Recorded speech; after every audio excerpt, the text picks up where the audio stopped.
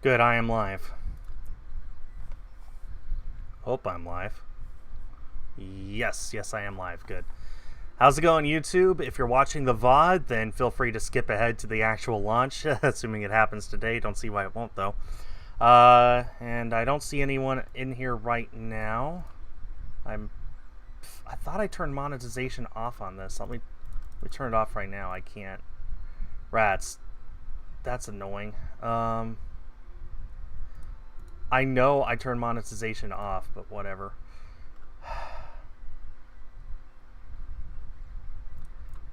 Whatever. Any ad revenue I get, I'll just donate to St. Jude's later.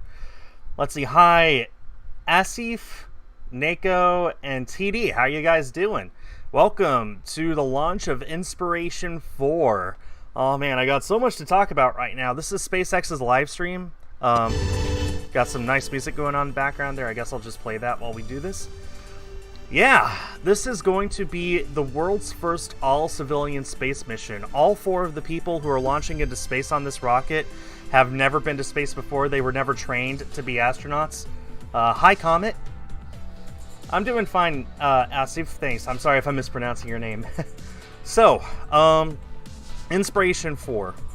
So I'm sure that the people on stream are going to talk about this a lot better than I ever could, but basically, the point of the mission is to inspire people. This is a space mission flown on SpaceX's Crew Dragon spacecraft that is not going to the International Space Station. It's just going to orbit the Earth on its own for a few days and land. I think they're targeting Saturday. So yeah, the whole point of this mission is to inspire people and to raise money for St. Jude Children's Hospital. The commander of this mission, Jared Isaacman, is a billionaire, and the whole point of this mission for him is to raise awareness and money for St. Jude's.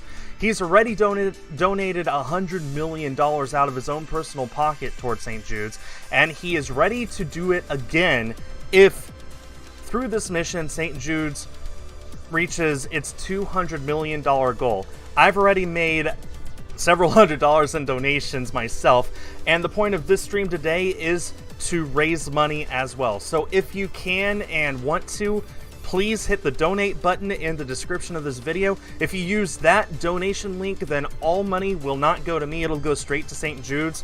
No taxes, no withholding whatsoever. If you donate $5, St. Jude's gets $5, and every dollar counts. So if you want to donate, then please do.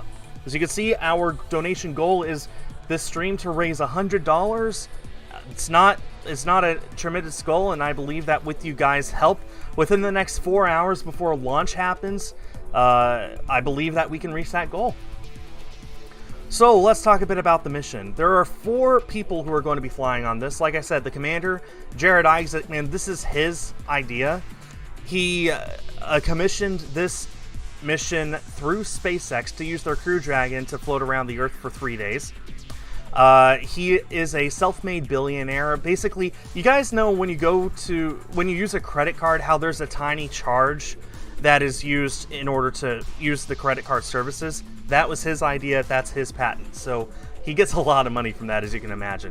And he's used a lot of his money for philanthropy. Like I said, $200 million for this mission, plus he's completely funded it himself. Every penny is out of his pocket, which means that the other 3 people here don't have to pay for any of it. The other 3 people, one of them is Haley Arsenault, who's a 29-year-old. She'll become the youngest American to go into space. She was a childhood cancer survivor who went to St. Jude's for medical treatment, and now she gets to fly into space. She knew nothing about space travel before she was asked if she wanted to go. And by the way, while I'm thinking about it, there's this beautiful documentary on Netflix. It's a series, a documentary series called Countdown. It completely focuses on this mission, so if you want more in-depth information about it, go to Netflix, watch Countdown, just not right now because we're 4 hours away from launch. The other 2 seats, one is Dr. Cyan Proctor, who's going to be the pilot of this space flight. She was actually a finalist to become an astronaut, I believe, in 2009.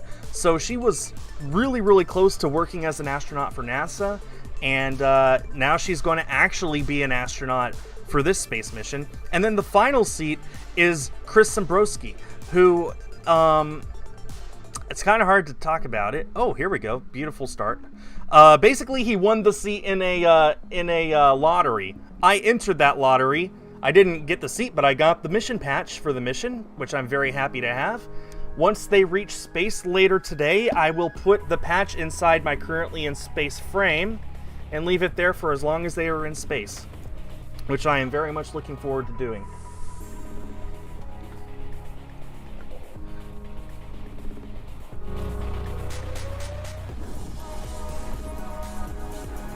Hi May, how are you doing? Hi Ender Crazy, and hi ZL. And if there's anyone here I didn't say hi to, speak up so I can tell you hi.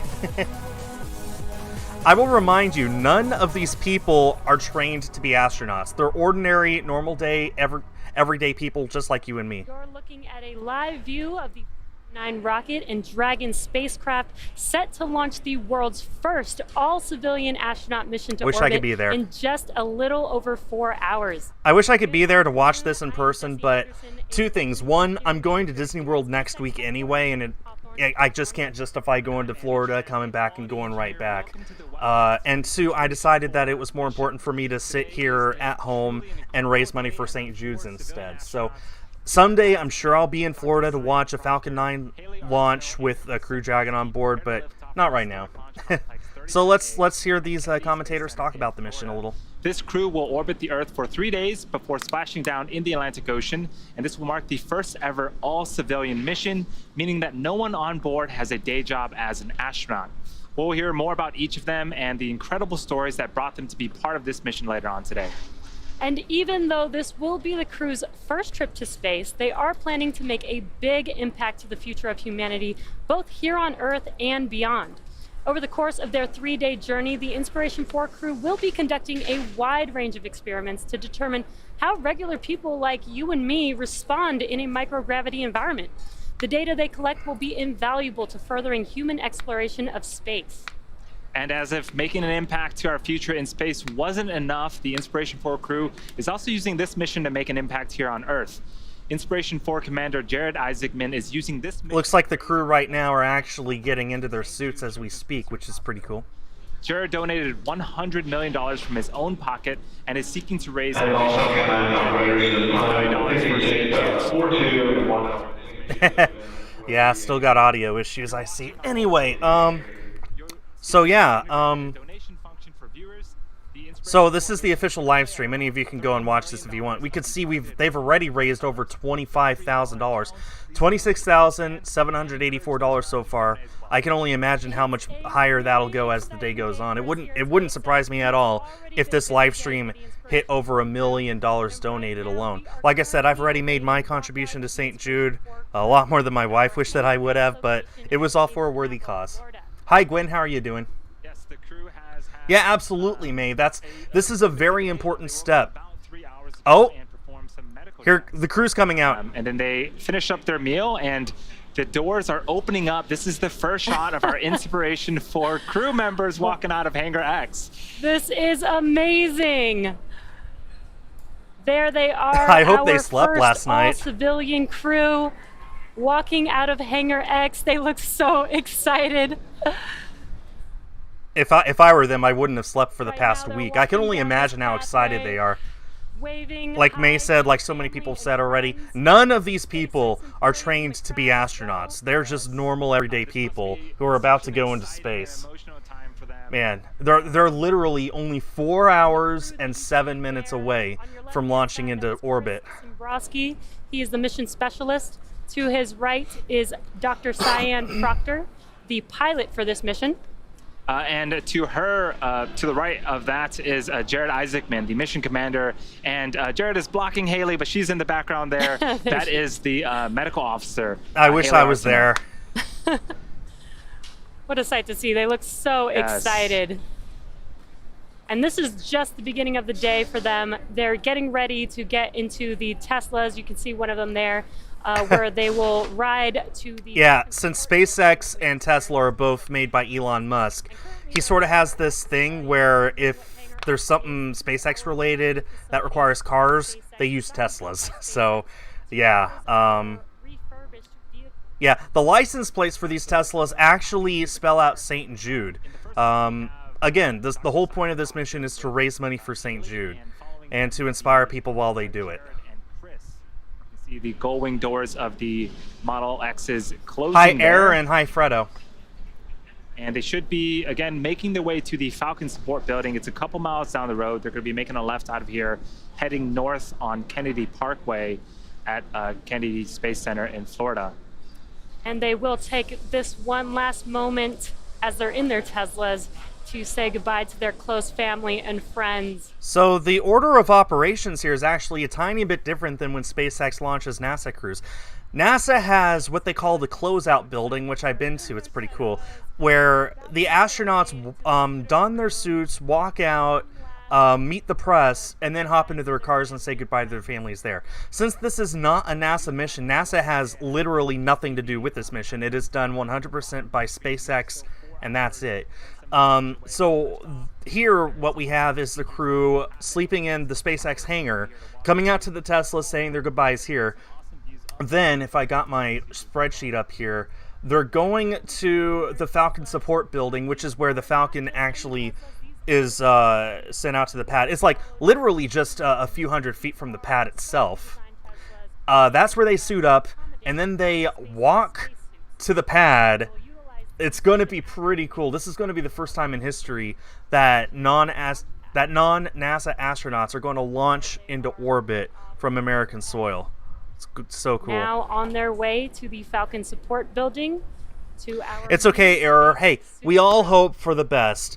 But the Falcon 9 is one of the safest rockets in existence, and if something were to happen, there's plenty of abort options.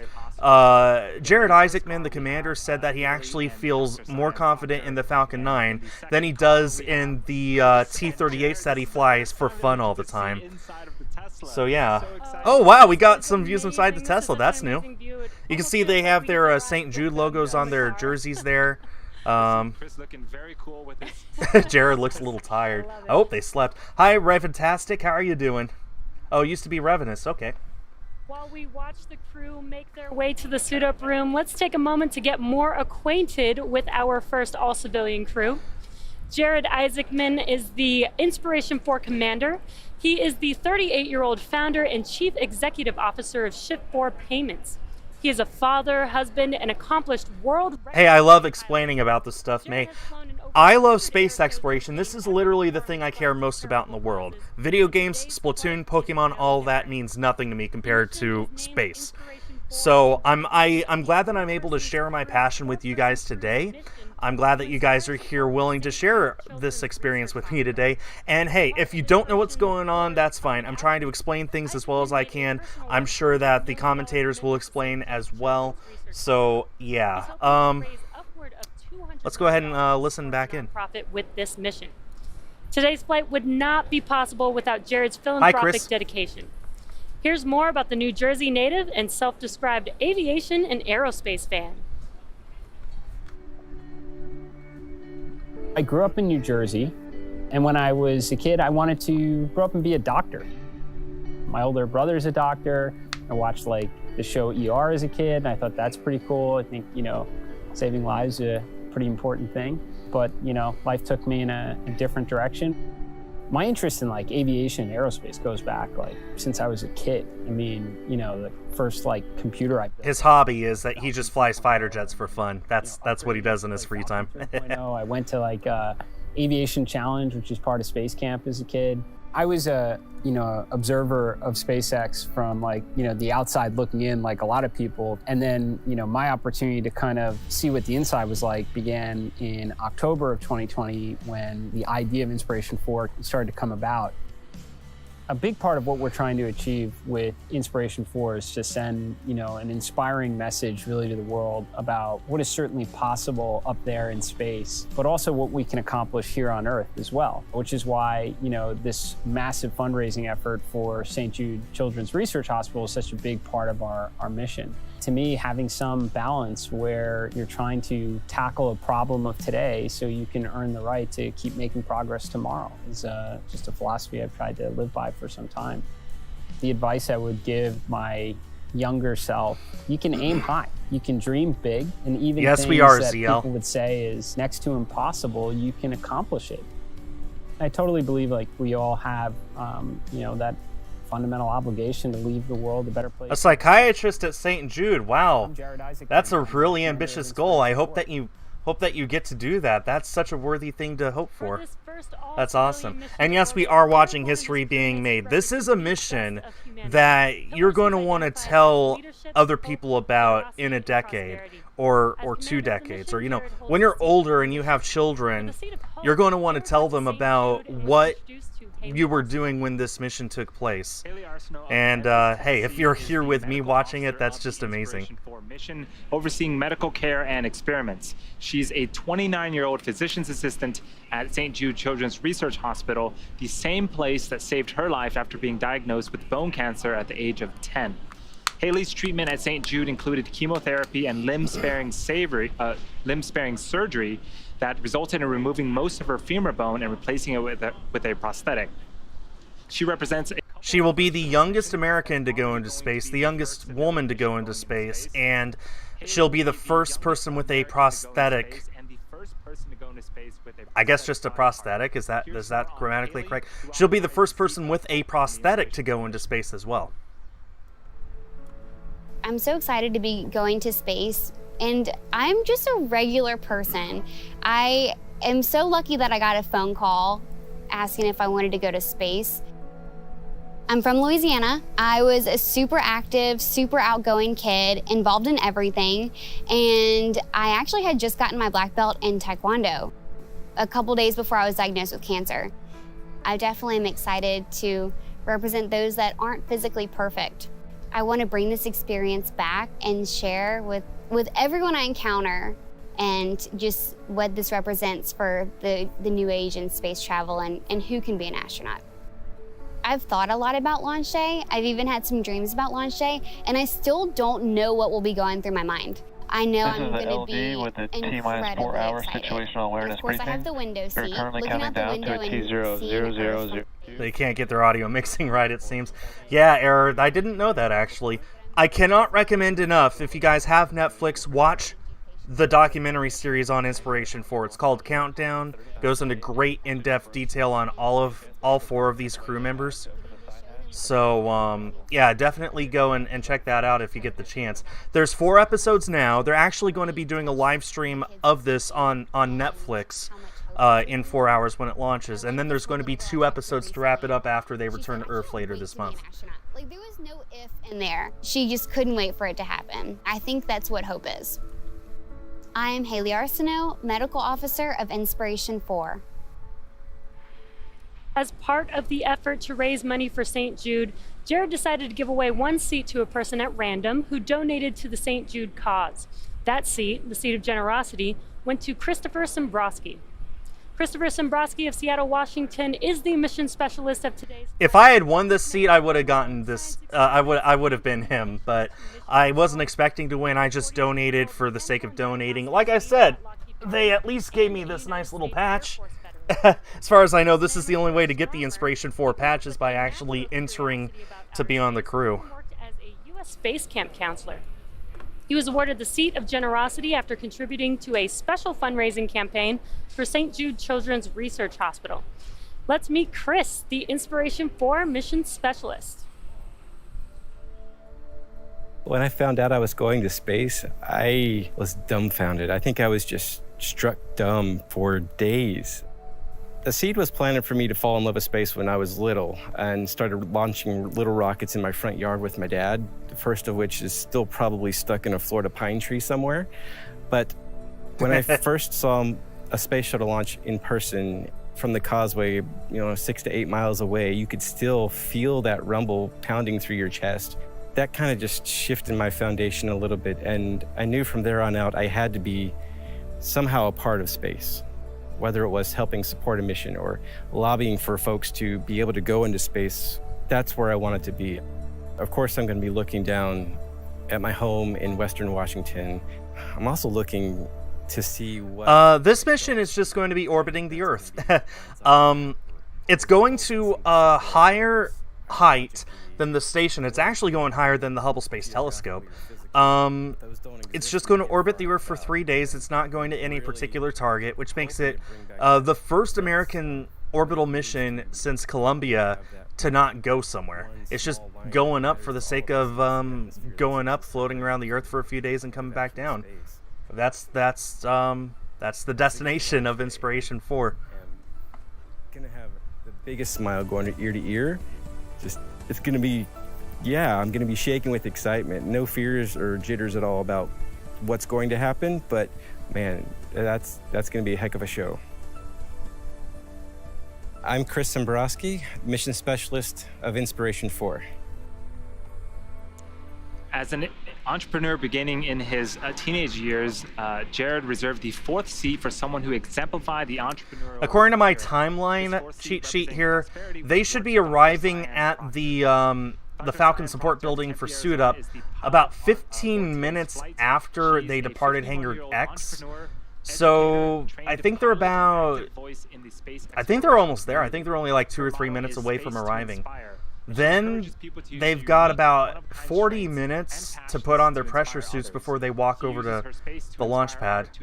And I'm sure there will be a lot of time that they're going to be filling in with this live stream. Hi, Leo. How are you doing? Dr. Sion was awarded the seat of prosperity after being selected as the top entrant of an independently judged online business competition conducted by the Shift4 Shop e-commerce platform. Let's meet Dr. Proctor, the Inspiration4 pilot. If you guys know Mark Rober, he was part of the committee that chose her. I'm going to be thinking about how my entire life has led up to this moment. I was born on the island of Guam, and the reason why I was born there is that my dad worked for the NASA tracking station. And so I feel like space has always been a part of me. When I got that call, that Zoom, and Jared was on there, and he said that, you know, they picked me for the prosperity seat, that I was going to go to space with him and be part of the Inspiration4. If you guys are ever wondering how much time is left, the countdown clock is right there at the bottom of the screen. Very hard to miss. In my life finally came into focus, and I realized that it was all about this moment in time. I won the prosperity seat for Inspiration4, and I did that not as a geoscientist or an explorer or an analog astronaut, which are all on my resume.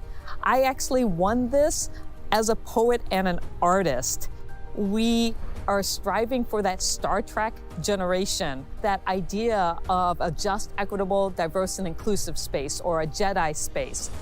I'm gonna be the first Black female pilot of a spacecraft ever. And to me, that just blows me away. And I want to encourage the next generation to dream that this is possible. And a Jedi space, that's what that's about. I'm Dr. Sion Proctor, and I'm the mission pilot for Inspiration4. If you're interested in learning more about the Inspiration4 crew and how they came together for this mission, you are in luck. Netflix and Time have been following the Inspiration4 crew in the lead up. I need to get that Time magazine, but wouldn't you know it, HEB doesn't sell Time. So I gotta find it somewhere else. Anyway, yeah, they're coming up to the hangar right now. That's where they'll don their suits. What am I watching? I'm watching the live stream. This is the official SpaceX live stream. Wow, they've already raised $44,000 for St. Jude's. Good for them. This is the official SpaceX live stream. I'm just watching it, rebroadcasting it to you guys. If you prefer to watch it without my commentary, feel free to go over there. Completely understand. Yeah, I love that part of the docu-series. It's like you get to see the before. We're going to see launch today, and then we'll get a little bit of a recap afterwards. And it looks like on your screen, those Teslas are pulling up to the Falcon Support Building. This is the building that has our new SpaceX suit-up room. So the crew, once they park here, will get out shortly. Yeah, if you've been following along on previous missions, specifically with NASA astronauts, things look a little bit different today. Typically, we suit up in the astronauts suit up in the Neil Armstrong Operations and Checkout Facility, also known as the ONC facility. That is located a little bit closer to Hangar X, where we saw the crew walk out. For today's mission, the crew will be suiting up in the Falcon Support Building, which is actually located fairly close to the launch pad 39A. I wonder if this is a drone. It's either a drone or a helicopter. I kind of feel like building. feel like this would be a drone, right? And again, just as Andy mentioned, today is not a NASA mission. This is a mission for Inspiration4 with SpaceX. So we now have our own facilities, our own suit-up room that we'll be utilizing today, which they are currently entering right now. Yeah, so when they get inside, they'll have a mission and weather. Yeah, briefing. well, They'll also get tablets. I think Tesla's great in general. I don't know anything about the various Tesla models. I would love an electric car. It probably won't be a Tesla just because you never actually own it. It's like an extended lease. I'd probably get a Nissan Leaf, honestly. But anyway, hi Octo Alex, how are you doing? But yeah, I don't know much about Teslas. I think that the doors coming up instead of moving away from the car, I think that's pretty cool. But it's not like Tesla's the first car to do that, of course. So every step of this is written out, and they're following it just as procedure. Yes. So that is the Falcon 9 rocket that'll be launching the Crew.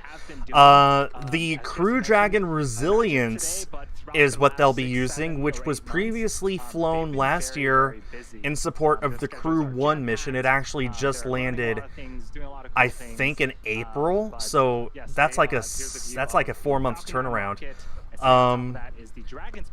So this thing is not fueled up. It's completely empty. It's no different at this point than if it were just in a museum. This is just such a beautiful view, though. Look at that. This is Launchpad 39A. This is where the Apollo missions launched to the moon. This is where most of the space shuttle missions launched from.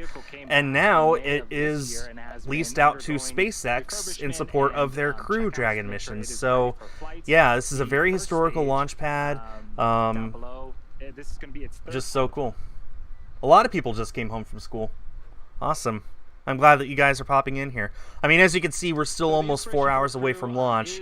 So if you want to, go and watch TV for a few hours and then come back, I do not blame you. And you'll notice that this happens to be right across the street from Fabia, how are you doing? Launch pad at 39A, which is where the Crew will lift off in just under 4 hours from now. This is the same launch pad that NASA used for the Apollo missions that first put people on the moon back in 1969. Once the Crew is inside the Falcon support building, the SpaceX team will brief the Crew with weather and launch details and give them their tablets, which they will bring with them on the flight. At T-minus 3 hours and 20 minutes, the Crew will begin suiting up for the world's first all-civilian mission to space. Once they are suited up, they will exit the Falcon support building and get back into their Teslas. We will have 2 astronauts in each of the Teslas, led by a support vehicle. The Crew will make that short drive to the launch pad, and once they arrive, the Crew will ascend the fixed service structure in an elevator up to the 200. How excited, how nervous must you be right now to... I mean, I think Chris, either Chris or Cyan, were the final crew member to be chosen, and that wasn't until, I'd like to say, April. What must it be like to... It was earlier than April, but still, what must it be like to realize that 6 months ago you had no idea that this was ever going to happen, and now you're all set to actually go up into space? That's just crazy. The closeout team will close Dragon's side hatch and depart the pad. At T-minus 40 minutes, the Crew access arm will... Yeah, error. They did not plan this with a European audience in mind. But I'll tell you what, if you're on the East Coast, you should be able to see this with good weather. Because they've chosen an orbital inclination and they've chosen a launch time that lets them hug the East Coast as their rocket enters the sunlight after the sun has gone down here on the ground. So if you look up, you'll be able to see the exhaust trail of the rocket. It'll be reflected off the sunlight. It should be absolutely gorgeous. All the way up the East Coast, up to New York City, up to Maine, up to whatever, I think Nova Scotia or New Brunswick or whatever that province is up there in Canada. If you're on the East Coast, you'll probably be able to see this. And I just think that that's crazy and awesome. Their tablets have everything that they need for the mission. And in addition, the briefing will cover the... Well, Leo, I'm not doing Splatoon 2 anymore, so if you're subscribed to me just for that, you're better off to just unsubscribe, sorry.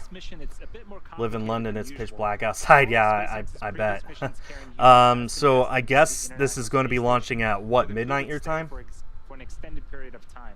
something like that. Hi, Loot Llama, how you doing? Space Station and will return to Earth in about 3 days' time. So, man, just so much about this mission that I'm excited for. Liftoff, but also for splashdown. Our recovery teams have been monitoring all 7 of the possible landing sites in the days leading up to this mission. And at this point, we are currently a go at both liftoff and hi, Silver. Well, to be fair, I haven't actually been uploading that much. I think I've uploaded maybe 10 videos total in the past 2 months. I treat YouTube more of a hobby now than an actual job. So, hey, fair enough. On vehicles that will be taking the crew to orbit today with our very own Kate Tice. And what a beautiful view. Hey team, my name is Kate Tice and I'm a senior certification engineer here at SpaceX. Now some of you are very familiar with the vehicles on the launch pad today, but for those of you who aren't, no worries, I'm about to make you an instant expert. I'm going to shut up so you guys can listen. This is a live view of our Falcon 9 rocket out at pad 39A, and it has a Dragon spacecraft on top known as Crew Dragon. Together, they stand about 229 feet tall, or slightly taller than a 21-story building. Falcon 9 is a reusable two-stage rocket, which means it's kind of like 2 rockets in one, the first stage and the second stage.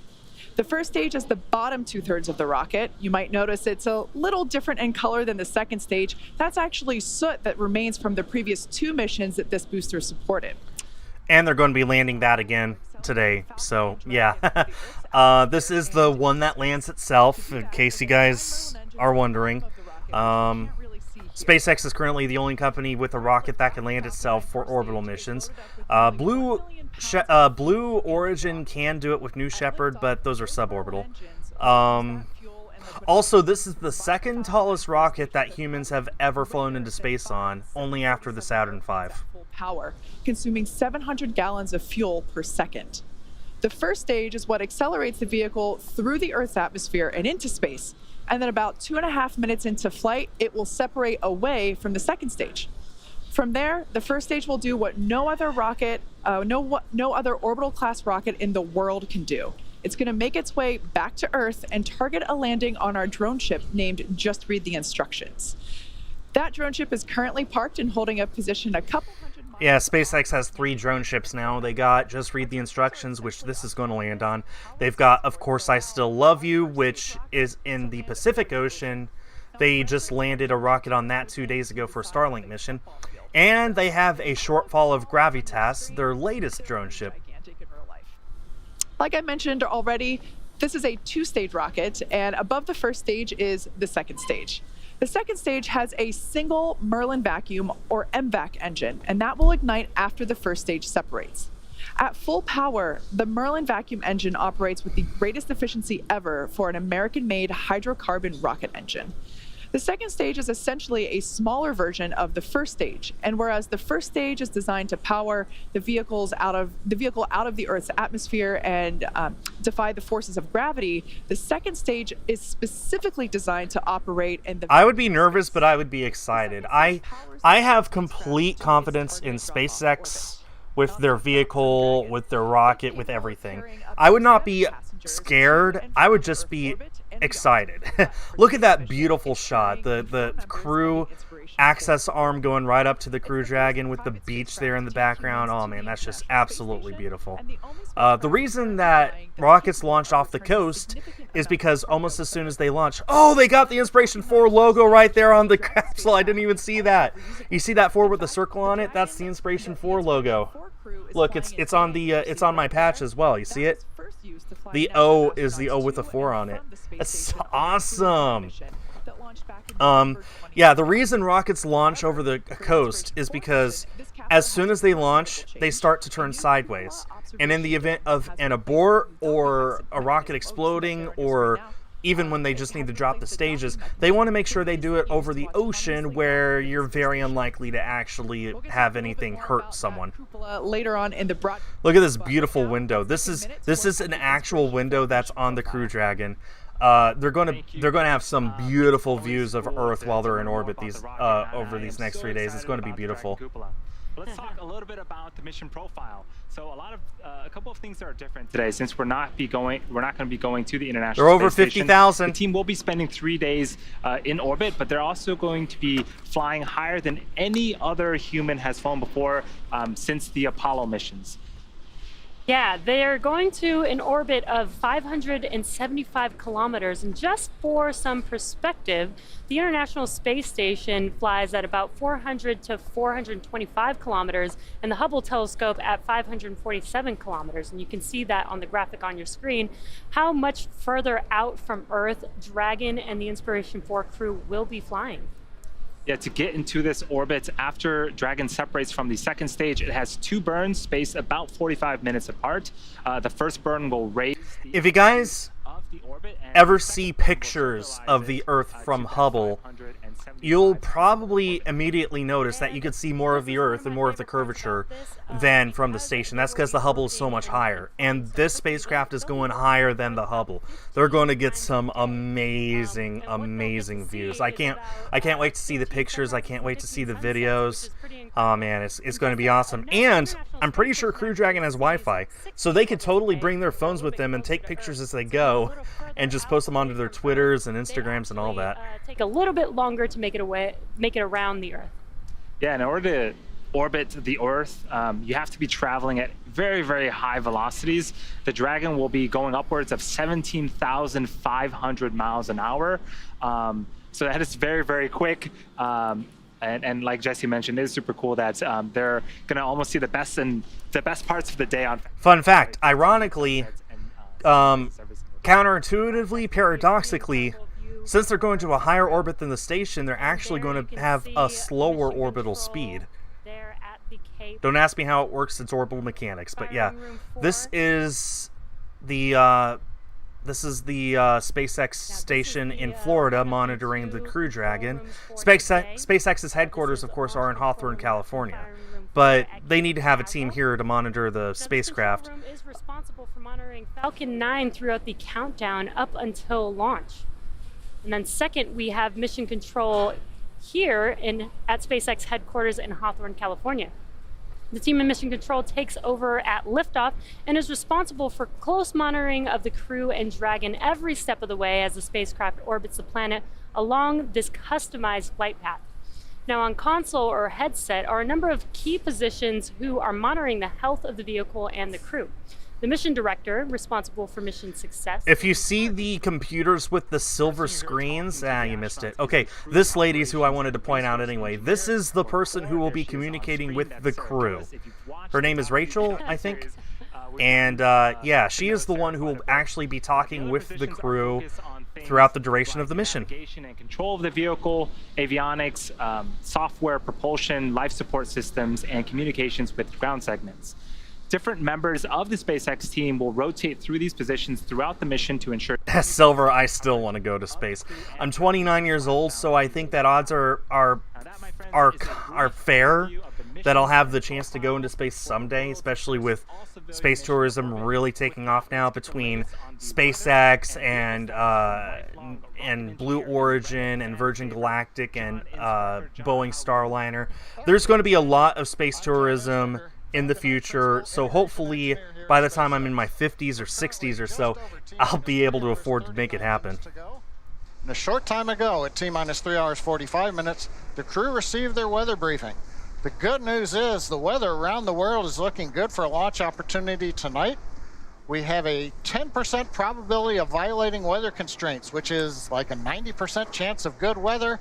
We're going to be watching the ground level winds. We're going to be looking for anvil clouds, possible pop-up thunderstorms. But right now, that's a good chance for me to bring this up. It is literally rocket science, guys. We can get down to 1 second before launch, and it could be halted, and we'd have to do this all over again tomorrow. Completely possible. It's very unlikely, especially with weather at 90%. But it's always a possibility that they do not launch into space today. You know, hoping for the best, planning for the best. At this point, no reason to think the best won't happen, but it's always possible that we'll get right up to launch time, and we're going to have to just try again tomorrow. And even though there's only a 10% chance of weather violations, rockets have launched in 10% good weather, so like a 90% chance it gets scrubbed. Rockets have launched in that, and they have been scrubbed with 90% go for weather. So we're just going to have to get to the point of of launch time. Weather's probably going to be good, and I'm expecting for them to launch right on time today. Everything is looking really, really good. This is looking more favorable than the last Crew Dragon launch, and that took off on time. So yeah. 20 minutes ago, the advanced team to head on up to the White Room, and they'll be supporting. So the cupola, the big window, the big dome, is underneath the nose cone. You see on the top of the Dragon where you see that slanted cut. That's the nose cone. That's going to open up. The cupola is right underneath. That's where they're going to get those beautiful views of Earth from 600 kilometers above the surface. Now, as a reminder, today's launch of Dragon does not go to the International Space Station. So that means we're going to get a launch window that is just over 5 hours long instead of the usual 1 second window we have for ISS launches. Now, when we fly to the space station, we have to launch in synchronization to when the space station orbit passes overhead. And for maximum performance, we target a specific 1 second period of time for launch. The Inspiration4 crew doesn't have that constraint. So that gives us a larger window that provides margin if the weather, for example, caused a delay this evening, or if we have issues that require more time to resolve on Dragon, on Falcon, and the ground systems. But once we do start propellant loading at T-minus 35 minutes, that will commit us to launching. We won't be able to try to stop and reload propellant and launch later in the evening. But the good news right now, coming up at T-minus 3 hours and 35 minutes, everything is go for launch. So we're 205 minutes away from launch. I'm sorry, 215 minutes away from launch. Spent about 30 years with the Air Force, so you're pretty familiar with the launch countdown. For the viewers that may be watching for the very first time, can you explain a little bit about what the purpose of the countdown is? I used the word synchronization a minute ago, Jesse. The countdown is our framework that the launch team uses to make sure that all the final checks are being made in the right order to ensure a safe flight.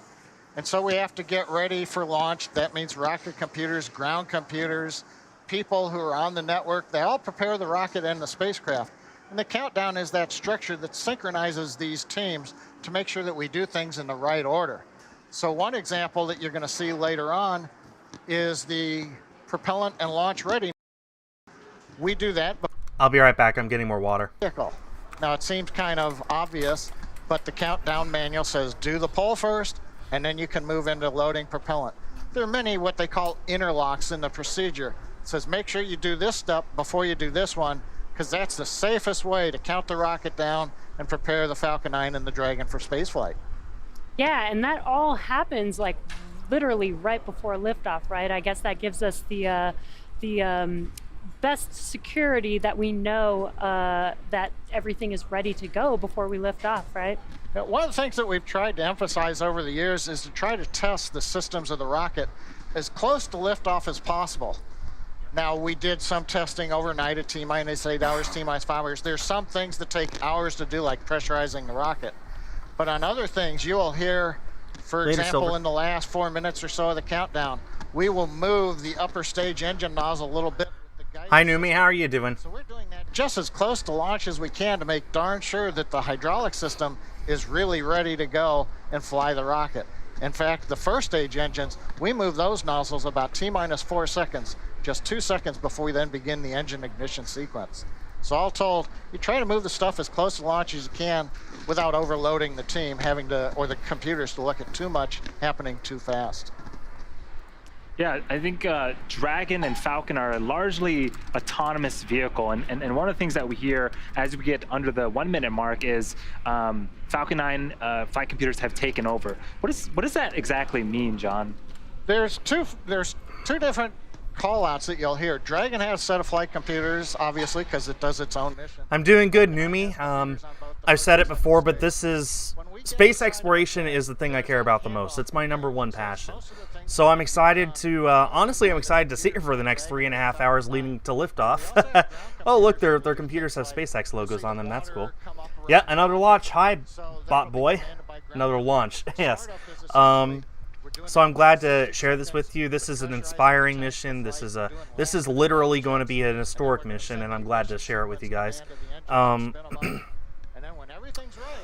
And of course, raising money for St. Jude's. No donations in my stream, but SpaceX's stream has already raised over $57,000. You'll see me leaving full screen every once in a while just to check the progress on that. $57,000 already on the official SpaceX stream, and they're still 3.5 hours away from launching. That's just such an amazing amount so far. So, hey, I am raising money for St. Jude's. Use the link in the description to donate if you so wish. Our goal is $100. And, I do believe that it is achievable. And if not, hey, I'm just glad you guys are here to watch with me. In microgravity and even running simulations of what the full mission will look like while seated in Dragon. The Inspiration4 crew has completed numerous... How many liters does the rocket swallow? Well, I think they said earlier that it chugs through 900 gallons, 700 gallons of fuel every single second. And also flew some fighters. It's a lot. So this is a photo from their weekend event of flying the aerobatic jets. They're very fun and exciting weekend where they're just ripping up the skies, doing barrels in their jets.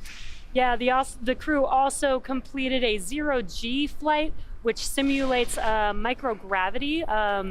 And there you can see them there basically flying. Basically, yeah. I'd love to go on a zero-G flight myself someday. That is a whole lot more achievable. I think you could do it for as little as like $5,000, which honestly is a lot, but for a middle-class person like myself, it's possible if you save up properly. They're doing it with smiles on the face here, but the docuseries, it was a tough hike. Almost 10 hours of hiking, almost vertically. So congrats to the team there. That is one heck of a hike. Yeah, pretty amazing. And they were also even able to follow the tradition of the Crew 2 crew members, and they were able to sign their own booster. So this is them in front of their signatures on the booster that's literally on the pad right now. So cool. This means that this team has studied... I wish I had my Inspiration4 I wish I had my shirt. I ordered the shirt 2 months ago, but they were back ordered. It just shipped yesterday, so if I'm lucky, it'll be here right when the mission lands. Which honestly is fine, because at least I'll still be able to wear it to Disney World next week. Here, Commander Inspiration4, and we're like 4 months and a day away from our intended launch date. This week was really intense because we had a lot of the systems. We got to go into the sim. Going through some CRM training and looking at what the mission overview is going to look like. Talked a lot about teamwork and the SpaceX culture. Week 2 of training at SpaceX complete. This was a heavy week. I just completed another week at SpaceX, and it was intense. A lot of good building blocks. So you start in the beginning of the week with smaller things like losing comms to, okay, some circumstances are not so good, and then some get really bad where you have to, plan an emergency deorbit, which we initiate ourselves in that. But man, challenging. I didn't realize how much upper body strength I need, so I need to hit the gym the next couple of months and build up some more muscles.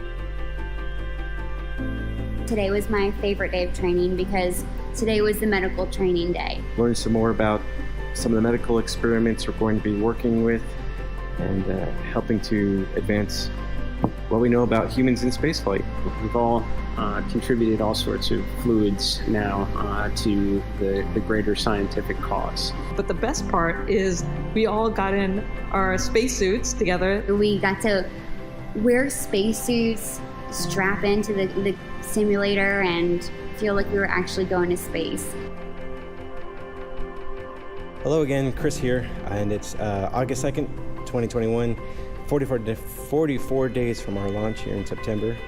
Everything keeps going to plan, and it's been an incredible week last week, working with SpaceX teams down at Kennedy Space Center, and then back here in Hawthorne this week for some sims. This spacesuit that I got fitted for, about 7 months ago, I actually get to see and try on and do a bunch of maneuvers in to make sure that it's comfortable and then I can move.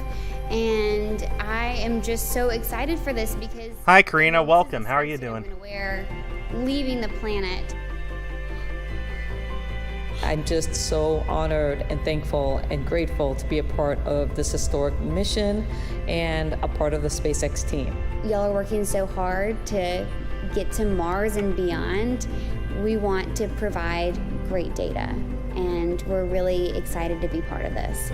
All right, well, thanks everybody for a fantastic time here in Hawthorne and also down at Kennedy. We've been doing training down there as well, so really appreciate everything you guys been doing. This is my final call here from SpaceX, so Rook signing off. That was, what, 3 weeks ago? So cool seeing those personal vlogs. Now, as part of their extensive training over the last 6 So months, if the they crew have also cameras had inside of extensive the amount suit up room, training we on a should bunch be of sites. seeing them Specifically, the crew learned finishing how up to their conduct a suit up wide any variety minute of now. science If they don't have experiments on cameras, themselves and we're each still other, all of about, which help according to my inform the cheat crews, sheet here, we're the still crew maybe have 15 both of minutes which away help inform how from humans seeing best them live in head space. to the launch These pad. experiments were designed by the Translational Research Institute for Space Health, also known as TRISH. Trust me, the suit would fit. Like, they went through so much. Oh, I know him. Hey, Kate. Thanks so much. They did so much measuring, it'll fit. About what a senior biomedical engineer does. Yeah, sure. My role really is to look at the cutting edge of research and technology that keeps humans healthy on Earth, and then work with those researchers and those engineers to see how we could apply it into space, how we could implement it so that we can keep humans healthy in space. And then really the ultimate benefit is to be able to return those improvements back to Earth so that it can help humanity. Okay, I guess sounds they like do a have pretty cameras. important job. In layman's terms, what is TRISH and why is it important to us? Yeah, so TRISH has a partnership with NASA's Human Research Program, and so I kind of want to use an analogy of what SpaceX was to NASA when SpaceX came on board, about a decade ago, and NASA asked SpaceX, "Hey, can you make rocket launches cheaper and more accessible to everyone?" And so TRISH kind of has that same relation with NASA, where the Human Research Program has asked us to say, "Can you make biomedical research and medical health?" Can you look at that and make that more accessible to everyone? Can you look at other ways that we could do research to help be more innovative, to be more entrepreneurial, to bring in new ideas, new industries to help contribute to keeping humans healthy in space? Awesome. Now, in terms of the Inspiration4 mission, can you tell us a little bit about what's unique about this particular research effort? Yeah, I think what's really unique is it's really intended for the ordinary individual, right? And so when you talk about NASA research, their population is the professional astronauts. Well, the Inspiration4 crew is average, ordinary individuals like you and I. And so we have to modify and adapt the science so that it's easier for them to implement. And as you saw earlier with the earlier clip, they're doing experiments. So, on themselves, doing experiments with each other. I have So something here to. how to do that, and so what ends up happening is what we're learning. I have something is here. not just Okay, the that's data what I'm trying to that's say. been collected about them and how their body changes Look, space-wise, I've got it's a also little crew dragon. It's a And 3D if we printed can crew make dragon. Isn't that adorable? a lot easier Look at that, just for adorable. ordinary Oh yeah, individuals I've got the rest of the to 3D printed crew dragon. This is the trunk, the average person here on the planet. and it's just going to hook onto That's a this really like interesting point. that. Can you go into a little bit more detail on what you mean And by, I've got the making it second that stage available to of the everyone Falcon down there? 9, which Yeah, hooks into it as too. well, like that. The So when it gets into experiments are orbit, this is involving, what gets it to ultrasound, orbit. And I've got the first stage as well, vital health monitoring which information, hooks in. sensory motor like data and some psychological there. performance data. So yeah, I have a scale model Falcon 9 rocket at a 1 to 72 scale. So yeah, this is a really good illustration. I'm going to have this over here to the side so that when we get to the fueling up and the launch and stuff, I'll be able to give you a better demonstration of what happens. I love this thing. Look, even the legs come out so it can land. Isn't that awesome? They've got the Apple Watch devices that allow them. We see that today with our consumer market where we're kind of in charge of our own health. It basically gives the individual and empowers the individual to take care of themselves. And I think ultimately that's what it comes back to, is what we're doing here at Trish is it's not just healthcare for people in space, but it's also healthcare for all of us on Earth. And I think to me that's Hi, really, Chosen Purple. How are you doing? I want to share with everyone. Awesome. I'm really happy to hear that. I think we have some demonstrations later on in the webcast with some of those collection items that you mentioned. Now, of everything that we've spoken about so far, which of these research projects that are going up are you most excited about? Oh, that's not really a fair question. These are really all our babies, right? I mean, how do you pick your favorite child? So, I think to answer your question, how long till launch? Well, the countdown is right there at the bottom of the screen. So 3 hours, 21 minutes, 49 seconds. So if you want to leave and watch The Lord of the Rings and then come back, you could totally do that.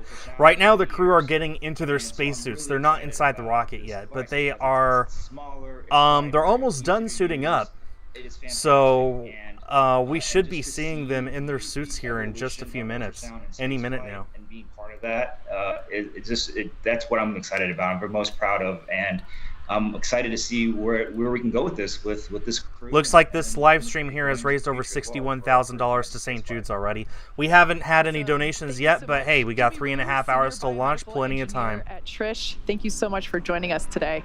At this point, we are 3 hours and 21 minutes away from launching these experiments with the Inspiration4 crew. Let's head back over to the desk and check in with Andy. Jimmy, Kate, thank you so much. So we're exactly 200 minutes away from launch. Science going up on today's mission.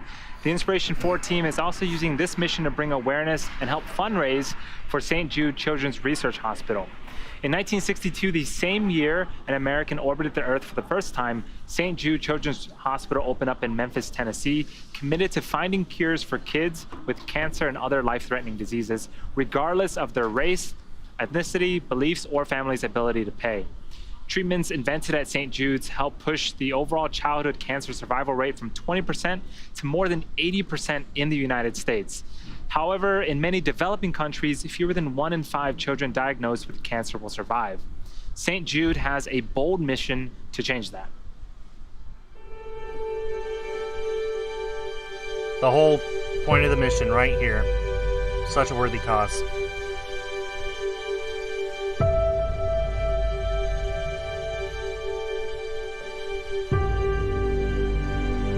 Some days it feels like it's never gonna stop. It's kind of a mental war. Sometimes you just feel like it's not gonna get any better. Lo primero que le pregunté a mi papá fue, papi, yo me voy a morir. When you go through suffering, you learn a lot about yourself. Good stuff comes out of every bad situation. Dark circles all around my eyes. I was just out of it. In one moment, those 3 words, you have cancer, and my whole life changed. Without cancer, who am I? I feel like I could do anything. I could go to college, be a nurse, be a doctor, anything. I'm a straight A student, focusing on getting my bachelor's degree in journalism. I'm just doing one step at a time.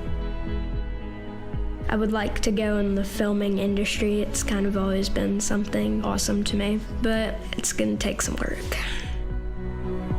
While I was going through chemo, I learned how to read greens. I chipped and putted, I worked on sand shots, stuff that I would need to know. The best score I've had is an 86, but I really want to get down to 85 or less. I've been working at it, and I think that that's achievable now. I'm not the same person I was when I first went into this. I'm a better human being and individual because I went through St. Jude. It wasn't like a hospital, it was like a fun-loving community, a family.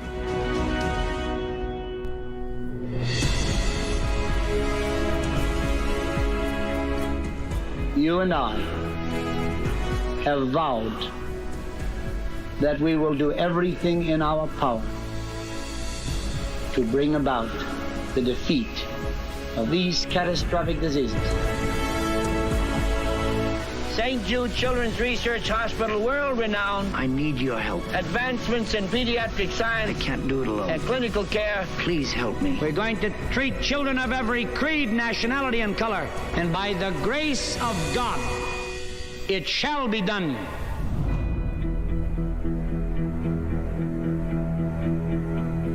Wow, that was nice.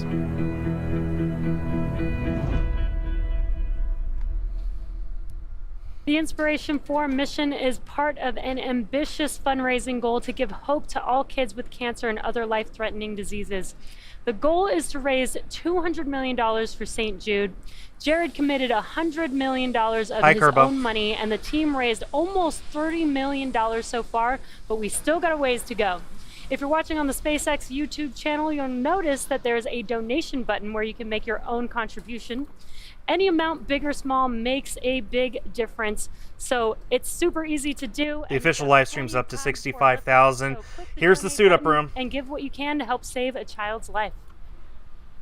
This is live. This is super exciting. This is live video of the four space tourists getting into their spacesuits right now. There is the new SpaceX Suit Up room again. This is our newest facility for Suit Up, which is a little bit different than what you've seen if you've been following along our NASA crew missions. Again, the crew missions suit up in the O&C building. This is the new SpaceX Suit Up room in the Falcon Support building.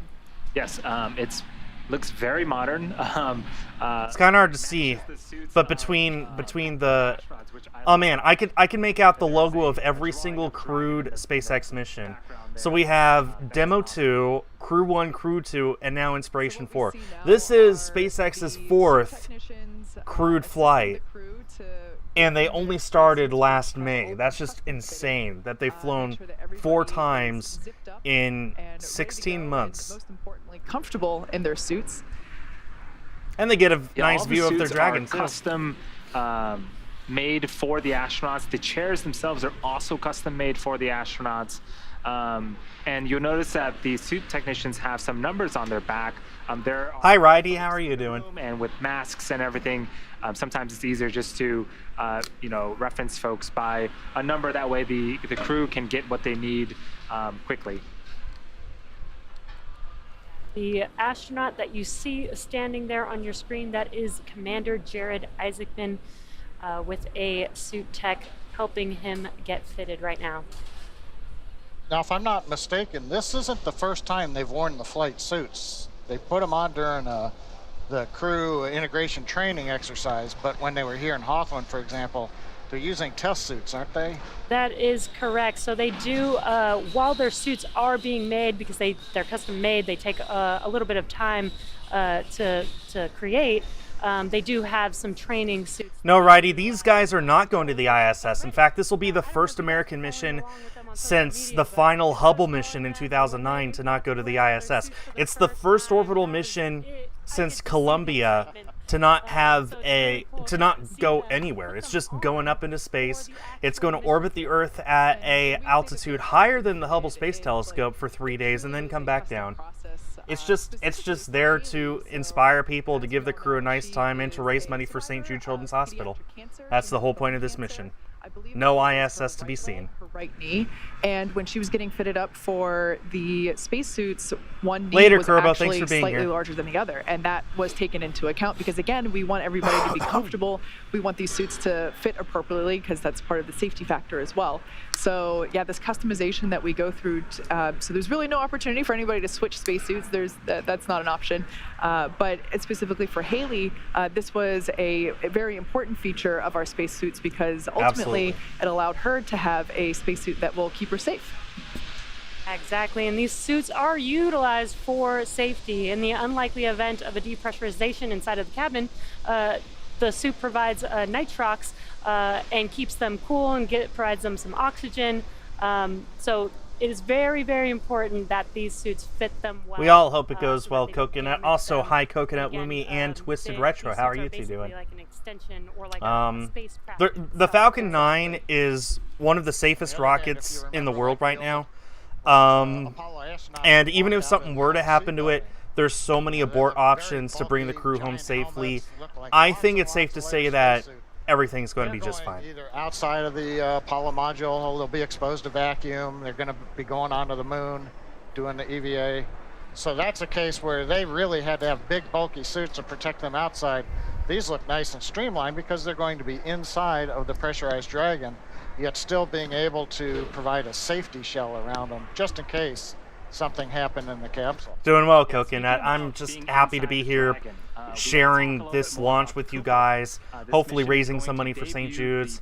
I'm just super excited for this. I think I first heard about this mission earlier this year. It might have been late last year, and it's amazing to see it finally happening. The first all-civilian orbital space flight. The first orbital space flight that has zero anything to do with NASA. Oh, look at that beautiful dome. Yeah, this is going to be an incredible view for the crew. I think they even mentioned that a couple people can fit inside of the cupola at one time.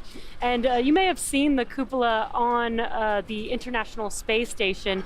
That's actually a large cupola, but it's made of multiple different pieces put together. So you don't get that continuous view.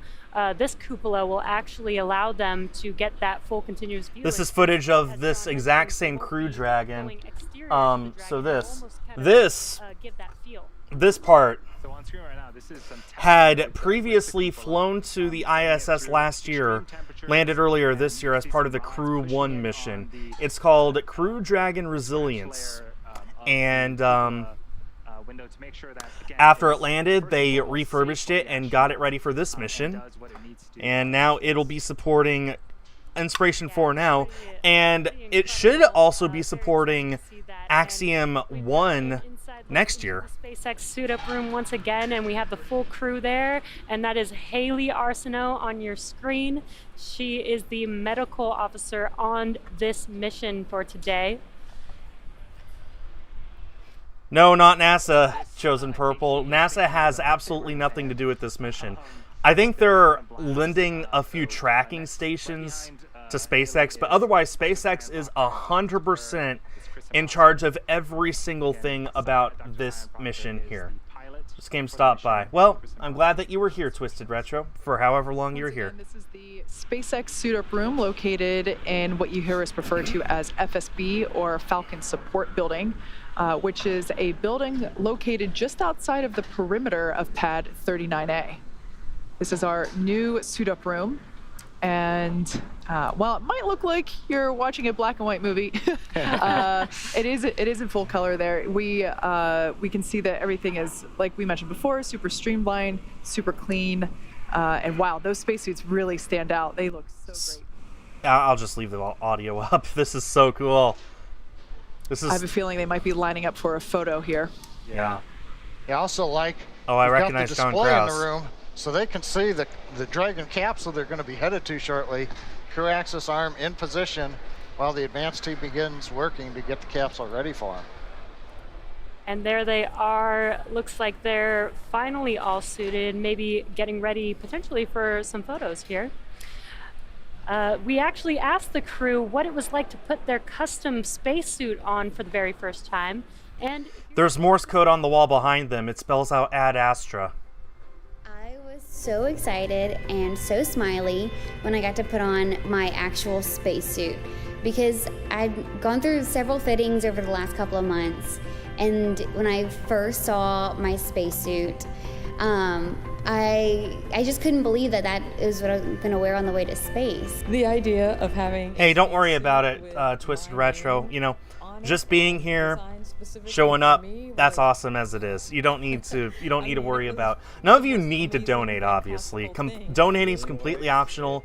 It's just very much appreciated. And like I said, if you use the donation link in the description, the money doesn't even go to me. I will not see it. It'll go straight to St. Jude. No taxes, no funding, no fees whatsoever. Just straight up, every penny will go straight to St. Jude. I got to keep it because I would be wearing that thing all the time. It's awesome. It fits perfectly. They did an amazing job. I love it. The overwhelming part of it, though, is that knowing that my name is on one side and Inspiration4 patch is on the other, and that this is what I'll be wearing when I go to space, and that is awesome. Just an honor to wear it, and really, it's really very special. It's beautiful. It's sleek. Putting it on, I felt like a real astronaut and really excited. It's just another one of those things that makes all of this more real.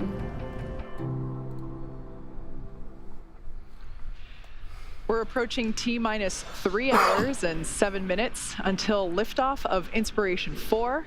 If you've just joined us recently, this is the first all-civilian orbital mission. And so, according to my cheat sheet here,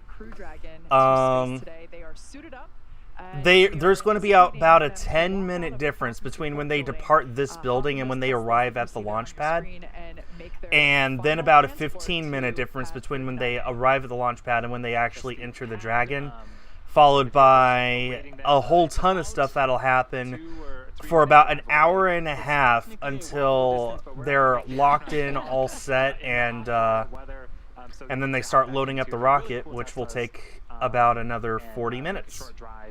So things are going to be kind of slow, but once they reach the launch pad, time is going to fly by. It's going to fly by for us. It's going to probably fly by even faster for these people. Like it's been emphasized so many times, these are not astronauts. They're regular, ordinary citizens who are just going to space. That's it. Which hopefully someday in the future will be commonplace, just as commonplace as flying on an airplane. And this is an important step in making that a reality. Controls a lot lighter. I'll take the Tesla ride. For sure. You could turn off the forward ram lights, the restricted ability maneuver lights, and the masthead and range light, correct? I didn't understand that. Here come the pad ninjas. Sorry, can you come back with that one more time? I just want to confirm you turned on extra nav lights besides the side lights and the turn light. Is that correct? Hey, yeah, we ran an auto sequence a few minutes ago to basically... So the people dressed in black are called pad ninjas. That's what we call them anyway. They are the support crew for the spaceflight crew. They're going to be helping the crew get into the Tesla, get into the Dragon, strap them in. There's one among them who's the official Inspiration4 photographer. His name is John Krause. Follow him on Twitter. I cannot recommend you follow him enough if you like space in the least. But yeah, they're called Pat Ninjas because they're dressed in all black. It's to help distinguish them from the astronauts who are dressed in all white. You might recall during the shuttle era, astronauts used to dress in orange flight suits. That's because if they needed to ditch into the ocean during ascent, then they would stand out against the blue water. Dragon doesn't have that option. It has much better and safer abort options, which will never require the crew to leave the Dragon itself. So you can pick whatever color you want. SpaceX loves the black and white scheme, so we have white spacecraft, white flight suits, and then you have black rocket and black pad ninjas. Here we go. We're coming really close to the T-minus 3 hour mark, and here they come. Teslas, and there is the Inspiration4 crew walking out of the SpaceX. This is the last building that they're going to stand inside of before they go to space, and they just walked out of it. And their suit tech crew is also going along with them. Looks like they're taking some final photos before they hop back into those Teslas. So this is the first time that the crew has stepped outside today in their flight suits. They're now entering the Teslas. Love this. It's about a 10-minute drive to the launch pad. Here they are. We got Jared Isaacman on the left and Chris Dombrowski on the right. and the other Tesla has Haley Arsenault and Cyan Proctor. Unfortunately, can't hear it for ourselves, but hopefully we'll be able to see them, singing along. I would love some space car karaoke. Hey, you never know. We might be able to see that on the camera there. And this looks like Jared Isaacman, the commander for Inspiration4, with Chris Sombrowski, again, hooking up their umbilical ports to the Teslas. That'll keep them cool for this short ride to the launch pad. Yeah, so the stuff that's going to be pumped through those umbilicals, while the umbilicals are used for... Absolutely coconut Woomy. And space travel has become so safe that I would trust SpaceX and the Dragon and the Falcon and all that. I would trust everything. If I were given the chance to go into space, I would do it in a heartbeat, just because I truly believe that I would be in very safe hands. Cool and comfortable while they are in their suits. Yeah, the suits are super complex, and you can consider them sort of a spacecraft of their own. They actually will regulate and monitor the temperature inside the spacesuits, and if it gets a little too warm, they'll start flowing that nitrox in to keep the astronauts nice and cool and comfortable. So we see 2 Teslas parked there, and one of them will have Cyan and Haley, and the other will have Jared and Chris. And both of those crews in there, we can see the Falcon wing doors closing. CBRL on recovery point. Go ahead.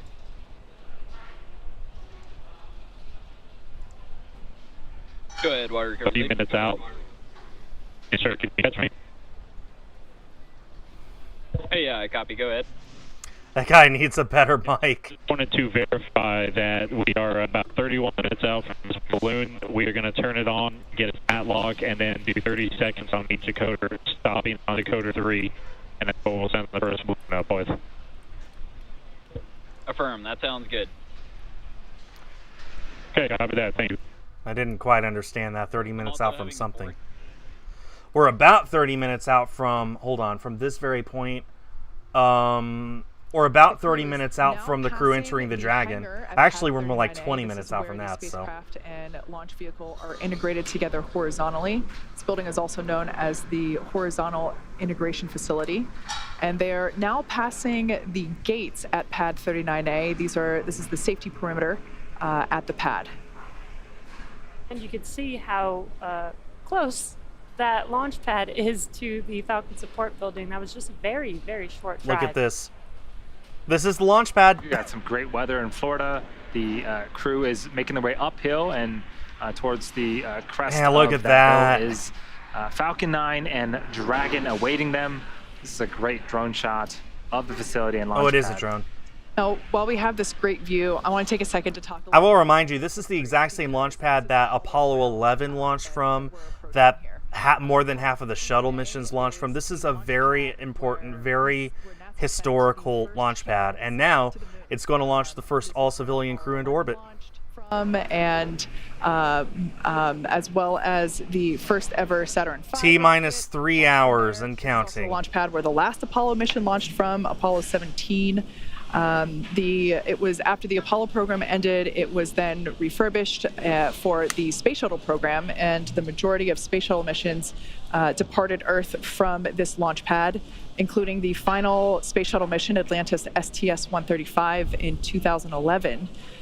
In 2014, SpaceX signed the lease agreement with NASA for this launch pad, and we then began to make safety and functional upgrades.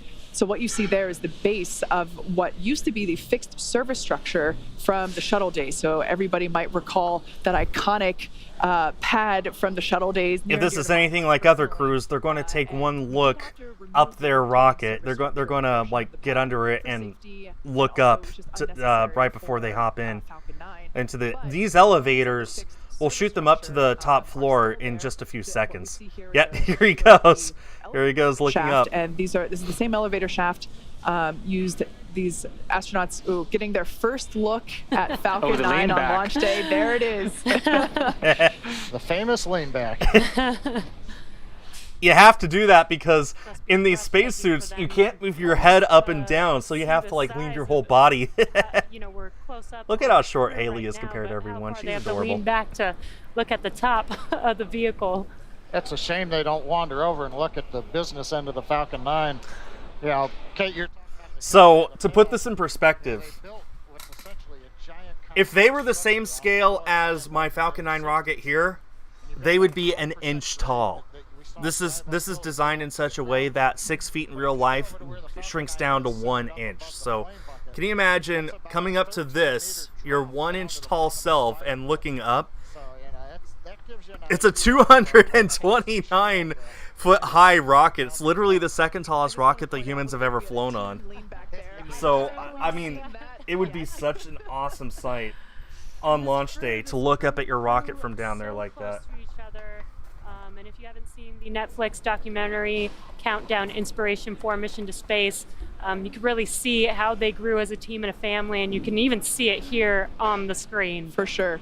Something that I really appreciated, I forget who pointed it out, but it was one of these four, noted that each of them are in a different decade in their life. Yeah. So Haley is 29, Chris Zambrowski is 41, Dr. Proctor is 51, and Jared Isaacman is 38. So they're all in a different decade in their life, and this mission has brought them together, and the camaraderie is evident pretty much. Okay, it looks like they're going up the elevator in pairs. Looks like Dr. Proctor and Haley are going up first, and then Chris and Jared are going up second. There they go, waving. And just they waved a little too much, it looks like. There they go. Ladies and gentlemen, that's the last time they're going to stand on ground for the next 3 days. From here on out, they're either in the structure or in the Dragon. That's just... Do you think it's hit them yet? Do you think the enormity of the situation has registered in their brains yet? I would be too excited. I am excited. I'm not even going on this mission. Falcon 9 crew loading is a little bit higher than where the shuttle crew loading occurred. So the 255-foot level is where shuttle crew, and there they are, Dr. That's a Cyan fast Proctor. elevator. It is. It really is. I've been in it a few times. You leave your stomach on the ground when it takes off. Yes, so Kate, you were mentioning some of sort of the guts, so to speak, are the same. The elevator is the same, minus some maintenance and needed maintenance. Yeah. And so there's a phone at the fixed service structure as well. That is also the same phone that astronauts in the Apollo days would use to make their final phone call before boarding the vehicle. Of course, and the webcasts back in the Apollo days were a little different than the webcasts now, and so it was a true surprise to the family. Look at how small they are in that wide view. You can see it. Look, okay, they're standing in front of... They're blocking the view of the Crew Dragon right now. You see on the back there how like the black and white, like that, they're in front of it right now, being able to look into it. That's crazy. That's the crew access arm. So, yeah. So I guess they're getting. I wonder what the decision was to get Haley and Dr. Proctor in first. And there goes Jared and Chris. Bye ground for 3 days. And are now making their way up to the 255-foot level.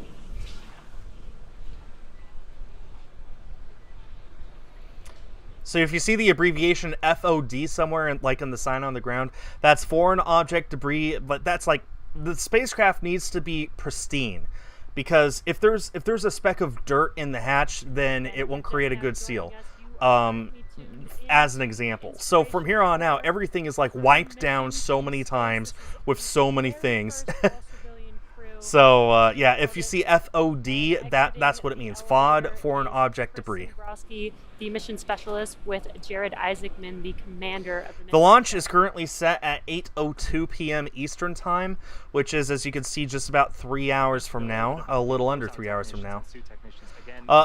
Looks like Haley's making her last phone call. It looks like Chris just walked up the stairs, and there's Jared right behind him. So everyone gets a final phone call from this phone. It's a tradition that goes back to the days of Apollo.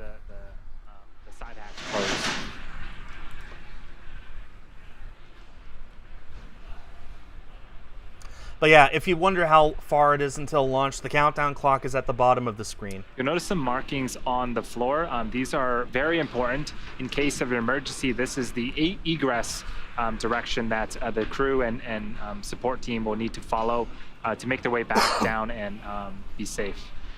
Yeah, these arrows actually point to what are basically slide wire emergency exits. So it's what it sounds like. From here on out, even though we're 3 hours away from launch, things are going to go really, really fast.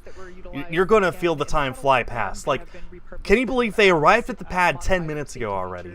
Now they are up on the top floor, making their last calls. As they make their calls, they're going to go down the crew access arm and start going into the Crew Dragon to get ready for launch. And the technicians are going to get them into their seats and close down the capsule, walk out, and then once they're a safe distance away, the rocket's going to get fueled up and they're going to launch. That's pretty much all there is left.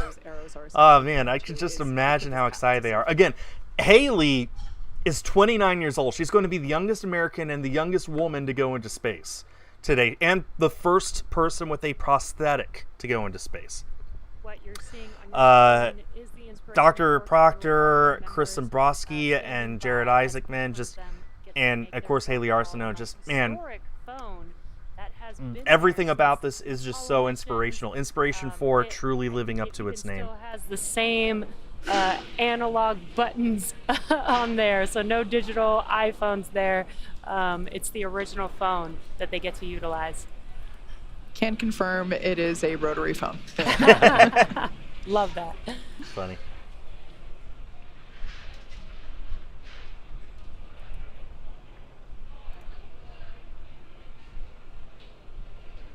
Yeah, we are under the 3-hour mark now. The crew woke up about 4 hours ago, performed some medical checks. We saw them walk out of Hangar X, hopped into their Teslas, and made their way to the Falcon Support Building, where they donned the space suits that you see on screen right now.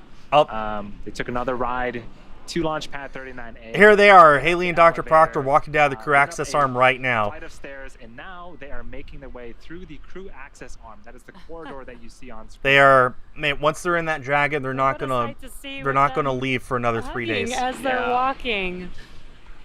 Oh, they look so excited. So these are essentially the last steps that they will take on planet Earth for the next 3 days.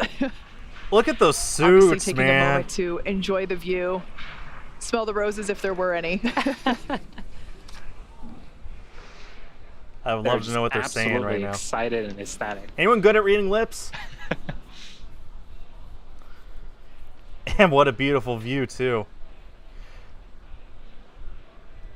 Yeah, their excitement is radiating. It's making. I mean, never mind the fact that they're suspended 230 feet above the ground with nothing below them, but I'm sure they're fine. I'm sure they're just fine. Haley's getting very excited again. She's going to be the youngest American in space and the first with a prosthetic. So what Haley is just into now is what we call the White Room, and it's an environmentally controlled room.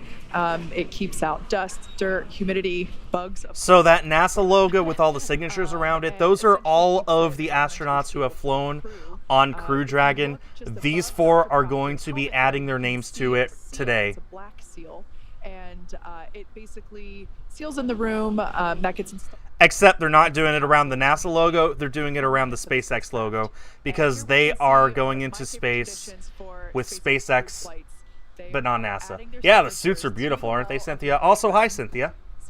I know you. The first orbital all-civilian mission. They're How excited must they be right now? X logo. And I just love that Haley's the first one who got to sign her name, because, like, she's like the person that I think I will associate this mission with the most, because she knew nothing about space before she got picked for this mission.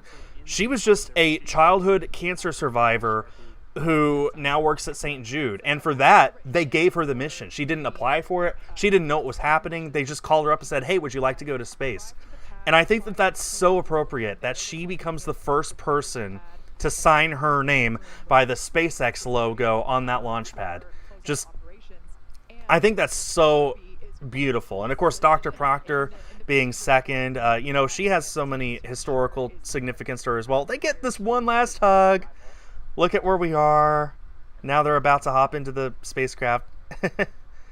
So, man, this is just so beautiful. So beautiful. Getting some, just put their iPhones in there. To enter or ingress the Dragon with the assistance of the closeout technicians. Once they step into this Dragon, as long as everything goes to plan, they're not leaving for 3 days. And there you can see Jared Isaacman and Chris Dombrowski also making their way across the crew arm to the white. I don't mean to downplay the other 3 crew members. I mean, first of all, without Jared's immense generosity, this wouldn't have even happened. He literally gave away these seats to 3 other people. He's funding the entire mission out of his own pocket. He's donated $100 million to St. Jude's. He's going to do it again if the 200 million goal is met by everyone else, which is part of the reason I'm streaming today.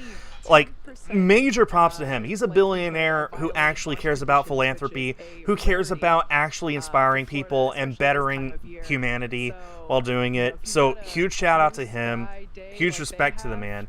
Chris, I mean, hey, I applied for his seat, and I'm glad he got picked over me. And I mean that from the bottom of my heart. He looks like such a great guy. He looks like he's going to have so much fun. I'd love to talk with him over dinner someday about this whole experience. That would be awesome. And of course, Dr. Proctor was one step shy of becoming an astronaut herself in 2009. So she's probably the most qualified to fly out of anyone here.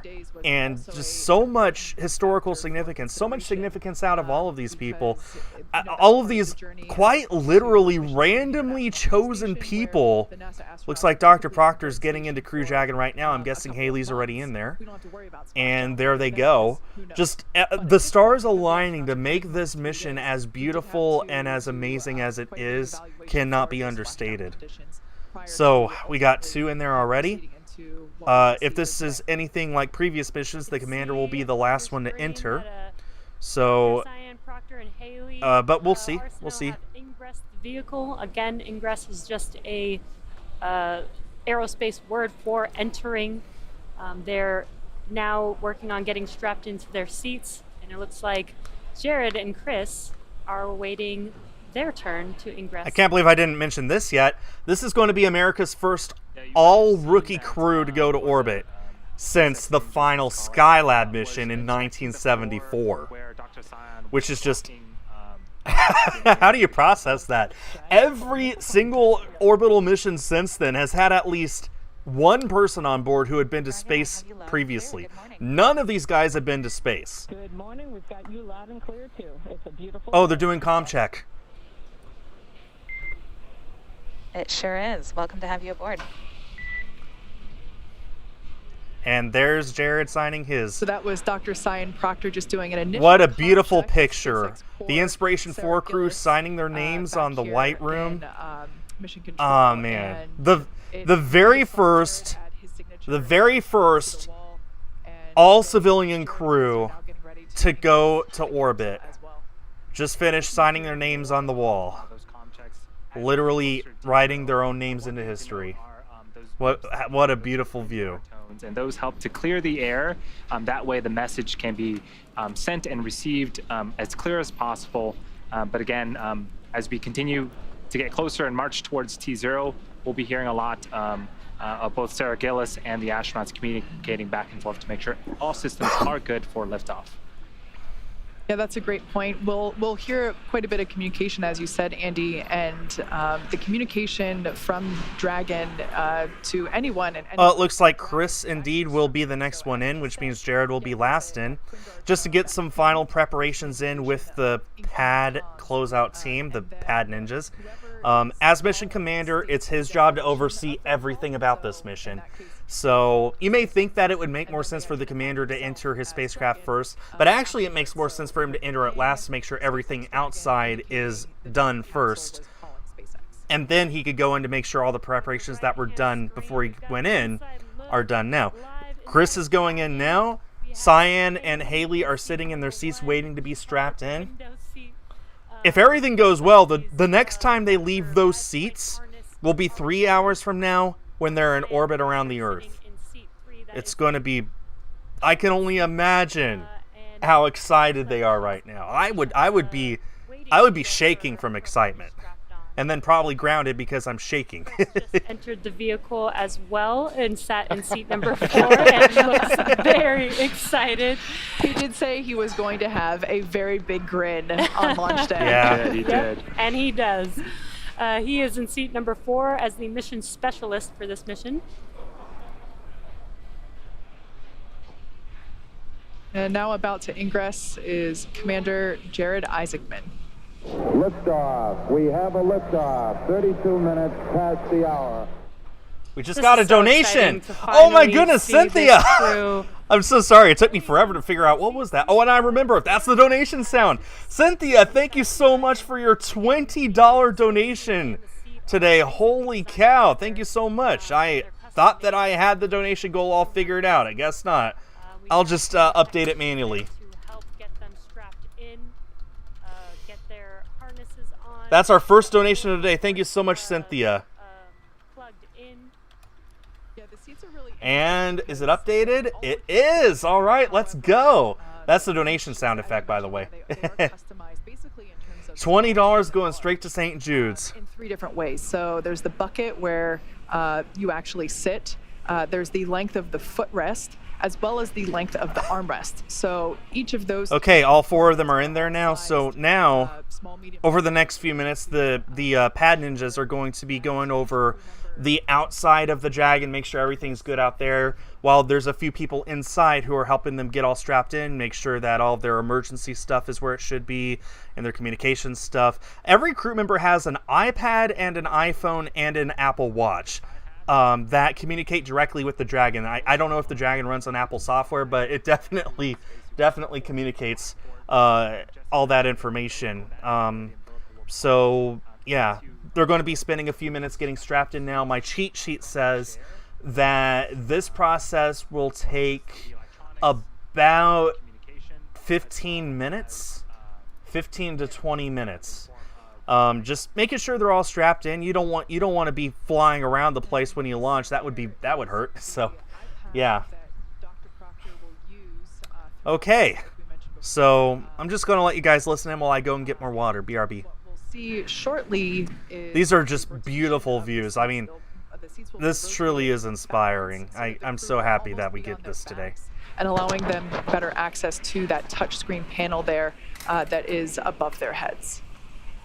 Yeah, I think when we do we've got the same camera angle we've seen before when we get seat rotation. Also gives you an idea of the cargo that's underneath. Yeah. That they'll be using during their 3-day orbits around the Earth. So they'll get access to that, be able to unpack it, get out the experiments, get out dinner, things like that. Yeah, and as you mentioned, the cargo beneath the crew in this vehicle right now, Dragon can carry up to 7 passengers. For today's mission, we only have 4 crew members, so it's only configured with 4 seats. So where the 3 additional seats are, we have replaced it with a stowage for cargo. Which is super important for this mission because, like we said before, they're stuck inside Dragon the whole time. There's no getting out this time. Yep. Also, Jesse, you mentioned Haley's got the window seat. Just to go back a little bit in history, Dragon from the very beginning was designed with a window seat. In fact, when they show shots of us here on the mezzanine, we've got the first recovered Dragon right behind us. And so we put windows in that, not because cargo needed a window to look out. The block of cheese. But the block of cheese on the second Falcon 9 Dragon flight that came back. But we wanted to show that we could do space qualified windows early on because we knew when we finally got around to the Dragon version with people on board, that they're going to want to look out and see what it's like. And honestly, if you've been following along with the NASA crew missions that have been going on up at the space station. Hi, Generic Space Marine. How are you doing? Views that we've gotten over the last over a year now that we've been operational with NASA crew to the space station. Now, it's possible they're not actually as nervous as you might expect because, 1, they've gone through thousands of hours of simulation already. 2, just a few days ago, they went through a dress rehearsal where they literally did all of this, but for pretending. They went all the way to T-1 second and said, okay, simulation over. Like, it was the dress rehearsal. They got dressed, they went out to the pad, got in the rocket, as if it were the real mission. They did everything except lift off. So they've done all this already, and maybe that's helping with jitters, but man, they're actually going into space today.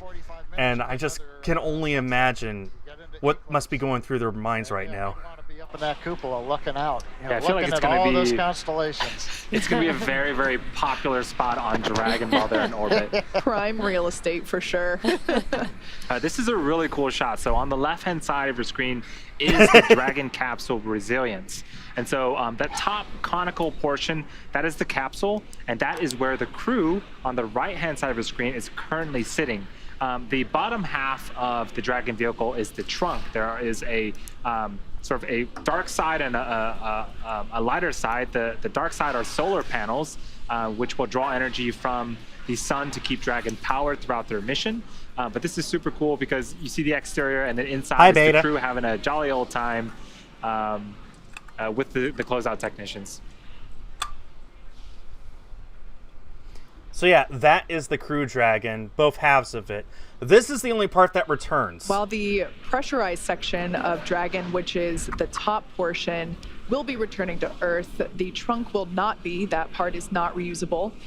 Prior to splashdown, the trunk will actually be jettisoned, and the capsule will turn around and expose the heat shield, which is basically right between what we see. The trunk, usually, when you go to the station, it's usually where you put all of the unpressurized cargo. So, like, you could put solar panels in there. You can put cargo that you just, I don't know. I'm having a hard time thinking of examples. I honestly don't know, Beta. I'm sorry. I know that I've been slacking off on that for the past few weeks. I honestly don't know when I'm going to. Hopefully next week sometime.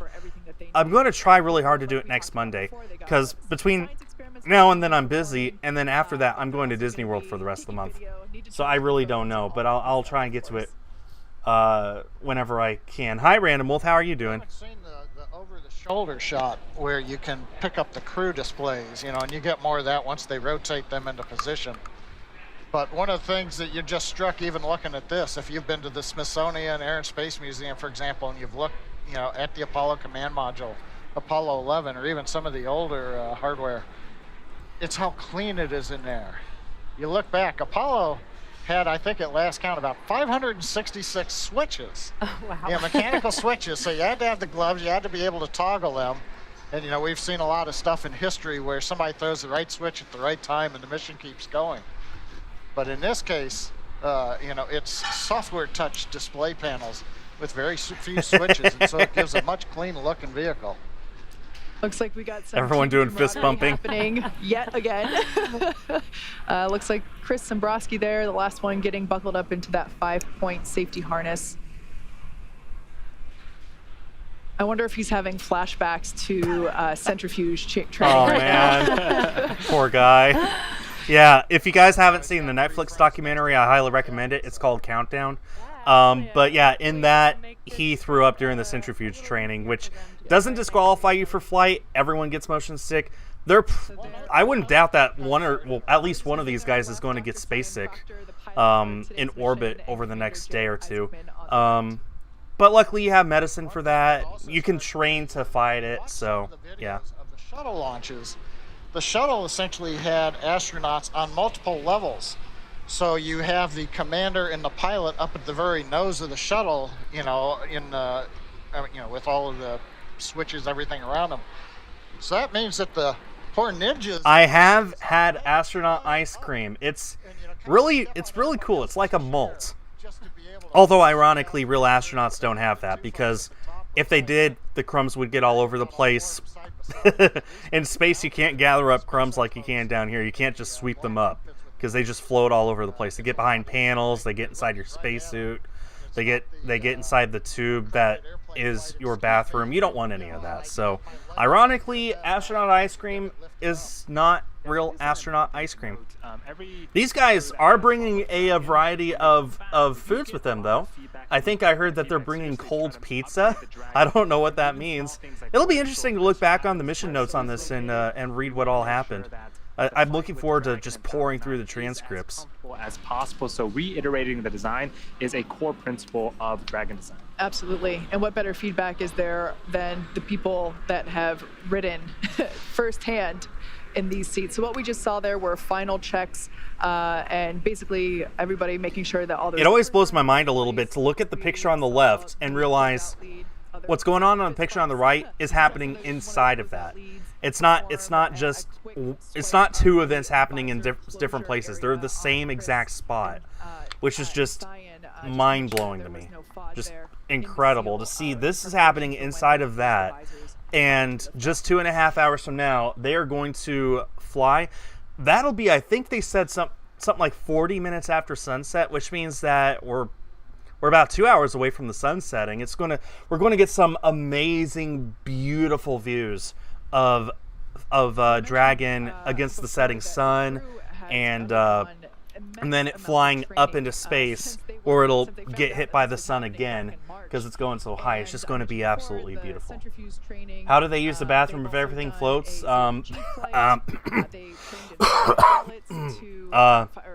You could look it up. They have invented some pretty handy space toilets, believe it or not. Like, actually, they're pretty impressive, and they do allow for lots of privacy. But let's just say it sucks.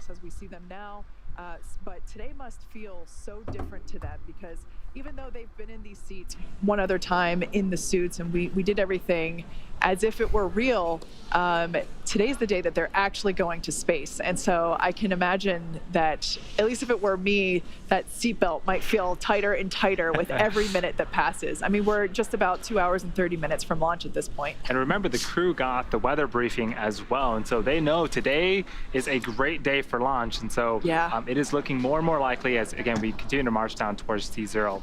Speaking of the suits that you see the crews don right now, we definitely took safety, comfort, and style into consideration. Let's take a look at how these were made. Oh, I want to see this. I think one of the things that was important in the development of the suit was to make it easy to use, something that the crew just has to literally plug in when they sit down, and then the suit kind of takes care of itself from there. The suit is really kind of one part of the bigger Dragon system. It's really part of the vehicle. So we think of it as kind of a suit seat system. So the seat that the crew is in and the suit are in a lot of ways working together. And so it made sense that we were designing Dragon in-house to also design the suit. Our spacesuits is completely designed in-house. It's built here in Hawthorne, California, in the same building as the rocket capsule. The spacesuit is custom made for each crew member, and that is to optimize the fit for the crew member. We definitely wanted to innovate, and we wanted it to look inspiring, but first and foremost, we wanted it to be safe and reliable. The spacesuit's primary purpose is to protect the crew in the unlikely event that the cabin were to depressurize. But the suit does a number of additional things. It provides cooling and communication to the crew inside of the suit, provides them hearing protection, and the outer layer of the suit is flame resistant, so it provides flame protection as well. When the crew gets in the capsule, they get in their seats and they plug the suit into the umbilical that's attached to the seat. And the umbilical is providing everything that the suit needs. So it provides the avionics or electronics for communications. It's providing the air to the suit. Good morning, Dragon. I have you loud and clear. How me? I can hear you loud and clear, Sarah.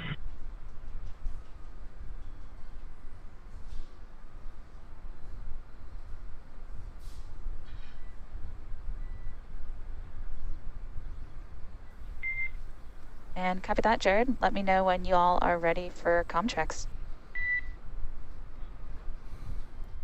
Yeah, kind of important. If you go to space, you have to be able to talk to the ground. SpaceX Dragon, we're ready for our comm checks. So cool, you can see them talking. Copy that. Stand by for umbilical comm check.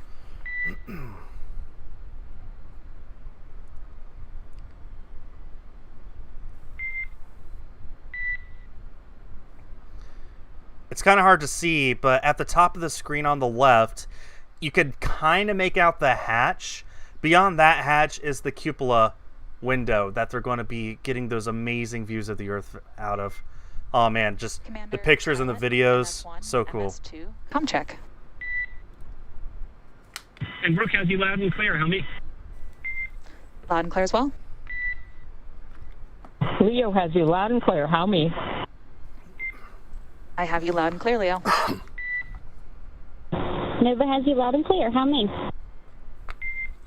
Loud and clear, Nova. Hanks has you loud and clear. Sarah, how me? And Hanks, I have you loud and clear as well. Umbilical comm checks complete. Stand by for ground station comm checks. So yay, everyone can talk. The one on the right, who just disappeared, that's Sarah. She is the one who will be talking with the crew while they're in space. She's the only one. You don't have all of the different people talking to them at once. You have the mission director who gets all the information relayed to him, and then he tells her what to say to the crew. That's how it's always worked since the beginning, is to help keep astronauts from becoming overwhelmed with information.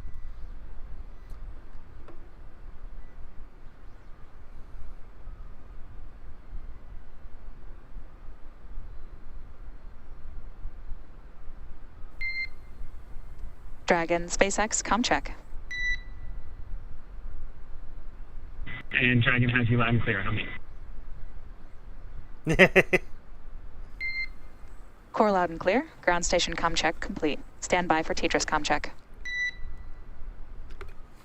Now they're making sure they can talk with all the tracking stations, because even though you can get internet everywhere, you can't get communications from space to the ground everywhere. So you need to make sure that all of those different places on the ground spread throughout the world are correctly linked with each other, so that when you're flying over them, you can actually get all the relays and all of the talking and stuff. Make sure that all that works.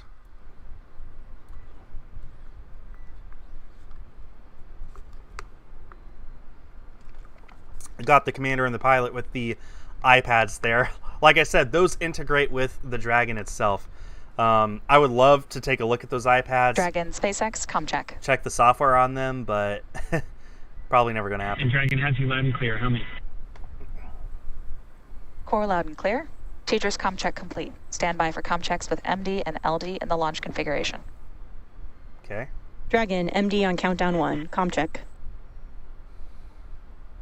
Dragon has you loud and clear. MD, how me?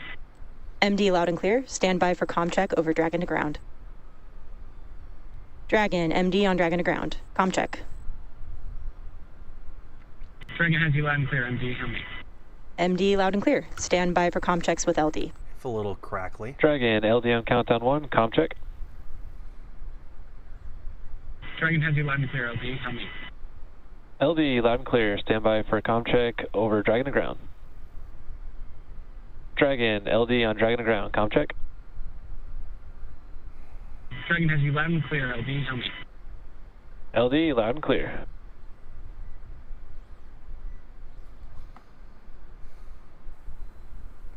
Dragon, SpaceX. Launch configuration comm checks are complete. Report when ready for seat rotation per section 2 of 4.100. Seat rotation's one of the favorite parts of the launch countdown, because it just looks so futuristic. It's so cool.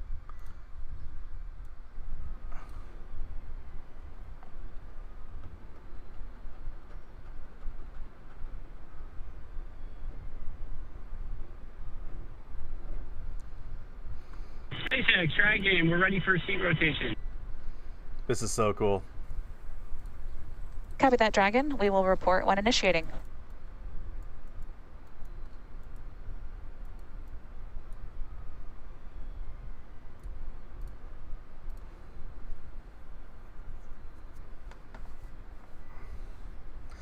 Not much to really say here. They're just going through the pre-launch checklist. After seats are rotated, I think the pad ninjas are just going to lock up the capsule, make sure it's all sealed and the outside is secure, then evac, load, and then the Falcon will load, and then they lift off. That's pretty much all that's left. Just making sure everything's set and light the candle. No commentary. sure they're just letting us listen in. There's not much to listen into right now. Just waiting on seat rotation. Seat rotation. Then they check the suits for leaks. 47. They're a little ahead of schedule. It looks like right now they're about 6 minutes ahead of schedule. So yeah, they'll rotate the seats, check the suits for leaks. Then they will close 2 hours, 23 minutes, close the hatch 20 minutes after. Down for what is planned to be an on-time launch. T0 tonight is 8 hours, 2 minutes, 56 seconds. Yeah, exactly, mate. Like, seriously, time. I told you time would fly past. They made it to the launch pad, like, I think half an hour ago now. It's just crazy. All in the capsule. SpaceX initiating seat rotation. And we are moving into seat rotation now. This part's just so cool. Everybody is anchored in the seat. It's a small with thing, belts. but it's super cool. We've done final checks, make sure they are all buttoned up and ready to go. And what we're going to do now is send command to the motor actuators under the seat. It'll rotate the 4 crew. Chris there on the left having a little fun there. They'll rotate them up into the launch there we position, go. which also gets them access to the launch displays that are overhead. I think right now they're also just... The next time they move, they're going to be in orbit getting out of their seats. Now moved out of the way to make sure. And now the seats are rotating. Fun fact, the black boots are not just for looks. Those are actually pressure suits. So they actually cramp the legs to force as little blood into them as possible to keep you from passing out on your way up. Which is kind of cool. This just takes several seconds to get them in position. The launch position. And there you heard call out from Core to the Dragon crew. Absolutely, Gisela. Also, hello. 2 hours, 21 minutes, 28 the seconds team's now away. in final position. We're right now in the countdown. Typically, this comes at about T-minus 2 hours, 15 minutes. So the good news We're only about 140 minutes away from launch. We're going to get some amazing views of the outside of the rocket leading up to launch itself. I can't wait to see the sun set as the rocket's being fueled up. It's going to be just... They really thought this out to make this as beautiful as possible. I hope that the rocket launch makes the cover of Time. It's going to be beautiful.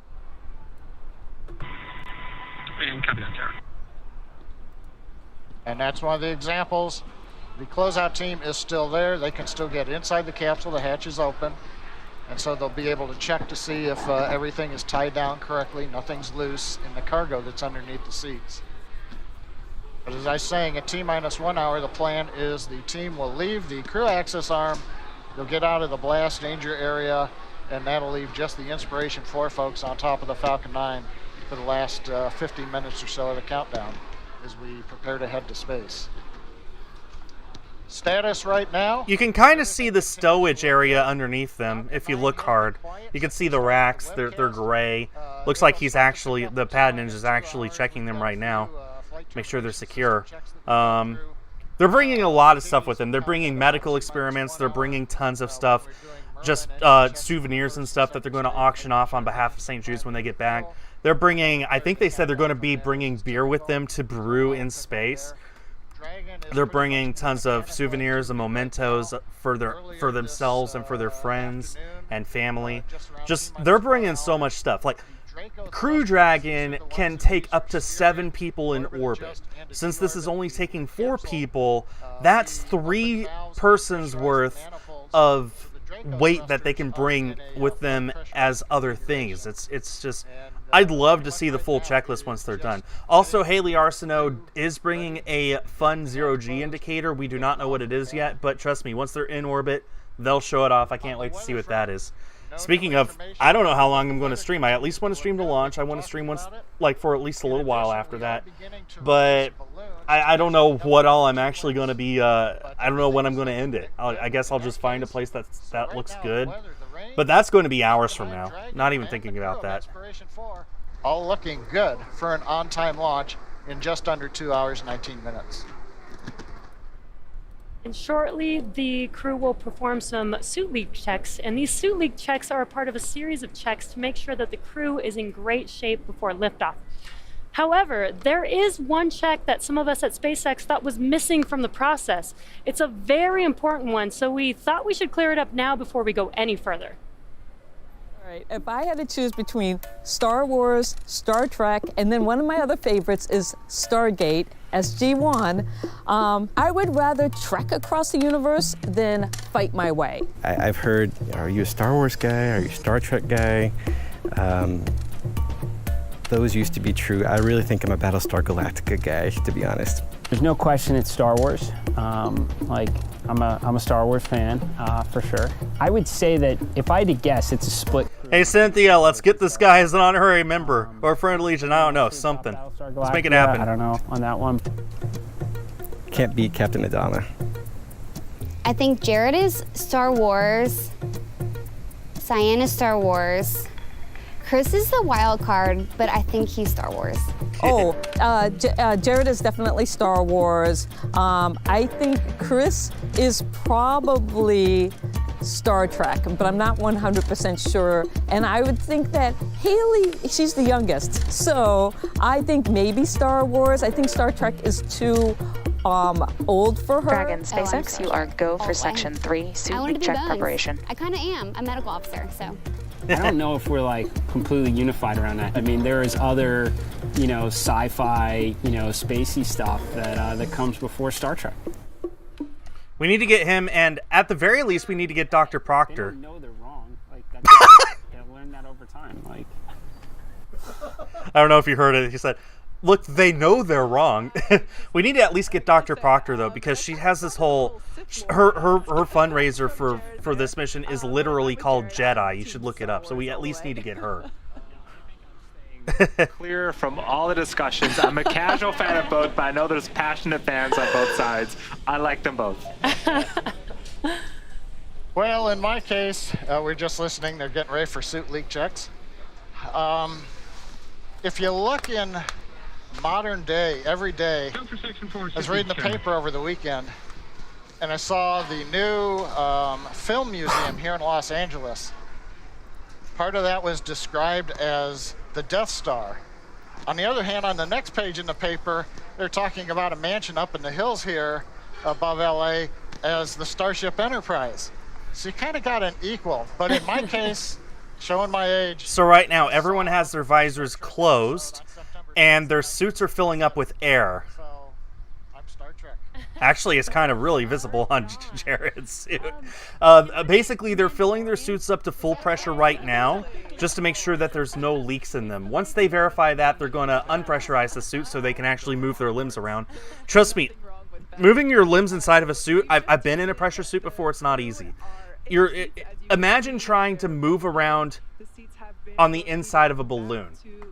So they want to make the crew tolerate that as little as possible. So they're just doing this right now to make sure the suits are good. Once they verify that, they're going to unpressurize the suits as they close up the Dragon. This is right on schedule right now. The closeout of Dragon looks like it's going to be 20 minutes from now. It might take them that long just to properly close it. And then they're going to and then the pad ninjas are going to evacuate, and they're going to get ready to fill the rocket. Look at Chris on the left there. You see how his arms are like this? He's not doing that voluntarily. That's just the suit pressurizing. It just naturally inflates, like I said, like a balloon. In fact, it is a balloon that a human lives inside. So that's what's going on right now. And you see how little their legs pressurize. Like I said, pressure suits forcing out of their legs into their torso to try and get as much blood into their heart, into their brain as possible. The country or government that conducted the research. Now think about the possibilities. Hi Jennifer, how are you doing? These missions could be made available to the broader science community for research. Inspiration4 is a step in that direction. Once in orbit, the crew of Inspiration4 will conduct research that has the potential to improve human health here on Earth and for all future space travelers. All biomedical data collected during the mission, things like heart rhythm and rate, blood oxygen saturation, and other things, will be accessible through an open data repository and available for research. To that end, SpaceX and the Inspiration4 crew are partnering with TRISH, the Translational Research Institute for Space Health, to collect data and biological samples from the crew before, during, and after this historic spaceflight. Part of NASA's Human Research Program, TRISH is a virtual institute that finds and funds disruptive science and medical technology. John Glenn famously said, when it came to testing people for spaceflight, there's only so many holes that a human body has. And he just sort of left it at that. Please report when ready to close the hatch. Getting ready for hatch closing. Sounds like suit leak checks have been completed. And TRISH is a virtual institute that finds and funds disruptive... Copy that, SpaceX. We're ready for side hatch closure when you are. Okay, they're still a little ahead of Copy schedule. that, Dragon. Pausing for comms. Disruptive science and medical technology in order to reduce health and performance risks in space explorers. Yeah, as we're getting ready to close out the side hatch, let's check in with Kate to take a closer look at the experiments the Inspiration4 crew will conduct during their 3 days in orbit. Oh, yeah, do tell. Thanks, Andy. I'm joined now by Diana Dial from our space operations team here in Hawthorne, and we're going to take a closer look at the research that the Inspiration4 crew will be conducting on orbit. Awesome. Well, thanks so much for having me, and great to be here. We're going to be talking about some of the biomedical research experiments that'll be flying on Inspiration4 today. I will remind you, there's not a single part of this mission that is overseen by NASA. NASA is lending SpaceX the tracking station, that's it. And SpaceX is paying for that, so that's still controlled by SpaceX. This is an entirely SpaceX mission, which is just, it's the very first all-private orbital mission in history. And that's such an important milestone, such a huge milestone, and the first of many to come. Next year alone, there's going to be 2 more because of the 2 Axiom space missions, plus the Space Adventures mission that may be happening next year as well. There's going to be a whole lot of orbital tourist missions that are not overseen by NASA in the slightest, and this is just the first of many to come. Hopefully the first of what will one day become a commonplace occurrence. Just regular people with no astronaut training going into space. And that handheld portion seems super... Maybe, Cynthia. It's worth checking out. So I believe this is an ultrasound reader, and if you're familiar with ultrasound machines, they're usually much bigger and require a lot of training to operate and not possible to go to space. But this is actually what's going to be on board Dragon today. Yeah, absolutely. So this is the butterfly ultrasound. Normally, you guys may be familiar with an ultrasound that you see at the hospital, and it'll be about the size of this table. But this ultrasound device is not only handheld, portable, but also, as we said, can be used by a non-medically trained individual. So during Inspiration4, our astronauts are actually going to be doing medical imaging while in space to better understand how body fluids change in the microgravity environment. Interesting. Now, in terms of the other things that we have on the table, I feel like, well, obviously the glasses are the coolest looking. We'll get to those. But how does this actually, like, how do they read when they're viewing, the ultrasound themselves? How do they actually get a readout for that? Sure. So essentially, this ultrasound just plugs into an iPad or an iPhone. And essentially what they do is they'll plug it in, they'll use a little bit of gel, and then actually be able to apply it to themselves to visualize a number of organ systems in the body. So, for example, due to the fluid shifts in space, we want to make sure that we understand how blood flow moves in the microgravity environment, what happens to the bladder, for example, when it comes to urinary retention, and also we want to see how those fluid shifts could affect, for example, intracranial pressure. And so one of the analogous things that we'll be measuring is ultrasound on the eye. So all of these can be measured super easily using this just plugged in to an iPad or a phone. And of course, that's Did she say ultrasound on the eye? Vision and vision changes while you're in space. Absolutely. No, I want to get to the glasses. Okay. Fun 3D glasses, but there's no 3D movies on this particular Dragon mission. So can you tell us a little bit about what those are used for and how they're helpful? Yeah, absolutely. So while these look like a very cool prop, they are in fact for science. So what these glasses do is essentially a number of neurovestibular type of tests. So rewind, when we're here on Earth, our body is adapted to the gravity environment. And that means that folks essentially are able to orient to where they are located in physical space based on connection between the eyes, the inner ears, and the brain. And so what you do with this test is actually put on these glasses, and because Can I try them on? Yeah, absolutely. And so as you can see, Kate not only looks really cool, and everything's purple, but if you are to just use one at a time, the idea is that we're actually able to lateralize and localize different halves of the neurovestibular system to better understand when folks are doing a specific set. This is pretty cool, actually. Like, they're only going to be in orbit for 3 days, and they've already got plenty of other activities they're going to be doing on top of sightseeing and sleeping and eating and all that stuff. So they somehow decided that probably literally only the few minutes of data they're going to get from this is still worth it. And looking forward to seeing what that means. Because, I mean, ideally for any experiment, you want to get as much data as possible spread out, potentially over months or even years, just to like I said, get as much data as possible. But here, even the few minutes, or maybe at max a few hours of data that they'll be getting from this sort of stuff, just they decided it's worth it. They managed to come up with something that makes it easy to use and record the information and all that. That's so cool. And I want to hear what the results of that are. Check back in with Andy to see what's happening out on that pad. Almost T-minus 2 hours. Thanks, Kate and Diana. Super cool experiments. So right now, over the next couple minutes, the crew will be completing final inspections of the spacecraft, followed by hatch close.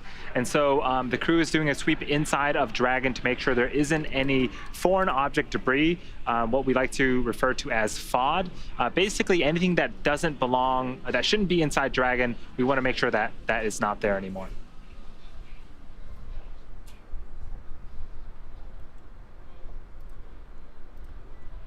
So right now is a view of the Dragon capsule and the crew access arm to the right-hand side. You can see the sun actually beginning to set right now. You see that big shadow on it? That wasn't there an hour ago. It was very lit up. Now it's not. Another hour from now, the sun is going to be... the sky is going to start getting dark. 39A. We are about 2 hours away from liftoff. Everything is looking great today. Weather is looking great, and the crew has just been... nothing but a bundle of joy since leaving the hangar, and super excited to be on a part of the mission. It's crazy to think that, Andy, like you said, this is historic. It's pad 39A at Kennedy, and we can see the Atlantic Ocean there off the coast. And it's really crazy to think that, just in the, what was 1969 was whenever we launched Apollo 11, which was, of course, the first mission that actually landed on the moon. And here we are a few decades later, I should say, launching the first orbital all-civilian crew. And we keep saying all-civilian, and what that really means is non-professional astronauts. So people like us four, and that are now going to space from the very same ground that, Apollo 11 launched from decades ago. And it's, just this transition and... Just saw Haley on. I hope that they got sleep last night. I don't know if I would have been able to sleep. I know Dr. Proctor was up until at least like 2 a.m. her time because she was posting on Twitter by that point. I hope that they slept. Man, I can only imagine how excited they are. Actually, apparently these are incredibly comfortable. The seats are comfortable, and the suits are designed to integrate with the seats, so apparently it's not that bad. Since SpaceX took over the lease in 2014, we have also been making a little bit of history ourselves. In 2018, we debuted the Falcon Heavy rocket test flight, and for those that remember, that launched Starman. Yeah. And Starman is out there right now in his Tesla, exploring space. Listening to David Bowie. He's right there. Listening to David Bowie. Last year, we also returned.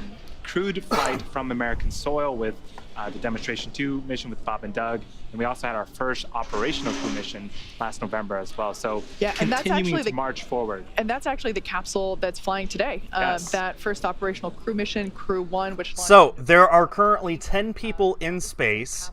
There's 7 people living on the International Space Station, and then there's 3 people living on the Tiangong Space Station, which is China's space station. That's 10 people who have been in space now for like several months. I love seeing both of them flying overhead at night. It's just beautiful. The record for the most number of people in space at one time is currently 14, which lasted for about a minute on July 20 when Jeff Bezos' spaceflight brought 4 people into space on top of those 10 people who are currently in orbit. So for a brief moment, there were 14 people in space. Today, we'll tie that record and we'll set a record for the most amount of people in orbit at a single time, which is pretty awesome. How do you donate? Kelly, I'm glad you asked. There is a donation link in the description. Please use that. If you do, the money goes straight to St. Jude, not to me. So, yeah, if you wish to donate, please use the link in the description. Or you could use you could just go to St. Jude and donate there. You could even go to the official SpaceX stream, donate there. They've already raised over $130,000. But if you do donate here, very much appreciated. We do have our goal of raising $100 today on behalf of Inspiration4 for St. Jude Children's Research Hospital. We already have $20. We're a fifth of the way there. Every dollar counts.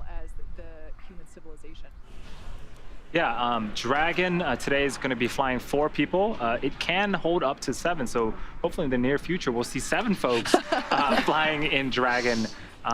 It is, again, the first private spacecraft to take humans to the space station, and will be the first private spacecraft to ever take an all-civilian crew to You see all that stowage underneath them? That's where the other 3 people would go.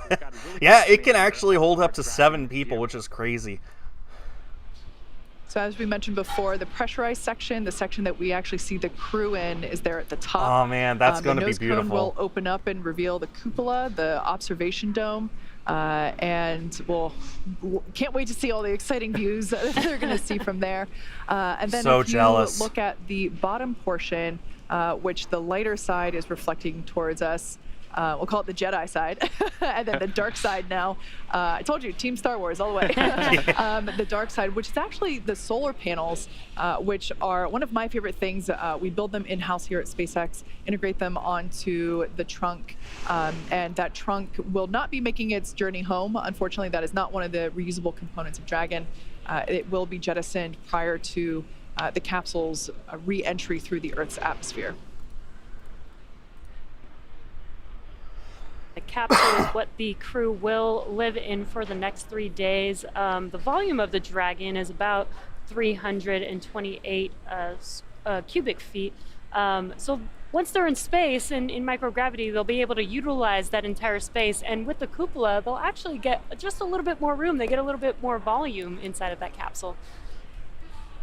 Yeah, the Dragon capsule itself also is outfitted with some engines. We have 16 Draco engines built into Dragon. We also have 8 Super Draco engines built into 4 separate pods. Super Draco engines are used as part of... Looks like the pad ninjas are working on the hatch itself right now. I see one of them with a camera. Looks like they're taking some close-up pictures of everything just to send back to Hawthorne, make sure everything looks good. Yeah, it looks to me like they're just working on closing out the spacecraft. If they were on schedule, then the side hatch would be closing 3 minutes from right now. However, I think they're actually a little ahead of schedule, in which case we'll be seeing them close it any minute now. And higher than the Hubble telescope, it'll be orbiting. Also, we just passed the T-minus 2 hour mark. We are now 2 hours away from launch. Before that observation dome is brand new to this mission, and from that height, you know, views from the space station are amazing, but this crew is going even further. In fact, I think we have some footage of the cupola. Hi Perry, how are you doing? Welcome. One of my favorite things now on Dragon. It's just a gorgeous look at that piece of hardware. Like I said, it's brand new to this mission. Dragon, SpaceX, stand by for transition to pad hatch closed. Please ensure that all items are secure from now through launch. And copy that, SpaceX standing by. And they just closed it, or they're there on working your on screen, closing we it. can see the pad closeout team closing the side hatch. Liftoff. We have a liftoff. Oh my goodness, last Kelly, individuals thank you for the $20 donation. Thank you so much. All right. Wow. So very generous of you. We are now at $40 towards our $100 goal. Wow.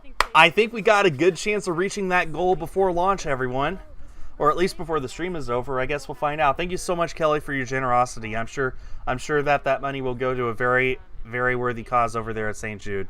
Liftoff. We have a liftoff. 32 minutes past the hour. Kelly, did you actually just donate twice?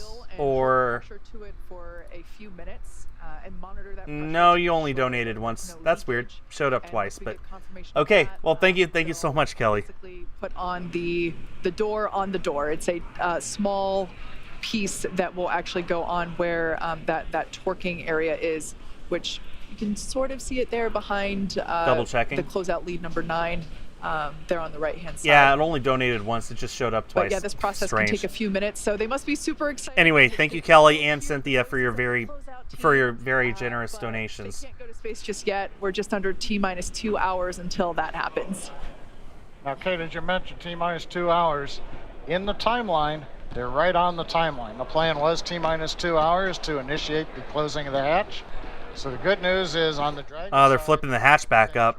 just as planned. Falcon 9 side, I think they found some FOD. folks checking in on Nothing to worry about. The launch window is 5 hours long. They're not under any pressure to speed this up. However, you know, this is ironic. The last time Resilience flew, it had this problem too. And not to dwell on negative, but we have had, in the case of one of the NASA crew missions, we closed the hatch. I think there's a little bit of debris got caught in the seal.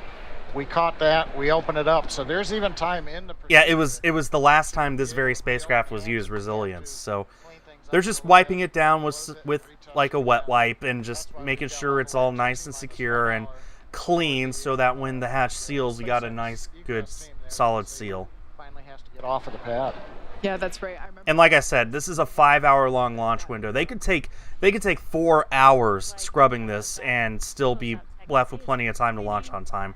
However, I'm sure that they'll get that figured out and that we will proceed to an on-time launch. I just checked the weather in Florida. Weather is looking exceptional. Weather will not be an issue. So at this point, I think the only thing that could halt the flight is a technical issue. The orbit of Inspiration4, 575 kilometers higher than essentially any Americans have been since the Apollo flights to the moon. And before that, a couple of Gemini flights got up to about that altitude. But this is fairly rarefied air, so to speak, that the crew's going to. And one of the questions of Jared when they were picking the mission design was, why 575? You know, why don't you want to go, you know, typically we've been launching into 300 kilometers or so. But one of the purposes of this is to inspire. And you go a step. It's kind of in the name, isn't it? Okay, I'll be right back again. The fourth flight with people out of the U.S., or as Chris said, 39A, that's where Americans leave to go to space. And here they are today. And of course, Inspiration4 representing the 4 crew members who are on board this mission. Yeah, you make a good point with the fact that Jared wanted to inspire, and he's doing that in another way as well.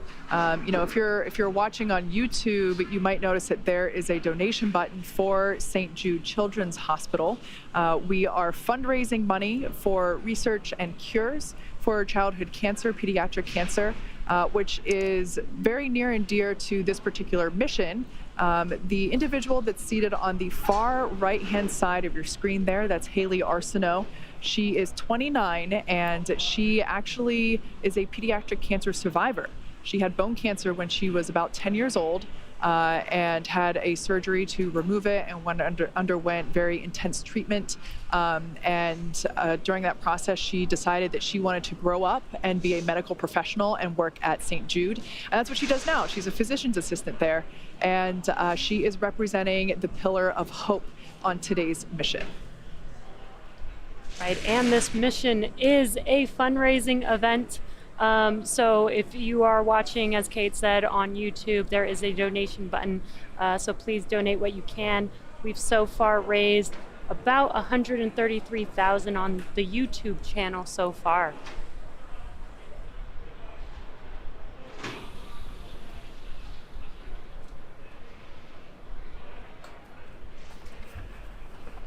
So if you've just recently joined us, on the right-hand side of your screen there is the Inspiration4 crew. They are in their seats. The seats have been rotated back to launch position. They have undergone comms and leak checks. And the view on your right is the Dragon capsule. That's where they're seated inside of that conical section. And we are awaiting a liftoff here in 1 hour and 53 minutes. Right now, the crew there inside that crew access arm is pressurizing the side hatch and basically... The official live stream is up to $137,000 donated so far. Remember, the goal in general is $200 million, but that goal was set, I think, in January. And whatever's earned today is just on top of everything that's been earned up until now. I personally have donated a lot of money to the cause, and I know that a lot of other people have donated as well who otherwise would be not that interested. And it's just great to see so many people giving money to St. Jude on behalf of this mission. Radio frequency to our ground stations there at Cape Canaveral. And then we also did a communication check through NASA's tracking and data relay satellites that are up in geosynchronous orbit, which we'll use during the mission. But one last group still to talk to is the SpaceX Falcon 9 launch team. So right now we've got... They're closing the hatch again. They're going to do a leak check of that, a pressure test. And number 24 is the Netflix guy. Number 24 is holding a camera on behalf of Netflix. Wow, that's awesome. Liftoff, you will hear call-outs. Okay, it looks like they got a good seal. Now they're going to pressurize Dragon, make sure there's no leaks. And then they'll evacuate and start fueling up the rocket. From the firing room 4 up to the crew to let them know that things are looking good. So we're going to do a comm check to make sure all of those engineers can also talk to the crew and that each other can hear. Meanwhile, as we wait for comm checks and confirmations that the side hatch closure is checked out, successful, in the area we've got Falcon 9 team is clearing the flight hazard and the flight caution area, T-minus 2 hours.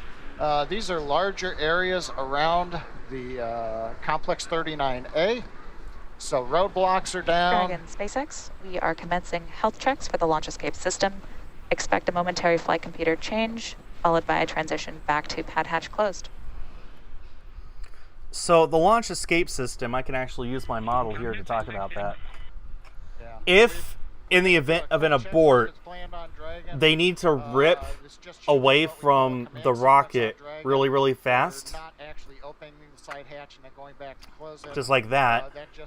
These engines right here on the side, you see those grooves right there? Those hold the Super Draco thrusters, which are able to pull this away from the rest of the rocket super, super fast. So if something were to happen to the rocket, they could pull away instantly, faster than any of the debris could hit them. With that, Andy, how are things looking on your end? And that's what the launch escape system is. Every single human rocket has had a launch escape system, just in case it's been necessary to use. In the case, in 2 specific cases on the Soyuz, it actually did indeed save the astronauts' lives. The same Dragon training as our NASA astronauts, and to prepare the Inspiration4 crew for their mission, our team at SpaceX have spent the last several months teaching the crew about orbital mechanics, how to live in space, and even running simulations of what a full mission could look like while seated inside of Dragon. The Inspiration4 crew has completed numerous simulations, including a 30-hour and 12-hour end-to-end simulation in our Dragon trainer. They trained not only at SpaceX, but they also did some centrifuge training. They flew fighter jets, and there's a photo from their fighter jet experience. Yeah, I love the name that Haley got, the G Monster, because Yeah. she pulled 8 Gs in the fighter jet, and she wanted it. Right. She's an absolute adventurer. I love it. Yeah, that looked super exciting. They also completed a 0G flight, which simulated microgravity for a very short period of time, but there's a photo of them flying high there. They all look like they're superheroes. Right. Love it. They also climbed Mount Rainier in Washington together, which was a tough hike, 10-hour hike up the mountainside. But it looks like from that photo there. All this is documented in full on the Netflix documentary Countdown. If you guys have Netflix, I highly, highly recommend you check that series out. It's been absolutely amazing for me to watch that leading up to this mission. Just the knowledge that it's covering an ongoing event rather than an event that's happening in the past. That's a very unique thing. It probably will become more and more common as technology progresses, but seeing a documentary on a current event rather than a past event is just amazing. Really, really something. So yeah, definitely go check that out. There's 4 episodes out now. They're actually live streaming this, I think, right now on their Netflix channel, and then there will be 2 episodes at the end of the month after the mission is over. From our intended launch date. This week was really intense because we had a lot of the systems. We got to go into the sim. Going through some CRM training and looking at what the mission overview is going to look like. We talked a lot about teamwork and the space. Oh my lord! Anonymous! We have an anonymous $100 donation, completely smashing our goal for St. Jude Children's Hospital. Holy cow, shout out. Get some hype in the chat, everyone. Channel members, where you at with your emotes? Holy cow. An anonymous $100 donation for St. Jude Children's Hospital. Thank you so much. Oh man, that just blows me away. Thank you, whoever you are. Wow. It trust me, it's going to such an amazing cause. Thank you.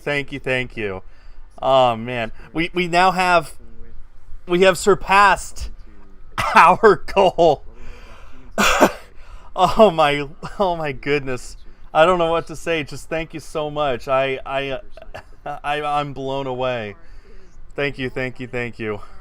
I should go back to playing the audio again. Spacesuits, strap into the simulator and feel like we were actually going to space. Hello again, Chris here, and it's August 2nd, 2021, 44 days from our launch here in September.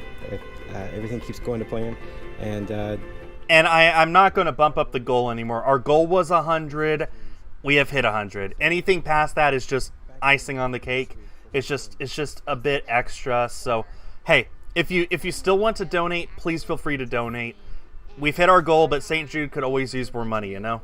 The goal for Inspiration4 in general was $200 million. This was just helping out however I can, however you guys can. So, yeah, thank you. Just amazing. Just remember, every penny that is raised today is going straight to St. Jude. And a part of the SpaceX team. Y'all are working so hard to get to Mars and beyond. We want to provide great data, and we're really excited to be part of this. All right, well, thanks everybody for a fantastic time here in Hawthorne, and also down at Kennedy. We've been doing training down there as well, so really appreciate everything you guys been doing. This is my final call here from SpaceX, so Luke signing off. 1 hour, 45 minutes remaining. Please begin the comm check with the crew. Dragon, GNC on countdown 1. Comm check. Dragon has you loud and clear, GNC. How me? GNC loud and clear. Stand by for comm check by propulsion. And what you're hearing right now, comm checks. Dragon prop on countdown. Comm check. Between Dragon and the Falcon 9 launch team in firing room 4. prop, loud and clear. Godspeed. Have a good flight today. Stand by for comm check with the avionics engineer. Dragon and avionics on countdown 1. Comm check. Dragon has you loud and clear. Avionics, tell me. Avionics, loud and clear. Stand by for the comm check by the ground segment engineer. Say that again. Dragon, ground segment on countdown 1. Comm check. Dragon has you loud and clear. Ground segment, tell me. Ground segment, loud and clear. Stand by for comm check by launch control. So, from a certain point, I'd like to say very soon from now, the only one who talks inside Dragon is going to be Jared because he's the mission commander. Everyone else has to be quiet just to make sure that nothing unnecessary is said so that all the vital information is passed. In the shuttle days, that was like at T-minus an hour, but it might be different here because they don't start fueling the rocket until like 50 minutes prior to launch. The shuttle needed to start fueling a day before. Just the way things work.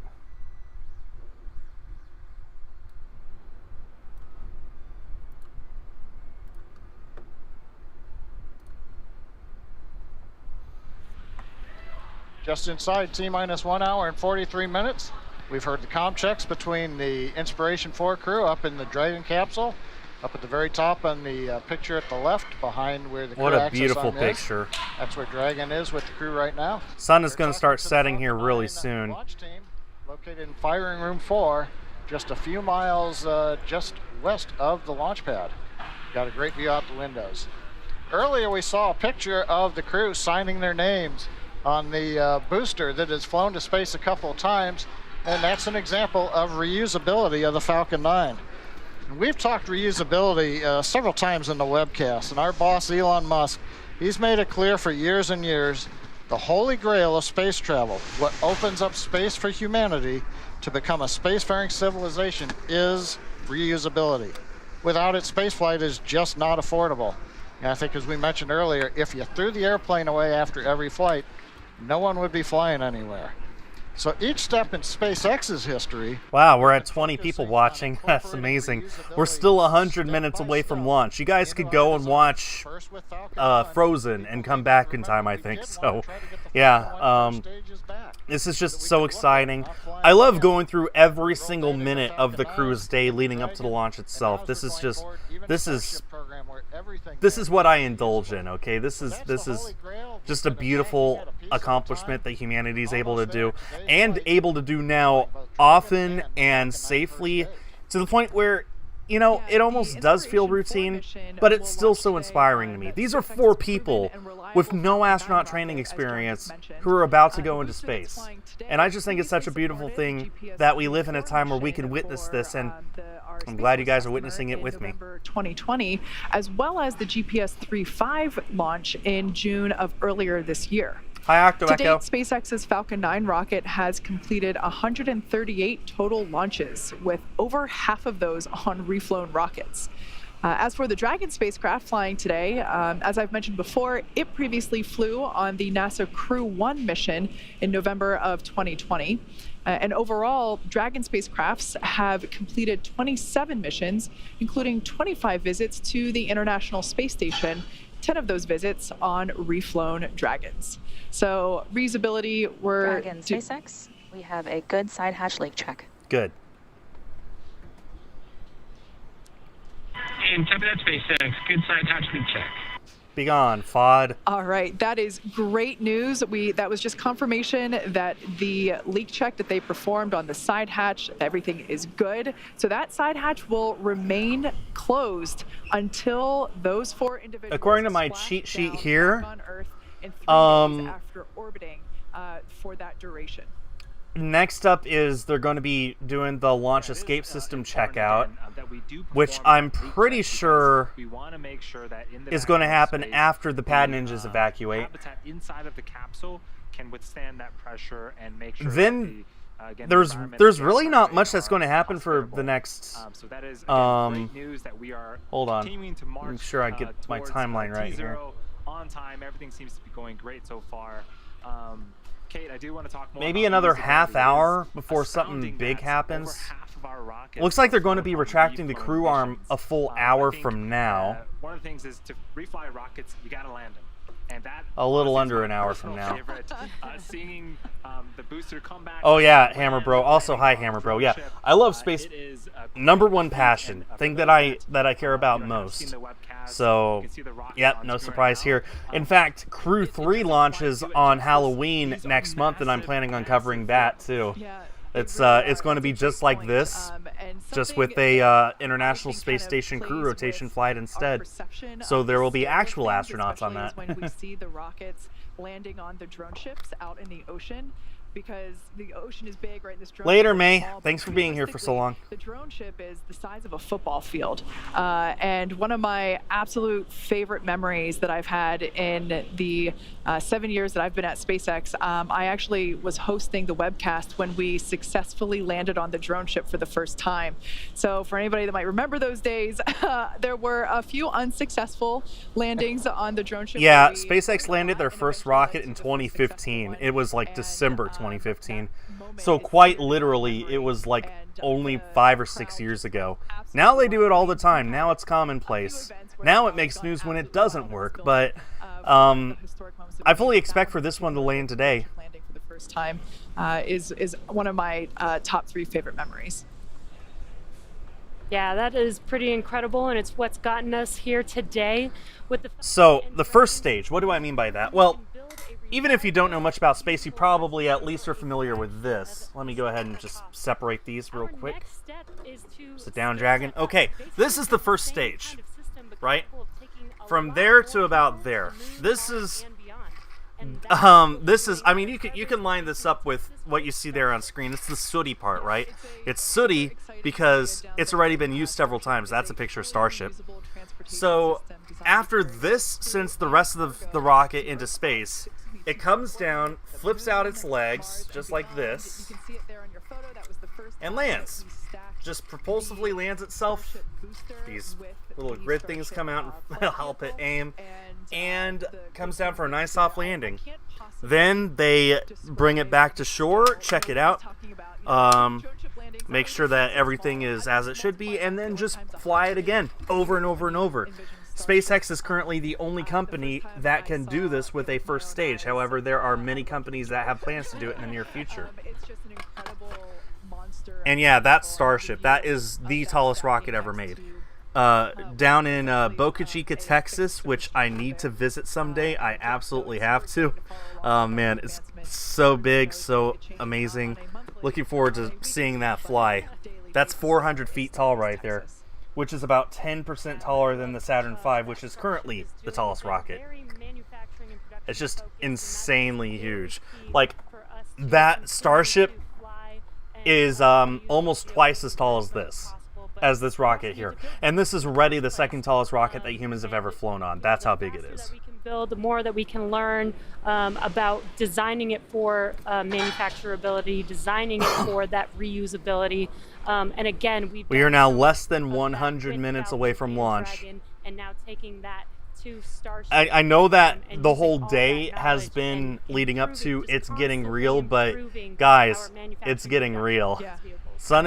Looks like sun is beginning to set. The screen on the right there is turning a little yellow. It is constant because we're learning just every second that we continue to build down there. Yeah, super excited to see what Starship has for us in the future. But we are marching towards 1 hour and 35 minutes until liftoff. Let's talk a little bit more about the mission today. So the crew is not going to the International Space Station. They will be lifting off from... Oh yeah, Cynthia, absolutely. So they're actually waiting until about 40 minutes past sunset to launch. So it'll be dark. I don't know if it'll be night or if it'll just be twilight, dusk, whatever. But we're going to get some beautiful pictures of the Falcon being fueled up as the sun goes down, which we haven't seen yet. It's going to be really, really beautiful. And then it's going to launch, and as it goes up, it's going to get hit by the sun again the higher it goes.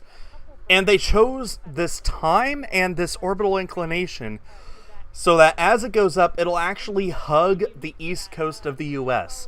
And of course, the higher it goes, the more the sun will hit it. So if you're anywhere on the East Coast, all the way up to like New York City, you should be able to see this, and it's just going to be an absolutely gorgeous sight. I can't wait to see the pictures. There's astrophotographers all along the coast from Florida to Maine who are busy right now setting up their cameras in anticipation of this, because it's just going to be such a beautiful, gorgeous event.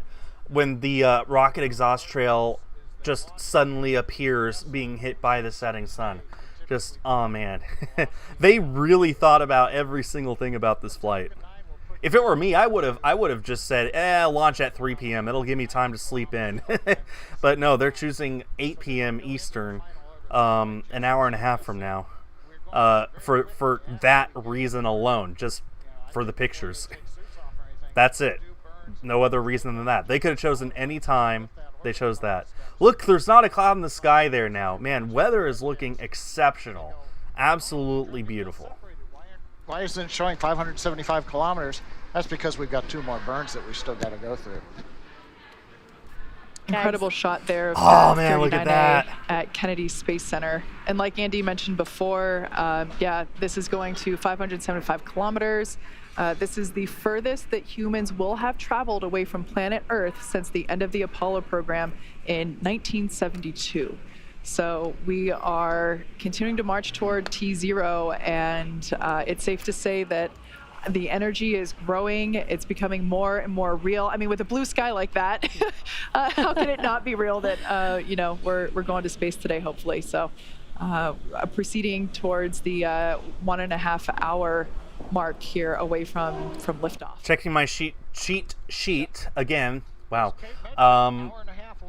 It looks like, what time is it over there right now? Looks like right about now is when they should start arming the launch escape system, or at least checking out the launch escape system. I think we'll be hearing that over the comms soon. And then after that, we really don't have anything for another 45 minutes or so. Just giving the pad crew time to finish up what they're doing, leave the pad, get a safe distance away before they fuel up the rocket. Literally put fuel inside of the bomb that they will be exploding in a controlled fashion. And I mean that literally. A rocket is a controlled explosion. Don't want people on the ground near that when you're fueling it up. Anvil clouds, that's something you don't want to fly the spacecraft through. Chosen Purple, no, they're not going to the moon. They're just going to be orbiting the Earth. But they will be going to a higher altitude than the Hubble. So when they say that they're going to the highest altitude since the Apollo days, they're not going to the place Apollo went. But no mission has gone as high as these guys have since Apollo. Since Apollo went farther than that. That's what they mean by that. Humans going to the moon will be happening in a few years. I cannot wait for Artemis 2. But we're still 2 or 3 years away from that happening, and it will not be happening on this rocket. So the procedure for picking the launch window is actually a little bit different. We reserved a couple of days, a couple of 24-hour days for the mission, but had to wait until L-5 or 5 days before the first launch day that was selected to narrow it down to 12 hours. And then after that, we waited until L-3 to select the 5-hour launch window that we have today. And then we have 4 opportunities in each of those launch windows about an hour apart to lift off. So it's a very unique case. So we really just knew just 3 days ago what the T0 in the launch window would be. Yeah, and one point to make, we may hear from the crew. Yeah, the highest altitude that humans have gotten while orbiting the Earth and not going to the moon was set by Gemini 11, Pete Conrad and Dick Gordon, in 1966. They flew at an altitude of, I think, 1,000 kilometers, if that sounds right to me, just because they could. But, you know, the ISS is only about 400K above the Earth. The Hubble's about 500K. This is going to 550-ish. The thing is, like, up until now, space missions have always been government funded, which means there had to be a specific reason for them to even exist in the first place. And if it did, it needed to go to a specific place. So there hasn't been a reason to go higher just because you feel like it, because that would be, I mean, the shuttle was something like $1 billion a mission. It doesn't make much sense to spend $1 billion of taxpayers' money just to go high, just to say that you did. Most shuttles had specific orbits they needed to go to at specific altitudes. The Hubble was already at kind of stretching the shuttle's capabilities. So yeah, now that we have commercial spacecraft that NASA is not in charge of, that does not use taxpayers' money. The guy that you see here on screen right now, right there, closest to the camera, he is completely funding this mission out of his own pocket. Every penny is his.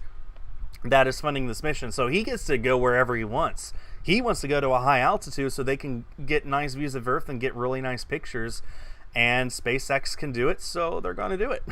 And that's why they're doing it. In fact, SpaceX can go even further than where they're going today. But they're just going to do this for... This sounded like it would be good, so yeah. Time is, like Jesse said earlier, we're not going to the space station, so with space stations, it's an instantaneous launch window, really a moment, a fraction of a second, because of the final destination being the space station and having to chase it, catch up to it. Since we're not doing that today, the crew is actually going to an altitude above the space station. They'll be cruising around 575 kilometers above Earth. Because we're not chasing the station specifically, we have a little bit more flexibility to today's launch opportunities. If you check his iPad there, that's actually a checklist of where they are in their timeline. So if any of them are curious as to where they are and about how long it is until the next thing, that's what the iPads are showing right now. Although I wouldn't doubt that they're also loaded up with a copy of Angry Birds if they get bored. Through Inspiration4, they're all strapped into their seats inside of Dragon Resilience, preparing for T0 shortly here. We're just at T-1 hour and 27 minutes, and they're completing some final procedures here. They've already done comms checks, suit leak checks, closed the hatch and done the hatch leak check. So the closeout team has exited they're preparing to finish their procedures there, and will be exiting the crew arm in roughly 26 minutes or so. Yes, a lot of notable milestones of this mission. So Haley Arsenault will be the youngest American to go into space. She will be also the first with a prosthetic. Dr. Cyan Proctor will be the first Black female pilot of a spacecraft. This is the furthest that we're going to be sending humans since the Apollo missions. And I'm trying to recall them all in my mind. This is the first time that we're going to be having 3 Dragons in orbit. So we currently have 1 cargo Dragon and 1 crew Dragon at the International Space Station. This will be the 3rd. So a lot of exciting things to happen as part of today's Inspiration4 mission. Exactly. It's been an exciting day so far. And if you're just now joining us, you are watching the very first all-civilian mission. You know, I think that means this is only the second time in history that 2 crewed American spacecraft... No, I'm wrong. I'm wrong. I was thinking Gemini 6 and 7, but then I just remembered, no, Crew 1 and Crew 2 were in space at the same time as well. So this is only the 3rd time that will have 2 crewed American spacecraft in space at the same time. And even that's not true, because you got to count Virgin Galactic and Blue Origin stuff for suborbital. So withdrawn. And then also began donning their spacesuits. And then, of course, at around T-3 hours, we had the crew walkout. That was followed by the transportation to the pad and hopping in the elevators, ascending the tower that you see there on the right-hand side of your screen. Made one last phone call to their friends and family before, heading down to the White Room, which is the area that they get to sign their names prior to hopping in. Yep, and then the crew got inside the Dragon capsule, a process also known as ingress. We performed some communication checks. We rotated the seats upwards. Man, the ISS would have been visible tonight at like 8:45 my time. but it's cloudy, completely overcast. Man, it would have been a really, really bright. We've got really high up in the sky. That's sad, disappointing. I don't think I'll have a chance to see Inspiration4 while it's in orbit from here on the ground. I don't think there's going to be a point where it'll be visible from where I live. Then we get inside T-minus 1 hour. Things get, that's where it finally starts to pick up. We'll be having the various teams poll themselves. The Dragon team's mission director checking out. Chief engineer is going to be doing polls. The launch director does poll. The closeout team gets clear of the blast danger area at T-minus 50 minutes. And then the biggies, the dynamic. So they're going to start fueling the rocket at T-minus 40 minutes, which means when they start fueling the rocket, that is halfway between now and launch. Kind of crazy. Looks like the pad closeout crew, the pad ninjas, are still there. Kind of looks like it. Maybe they've already left. I don't know. I guess we'll see. I'll let you guys listen in. For an on-time launch at 8:02:56 p.m. Eastern Daylight Savings Time. Now, one thing, we're going to a 575-kilometer altitude orbit today. Dragon will take itself up there after the Falcon 9 drops it off. And I was looking on my maps, and from here to the Golden Gate Bridge, Hawthorne, California, where we're seeing the Golden Gate Bridge, is 573 kilometers. So if you drove from here to the Golden Gate Bridge, take us about the same amount of time as when crew woke up at T-minus 8 hours or so, you could get there and do the same distance. The only difference is, well, I may be doing the speed limit all the way to the Golden Gate Bridge. You'll never get to space trying to drive your car vertically upwards. It takes a lot more energy over a short period of time. And that's one thing that makes, as we like to say, launch is hard or space is hard. You've got to essentially take, as Kate mentioned earlier, that 1 million pounds of propellant and find a way to burn it in 10 minutes so you can get your velocity up to 17,500. The official stream is up to over $170,000 raised for St. Jude, and we're still 80 minutes away from launch.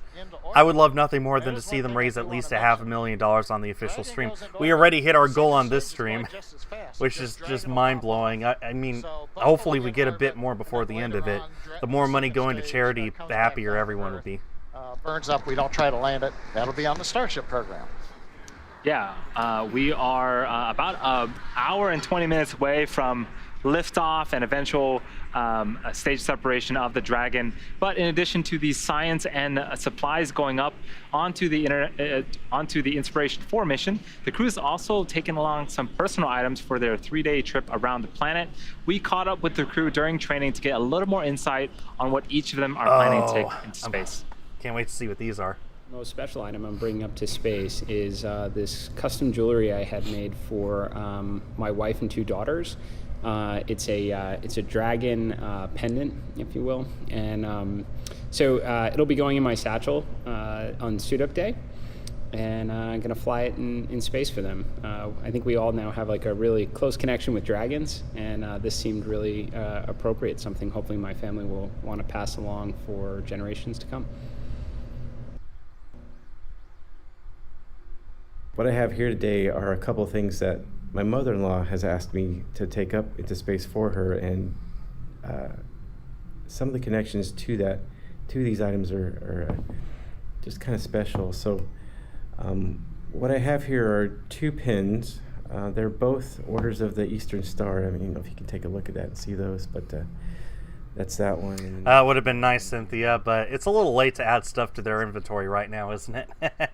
I mean, I know we fly 501st stuff and Rebel stuff on NASA missions all the time. We got pictures of the Star Garrison patch right there in the cupola on station. So, you know, maybe on a future tourist mission, we'll be able to get that. My grandmother was for the next one, absolutely. The Eastern Star, and they were 2 of the coolest people I think I knew. My grandfather had a way of really making anyone feel at ease and welcoming anyone. he saw, regardless of their background or where they were from or what they thought. And knowing that, that being able to take up little pins like this that represent something that meant a lot to him and to other folks that in my family, I think that means a lot. I'm very happy to report that I have turned in all of my payload. I've been thinking about what I wanted to bring to space since January, and I finally turned everything in. And one thing that I'm really excited about that I'm bringing to space is this old picture of me. This is when I was 10 years old and going through bone cancer treatment. And so when I'm in space, I'm gonna pull this photo out, and now getting to be in space, my hair is gonna float everywhere, but yet hold this old picture of me and show all my patients, all these kids going through cancer treatment around the world, that there's a future, that it gets better, and I'm excited to be part of it. Our training's going really well. One of the other big things we've been working on is our packing for space list, which, how often do you get to say that you get to pack for space? Cynthia, I wouldn't mind shipping myself up into space, for one of these missions one day, If I could stow away, I would. And so I have an item here. It's around my neck that I will take off, and this is a ring. And it's my dad's ring. And it's really cool because it's a Thunderbird, and my dad used to wear this all the time. And he passed away when I was 19, so I don't know the origin story of this, but it's a unique design, and it's pressed into the ring, and my dad absolutely loved it.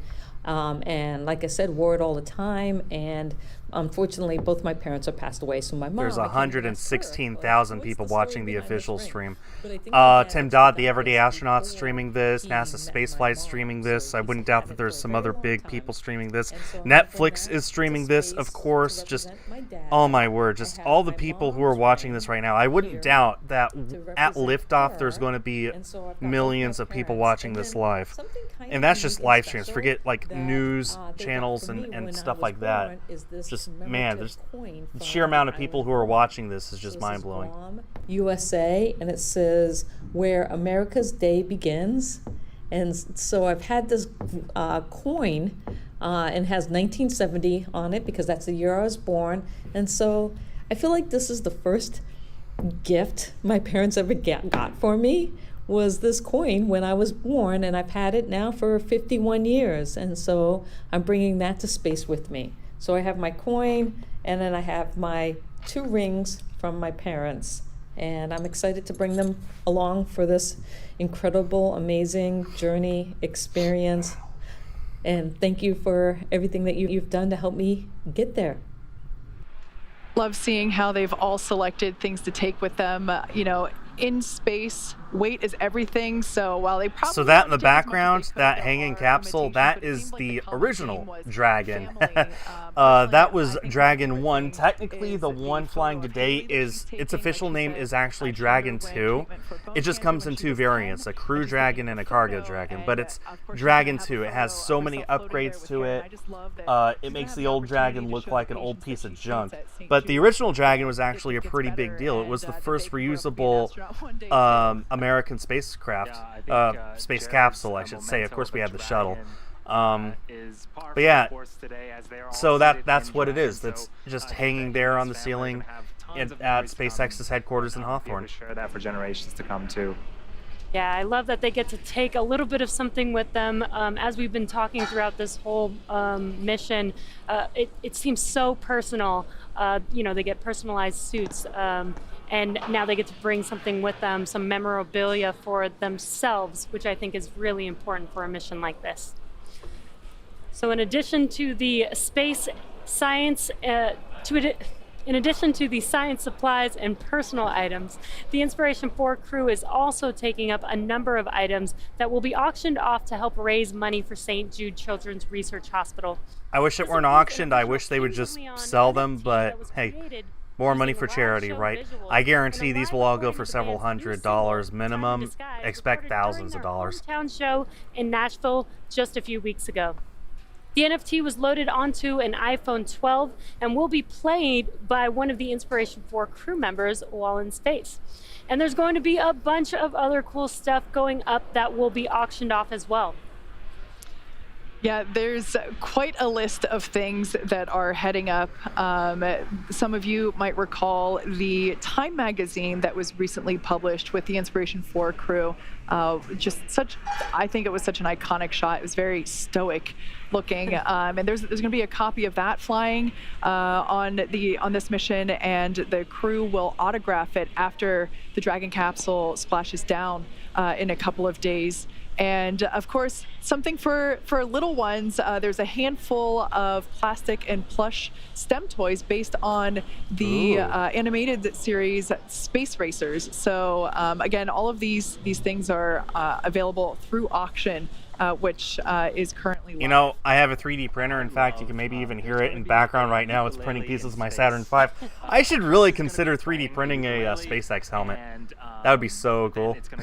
Back and be up for auction again, all for a great cause. So I'm so excited to, one, hear him play, and two, see a ukulele in space.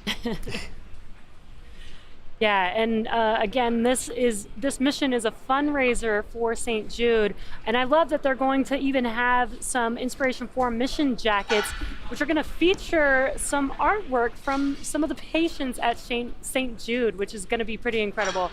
I think that's definitely something I'm going to try and get. And there's something on board that I know John I loves. Pens that write in space. Yeah, Cynthia. Yeah. They've got the, for those who remember, we had the Fisher space pens that worked in microgravity. And so Fisher has got a 50th anniversary of the Apollo 11 that was a couple of years ago. But they're flying that in a coin set into space, and they've included material that's actually from Apollo 11. Wow. So something else interesting to bid on. Yeah, wow. Super cool. They're also taking up a... Yeah, I'm not winning any of that. I'm not winning any of that. Journal about oh my word. Their experience in space while they're up there. Like I mentioned before, this auction is open. Actually, it opened on Thursday, September 9th, and it will run through November with all of these different items, including the ones we mentioned and more. They'll all be available at various points during the overall mission. And you can bid on these auction items if any of them called to you. Head on over to stjude.org/inspiration4 and check them out. We're T-minus. I'm there right now, and yeah. Yeah. Not winning these. There's not a single one I could afford right now at the current bids, and they're already bid stupid high. No, thank you. I mean, it's for charity. So, yeah, but no, I'm not winning any of those. Not a chance. One of the things I thought about, why is it hard? Why can't you just aim your car and go up, 575 kilometers? And we talked a little bit about, hey, you've got to get 1 million pounds of propellant. You've got to figure out how to burn it in 10 minutes. You got to steer the rocket, so you've got to be able to have... Sun's getting real low. Withstand wind gusts. Oh, man. Okay, we're only 70 minutes away from launch now. Hard to believe. I've been streaming now for over 3 hours. Okay, I started the stream over 3 hours ago because that's when SpaceX started their stream. 3 hours ago, these four space tourists were eating lunch. We're eating lunch at the SpaceX hangar. They weren't at the launch pad. They weren't even in their spacesuits. They were just eating lunch 3 hours ago. And now they are a mere hour away from liftoff, from going to space. 9.8 meters per second squared we've got to overcome. And so I don't know about you, but when I took physics class, as always, you're sitting on a sled on a frozen pond. It's frictionless. And then how fast do you throw the bricks overboard that are on your sled to essentially make the sled move? And how fast can you go depends on how fast you throw the bricks out. And that leads you to the famous rocket equation. Look that one up. You can see that, but essentially it all comes down to How efficient is the engine, and how efficient is the structure? And in the case of the Falcon 9, I've actually, when I've gone to Florida, to Cape Canaveral, they've always pointed out how it's actually a wildlife sanctuary. There are bald eagles' nests there. There's gators, there's birds of all kinds, there's reptiles, mammals, of course. There's a deer. I think there's pictures of deer coming right up to the launch pad for like some shuttle missions. It's crazy. In fact, there's been bats that have clung to the shuttle on its way up. No way they survived. But yeah, it's just the wildlife there is kind of insane. You would think that a rocket, you would think that a place where they launch rockets into space would not have that much wildlife, but there. Oh, you can see the pad crew evacuating right there. You see those vehicles? That's the pad crew. They're leaving. Oh man, what a gorgeous view! Oh man, that's a beautiful picture. Look at that. Some clouds. I don't think that they'll be in the way though. That was just beautiful right there. We talked about earlier is we don't I'll be right have back. a 1 second window today. We've got a 5.2 hour window. It's a 1 second window when we're going to the space station because we have to synchronize the launch with when the space station's orbital plane is passing over Florida. It's not exactly overhead. We have to lead it a little bit. But if you think about it, in Florida, we're rotating at about almost 1,500 kilometers an hour going eastward. Doesn't feel like that, but put your seatbelts on. The Earth is rotating. That's 25 kilometers every minute. So if you waited about like a 15-minute launch window, all of a sudden the space station's 375 kilometers east of where you are on the ground, and it takes a tremendous amount of propellant to make up that kind of error. So that's one of the challenges why orbital dynamics is important. You've got to know when you're going to launch, where you headed. A lot of people care where the sun is when you get into orbit. If you have got solar rays, then you need power right away on a satellite. So orbital dynamics, another great thing to study in school, because if you don't know where you're going to go and how to get there, you won't get there. Yeah, John, you've been talking a lot about all the things that go into, designing and building a rocket that can do all the things that we've been doing, flying to orbit, taking payloads to orbit, taking humans to orbit. We've got a lot of history and a lot of things that we've learned. We didn't do this by ourselves. We worked very closely with NASA, and we've learned so much from them. We wouldn't be here today without the support of NASA and the knowledge that they have. Can you talk a little bit about things like the particular things that NASA has brought to the team? Yeah, that NASA partnership goes way back. I joined SpaceX 2006, right when we were competing for what was called the COTS Space Act Agreement, the Commercial Orbital Transportation Service, where NASA said, hey, we can't pay companies to develop systems from scratch, but we can give you essentially some seed money. So they had a competition. SpaceX was one of the winners. Elon put a lot of his money in. But working with NASA on the early Falcon 9 and the Dragon, we learned things like, what are some of the best practices? A lot of our engineers would pull off of the NASA tech library, how do you do hold down systems or quick disconnect systems? What's worked in the past? So we essentially got to leverage that, all those lessons learned from decades by NASA. And then we learned things like, okay, we're gonna send cargo to the space station.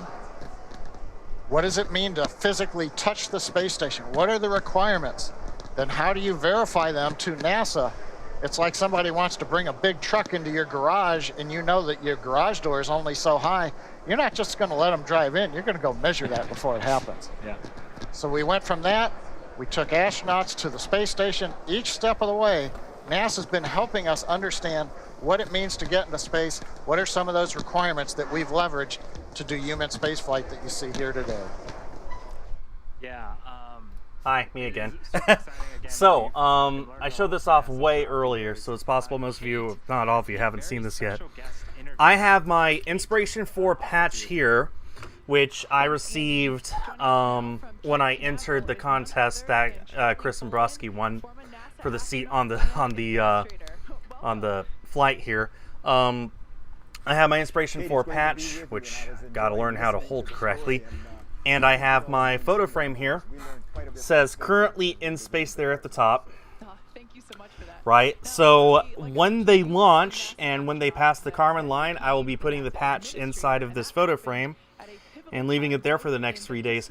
I have 3 photo frames. Currently, one of them has the Crew 2 patch on it, which it has had since April when they first launched to the station. This one, of course, will have the Inspiration4 mission on it. And I don't know when the third will ever be filled. Because for a while here, the most number of flights we're going to have in space is going to be 2. But between Starliner and Artemis, I think that the day will come in just a few years when we will have 3 orbital space flights from America all at once. And I am looking forward to that. To applying for the space program, so I kind of fell into it. I don't recommend that kids follow my example, though. Well, it sounds like you've had quite the journey throughout your career. And speaking of journeys, we talked a little bit earlier about the history of Pad 39A, which we see over your shoulder there in the distance. How does space travel look different from the days when you were an astronaut compared to the last 10 years or so? Kate, I think it's dramatically different. I mean, the techniques, the orbital mechanics, everything, all the laws and everything are the same, but it's the face of space flight today that is dramatically different. I'm so excited to be here this evening. He's right in front of the countdown clock. You can kind of see it behind him. So this is the press site. Unfortunately, due to COVID restrictions, the number of people who can see this flight in person is dramatically reduced from normal. Otherwise, I would be there right now. But hopefully next year they'll be able to lift those restrictions and we'll be able to go and watch rockets launch into space again, like during the shuttle days where you could just pack up, go, and find a spot easy peasy. Hi Dark Phoenix, how are you doing? Hey, no need to apologize, you're still an hour early. We're still at T-minus an hour and 2 minutes from launch. We're hosting you on today's mission. Imagine if you were part of the Inspiration4 crew. What 2 or 3 personal items would you want to take with you? I love listening to each of the crew members talk about what they took, and on each of my flights, my very first flight, as a matter of fact, since I didn't know whether there would be any more, I took a ring that had belonged to my mother. I actually wore a pearl cross that she had worn since she was a child because it meant a lot to her. And I took very personal items also. If I were to go today, I now have a 12-week-old grandson, so I would have to take something that belongs to him, young Walker Elias, and I have 3. I'm blessed with 3 beautiful granddaughters. So my guess would be that at least 4 of those items would be from the 4 grandkids. It's kind of funny. I've been on this site. I can picture exactly where he is. The vehicle assembly building is just out of shot on the left. The press buildings are just out of shot on the right. And that's just a beautiful view across the way there, looking at the Falcon 9 rocket. I really hope to see this in person someday, a launch from this location with people on board. Oh, that's awesome, Dark Phoenix. I think you picked a really good first one. This is going to be the first all-civilian mission to space. There's 4 people on this rocket today. Not a single one of them is a professional astronaut. And this is the first such instance where that's the case. So many milestones that are being set with this mission. Too many to go into. But the whole point of this mission is to just inspire people and to raise money for St. Jude Children's Hospital. We smashed the goal for today. We raised $140 out of a $100 goal. Just absolutely insane. So, just pure awesome, right? But yeah, this is such a great mission to be your first to see. And, we just passed T-minus 1 hour. We're now only 1 hour away from seeing history being made. That's just incredible. And Netflix has a documentary about this mission called Countdown. I highly recommend if you enjoy this, then you go and watch that after the launch, because it'll show you exactly what each of these 4 people went through in order to join the mission, and what kind of training they went through after they joined. Right. Now, years ago at exactly right. Years ago at a joint SpaceX NASA launch, you gave observers some really great advice, and that was to put their phones down and watch the launch with their own eyes and just really enjoy the experience. Now, with our Inspiration4 crew sitting in their seats, what advice would you give to those civilian astronauts as they are preparing to go to space for the first time? You know, believe it or not, I sent Jared a text a few days ago, and then I had an opportunity to say hello to them before they walked out today. And my advice to them was relax, enjoy it, suck it up, really spend time in the window to look at the incredible beauty of our planet from a perspective that not very many humans will have had. You know, we've flown 500 and some odd humans to space, but as you all keep pointing out, when I flew my Hubble Space Telescope mission, we were at 600 kilometers, and that was a view that only people who had gone to the moon had before, and we've not had any today, views Dark like Phoenix. that since, because we've just if not... all goes according to plan, and it looks like everything is proceeding in that direction, launch is going to take place at 8:02 Eastern Time. As you can see, that's just under an hour from now. We've been following this crew. The stream has been following this crew since they first left the SpaceX hangar to go get their suits on. We've seen them get on their suits. We've seen them make their way to the pad, take the elevator up, sign their names on the white room, get strapped into their spacecraft, and now they're all sealed up and just waiting for all of the final checks. It looks like next up will be the pre-launch poll, which will be happening in 10 minutes from now. 5 minutes after that, the crew access arm will retract, and the helmet visors will be closed, and the crew will be pressurized in their suits. Immediately after that, the launch escape system will be armed, and then propellant will start loading in. And then a lot of stuff happens one after another. You're not going to see these kinds of interviews. You're not going to see this kind of commentary. There's going to be a whole lot of stuff happening really, really fast, back to back to back. And like any boredom that you've had up until now will be pretty much gone, beginning about 20 minutes from now. So if you're just now joining us, you picked a great time, as we are approximately T-minus 56 minutes and counting until launch. Welcome to the coverage for the mission known as Inspiration4, the first all-civilian mission to space. Liftoff time is still holding for 8:02 p.m. Eastern Time, and we're tracking no issues with Falcon 9 or Dragon. The range is green, the weather is cooperating. Over the last 3 hours, Jared Isaacman, Dr. Cyan Proctor, Haley... They're up to $185,000 raised on their official stream, and 130,000 people watching. SpaceX suit-up room, and were then transported to the pad where our crew entered the SpaceX Dragon spacecraft, which you've been seeing live on your screen the past few hours. Yeah, but before we go any further, we have to get reacquainted with our crew. Let's take a moment and learn a little bit more about Jared. He is a 38-year-old Inspiration4 commander. He is the founder and chief executive officer of Shift4 Payments, a father and husband, and has set multiple world records as a pilot. When he was younger, Jared flew in over 100 air shows and dedicated every performance flight to great causes, and today is no different. This mission is named Inspiration4 in recognition of the 4-person crew's mission to inspire support for St. Jude Children's Research Hospital. Jared has donated $100 million himself and is hoping to raise another $100 million to support the nonprofit organization. This $200 million goal for St. Jude Children's Research Hospital would not be possible without Jared's dedication to a greater cause. Here's more about the New Jersey native and... I don't really play fan games, Jessica. I always prefer the real deal. I grew up in New Jersey, and when I was a kid, I wanted to grow up and be a doctor. My older brother's a doctor. I watched like the show ER as a kid, and I thought that's pretty cool. I think, you know, Saving lives is a pretty important thing, but life took me in a different direction.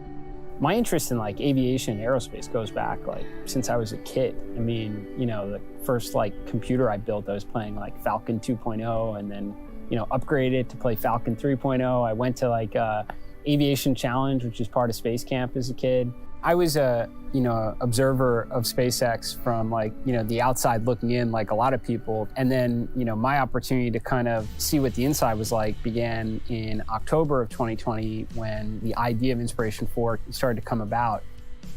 A big part of what we're trying to achieve with Inspiration4 is to send, an inspiring message really to the world about what is certainly possible up there in space, but also what we can accomplish here on Earth as well, which is why, this massive fundraising effort for St. Jude Children's Research Hospital is such a big part of our mission. To me, having some balance where you're trying to tackle a problem of today so you can earn the right to keep making progress tomorrow is just a philosophy I've tried to live by for some time. The advice I would give my younger self, you can aim high, you can dream big, and even things that people would say is next to impossible, you can accomplish it. I totally believe we all have, that fundamental obligation to leave the world a better place than we found it. I'm Jared Isaacman, and I'm the commander of Inspiration4. For this first all-civilian mission to orbit, Jared wanted his crewmates to represent the best of humanity, pillars he's identified as leadership, hope, generosity, and prosperity. As commander of the mission, Jared holds the seat of leadership. For the seat of hope, Jared went to St. Jude and was introduced to Haley Arsenault. Haley is from Memphis, Tennessee, and serves as the medical officer of the Inspiration4 mission, overseeing medical care and experiments. She's only 5 months older than I am. That's just insane for me to think about. Hospital helps her with groundbreaking treatment, including chemotherapy and limb-sparing surgery that resulted in replacing her femur bone with a prosthetic. Now she is currently a physician's assistant at St. Jude Children's Research Hospital, the same place that saved her life so many years ago. At 29 years old, she represents a couple of firsts for this mission that's already the first civilian mission to go into space. Haley will be the youngest American to go into space and the first person to go into space with a prosthetic body part.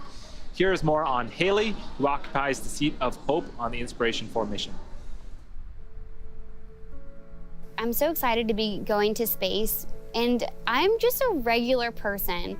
I am so lucky that I got a phone call asking if I wanted to go to space. I'm from Louisiana. I was a super active. Yeah, spacesuits are awesome, aren't they? Involved in everything. And I actually had just gotten my black belt in Taekwondo a couple days before I was diagnosed with cancer. I definitely am excited to represent those that aren't physically perfect. I want to bring this experience back and share with everyone I encounter, and just what this represents for the new age in space travel and who can be an astronaut. I've thought a lot about launch day. I've even had some dreams about launch day, and I still don't know what will be going through my mind. I know I'm gonna be incredibly excited. And of course, I have the window seat. Looking out the window and seeing Earth from space is going to be so incredible. Can't even put into words. What I'm absolutely most excited about is we're gonna call the St. Jude patients from space. And I'll get to video call these kids that I've gotten to treat, and these kids going through cancer treatment and getting to show them what life after cancer can look like. It's been incredible for me to watch how much this mission has already touched. Jessica, I already answered. I don't play fan games. I prefer the real deal. This one little girl I talked to recently, she said, I can't wait to be an astronaut. Like, there was no if in there. She just couldn't wait for it to happen. I think that's what hope is. I am Haley Arsenault, Medical Officer of Inspiration4. As part of the effort to raise money for St. Jude, Jared decided to give pre-roll away poll one is seat about to a to person at random pre-launch who poll. donated to St. It's Jude's about to cause. start, so the launch director is That about to seat, start the seat of polling the teams, generosity, see if went to everyone's Christopher ready. Sombrosky. Christopher Sombrosky of Seattle, Washington is the That mission comm specialist check might of actually today's come flight, up during the helping to middle of manage this. payload, science I guess we'll see. experiments, and communications to mission control. He is a 42-year-old mechanical and diagnostics lead at Lockheed Martin and a United States Air Force veteran. As an amateur astronomer, he grew up with a natural curiosity about outer space and even worked as a U.S. space camp counselor. He was awarded the Seat of Generosity after contributing to a special fundraising campaign for St. Jude Children's Research Hospital. Let's meet Chris, the Inspiration4. At 56.80, the propellant load go, no-go poll is now open. There's the go, no-go poll.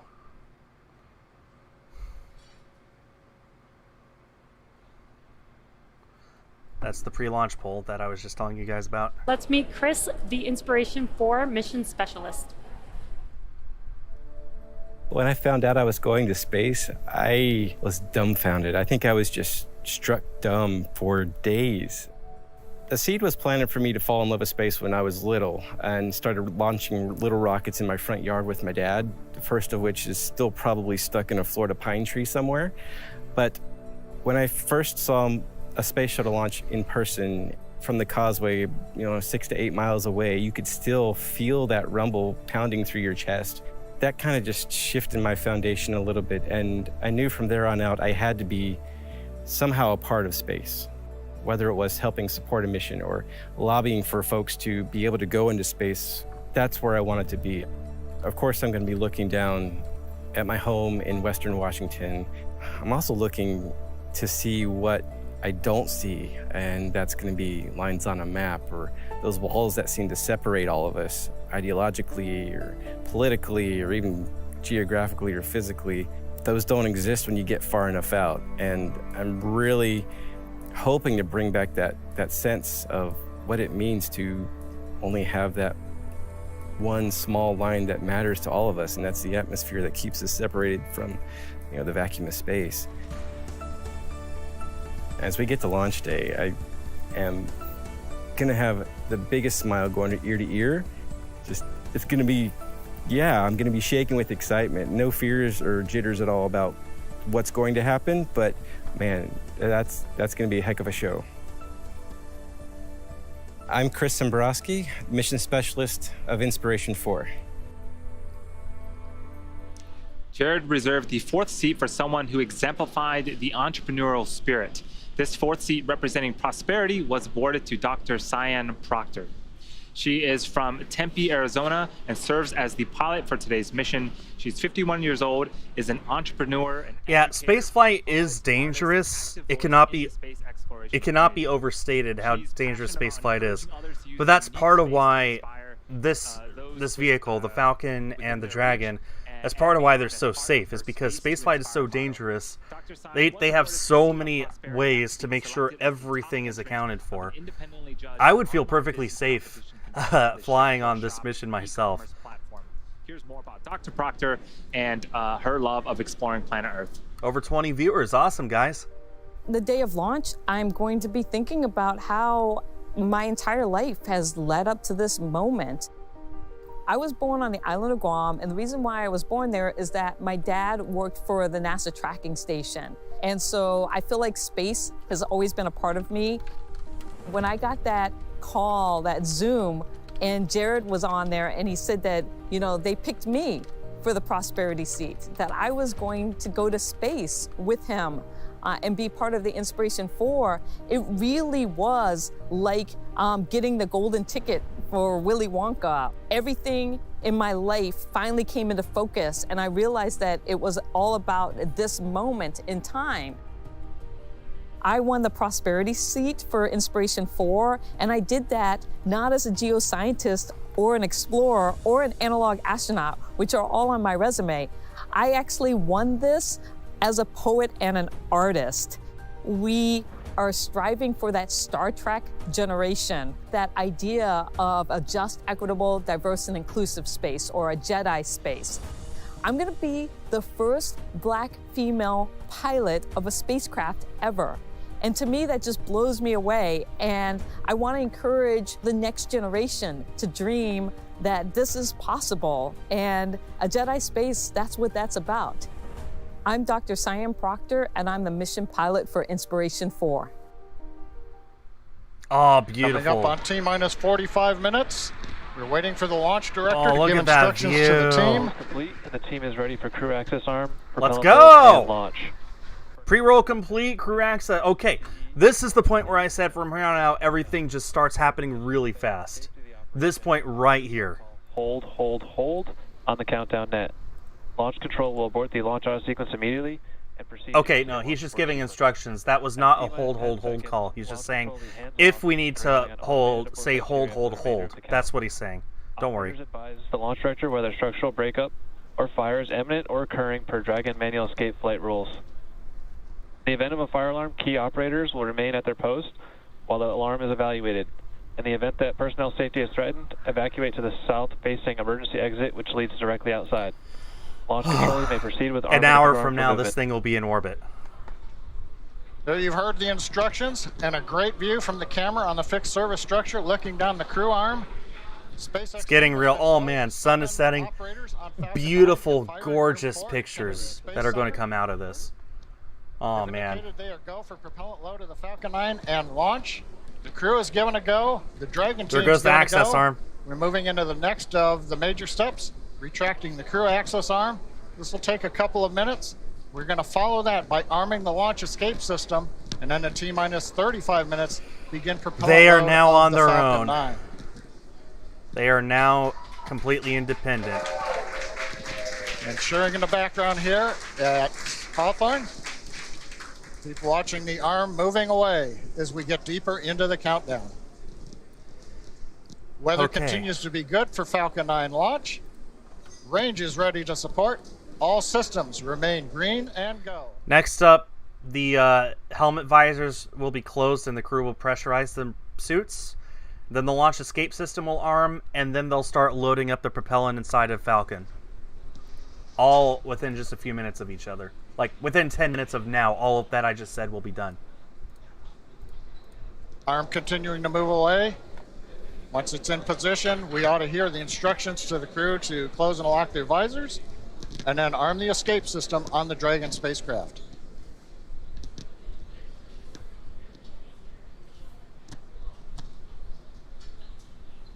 The countdown clock is continuing to tick, and we are now at T-minus 42 minutes from launch.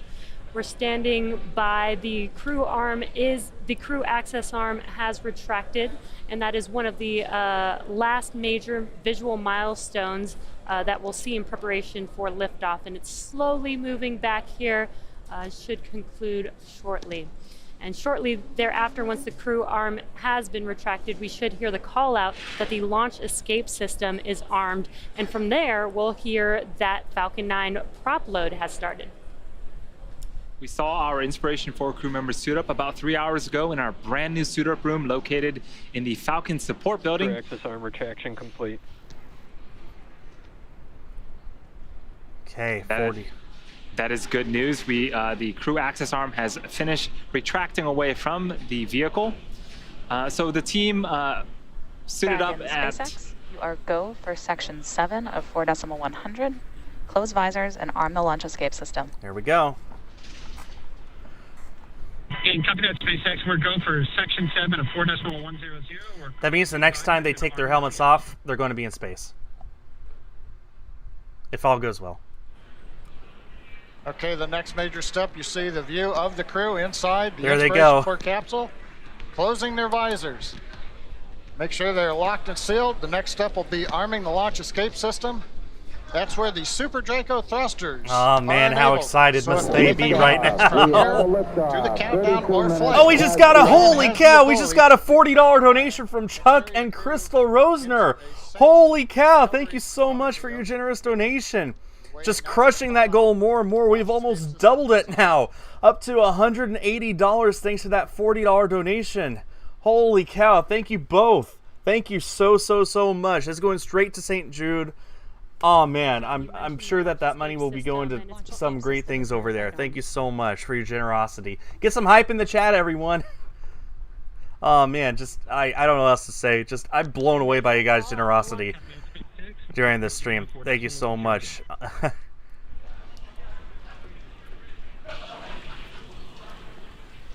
Copy that, Dragon. There's that call out. The launch escape system 40 is minutes. now armed. Launch escape system is now armed. We're at T-minus 40 minutes. Of its kind escape system to provide this escape capability all the way. Propellant should start loading up in the next minute or two. You can hear the team here is getting really excited as we march towards T0. I'm excited! So the launch escape system, let's talk a little bit more about that. It utilizes the Super Draco engines that are installed into the Dragon capsule. There are... So in the event of a launch escape, as it's going up, if something were to happen to the rocket, then the spacecraft has the ability of just pulling itself away, just like that. That's what the launch escape system is. Either on the way up, or if something were to happen on the pad, then it can just pull itself off pretty much instantly, subjecting the crew to a whole ton of G's, probably going to break a tooth or two, but it'll keep them alive. 15,000 pounds of force. And so altogether, it produced over 120,000 pounds of force, and that is what is needed in case of an emergency to accelerate the Dragon capsule and crew away from any type of emergency. Exactly. And like you said, those Super Dracos are just super powered Draco engines. And the only time they are ever utilized is in that launch abort procedure. So we are not expecting to use them today, but we do take safety very seriously, and we take every measure possible to ensure they should start loading the propellant any minute now. And trust me, you'll be able to see how filled up the rocket is as it gets filled, because you'll notice steam coming off, and then you'll notice more steam coming off, and you'll notice the steam line kind of crawling up. So trust me, you'll be able to visually see how filled up the rocket is. Then once it's completely filled up, it's just like 2 minutes before launch, so perfect. And this is basically when when Falcon comes alive. We begin to load liquid oxygen and rocket grade kerosene, also known as RP1, into both the first and second stages. Absolutely, Gisela. Dragon is already fully loaded. The fuels for Dragon, their hypergulls, get fully loaded down the street from pad 39A a week or two in advance to launch. So it's already locked and loaded. Up next is the prop load for Falcon 9. One thing while we've got a moment, we were talking about Super Dracos and contingency aborts.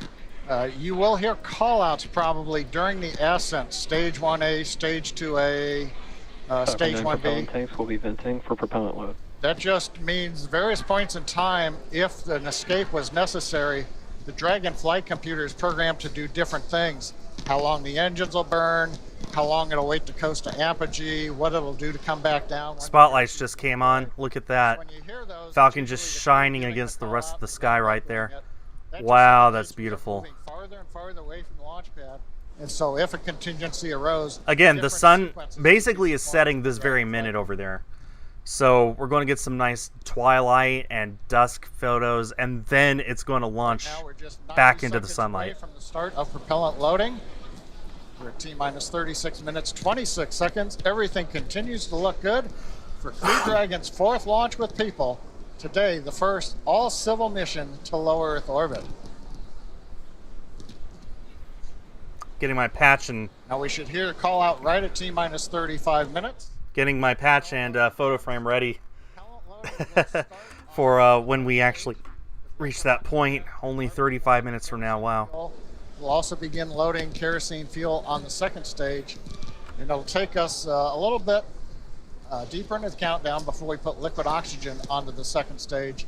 And everything wraps up inside the last 10 minutes with the very last propellant finishing up at just T-minus 2 minutes. So there on your screen is the Falcon 9 rocket at pad 39A, and at the very top is the Crew Dragon capsule where the Inspiration4 crew awaits liftoff in just about 35 minutes. Again, if you're just joining us, this is the first all-civilian mission to orbit, aka these are non-professional astronauts. They're people like you and me that are they're going to be going up to 575 kilometers, and they're going to be orbiting Earth there at that altitude for 3 whole days. So you can hear the voices in the background here that are getting a little louder. The excitement in the building here at SpaceX headquarters is certainly growing. Propellant load has started. Propellant load has started. Especially with that call right there.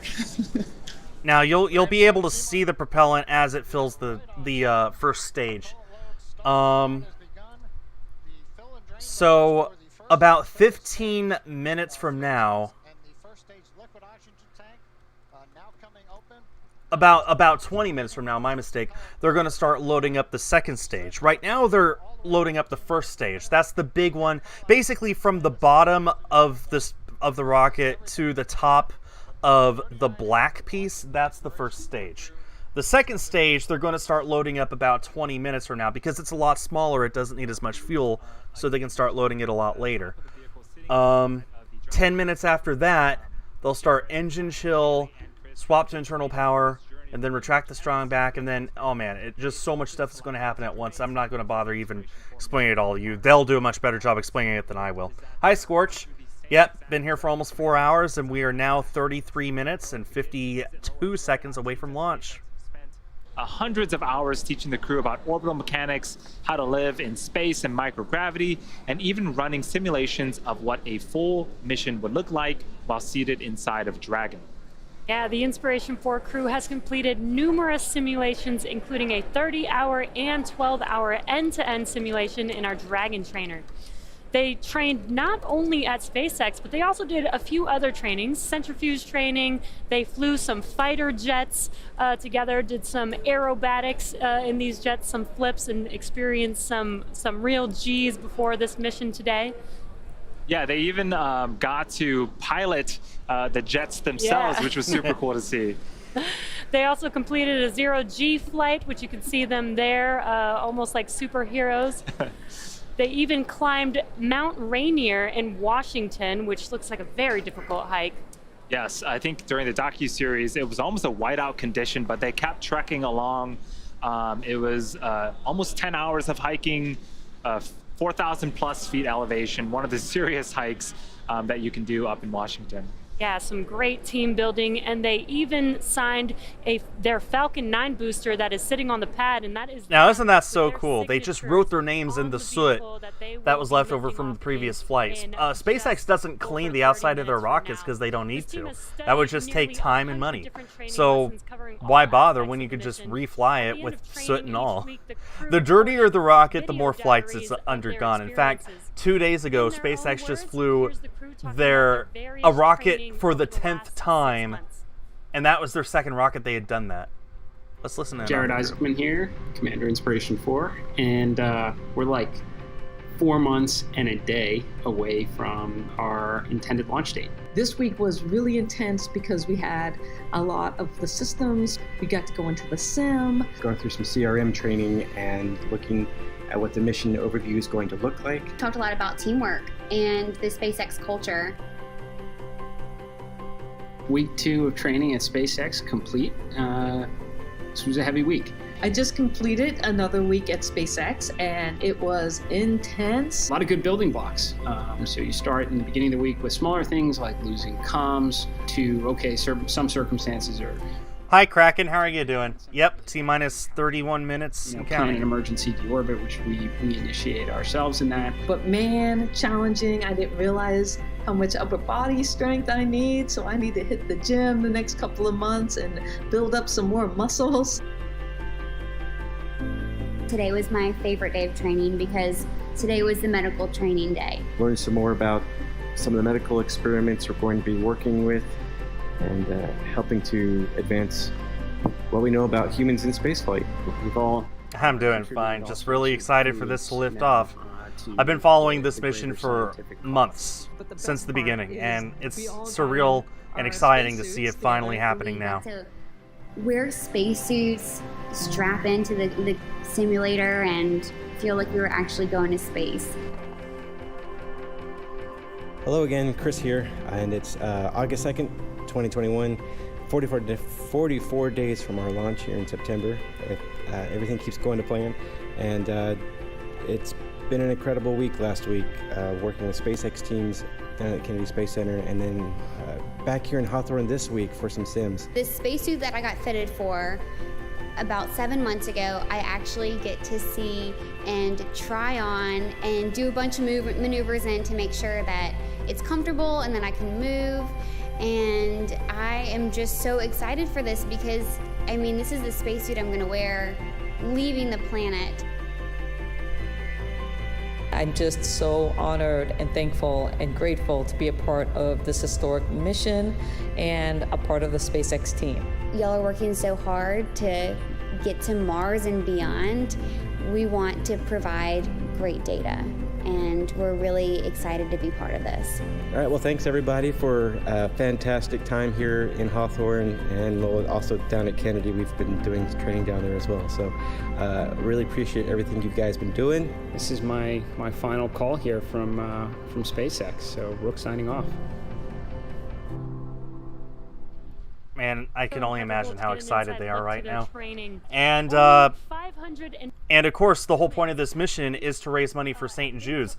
We've crushed our goal. We've almost doubled our goal on just this one stream. The official stream has over $200,000 raised now just from that stream. It's just incredible to see so much money being raised on behalf of this mission for St. Jude Children's Research Hospital. It's really amazing to see the best of humanity. Really, really inspiring.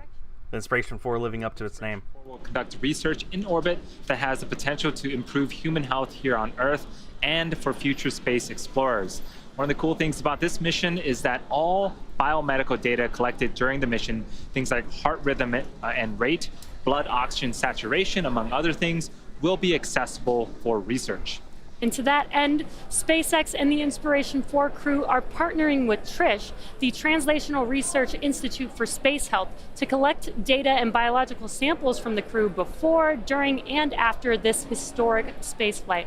Part of NASA's Human Research Program, TRISH is a virtual institute that finds and funds disruptive science and medical technology in order So propellant started loading about 10 minutes ago, which means the next time they show the rocket, you will be able to see the clouds starting to form around the bottom of the first stage. Some really colorful sunglasses.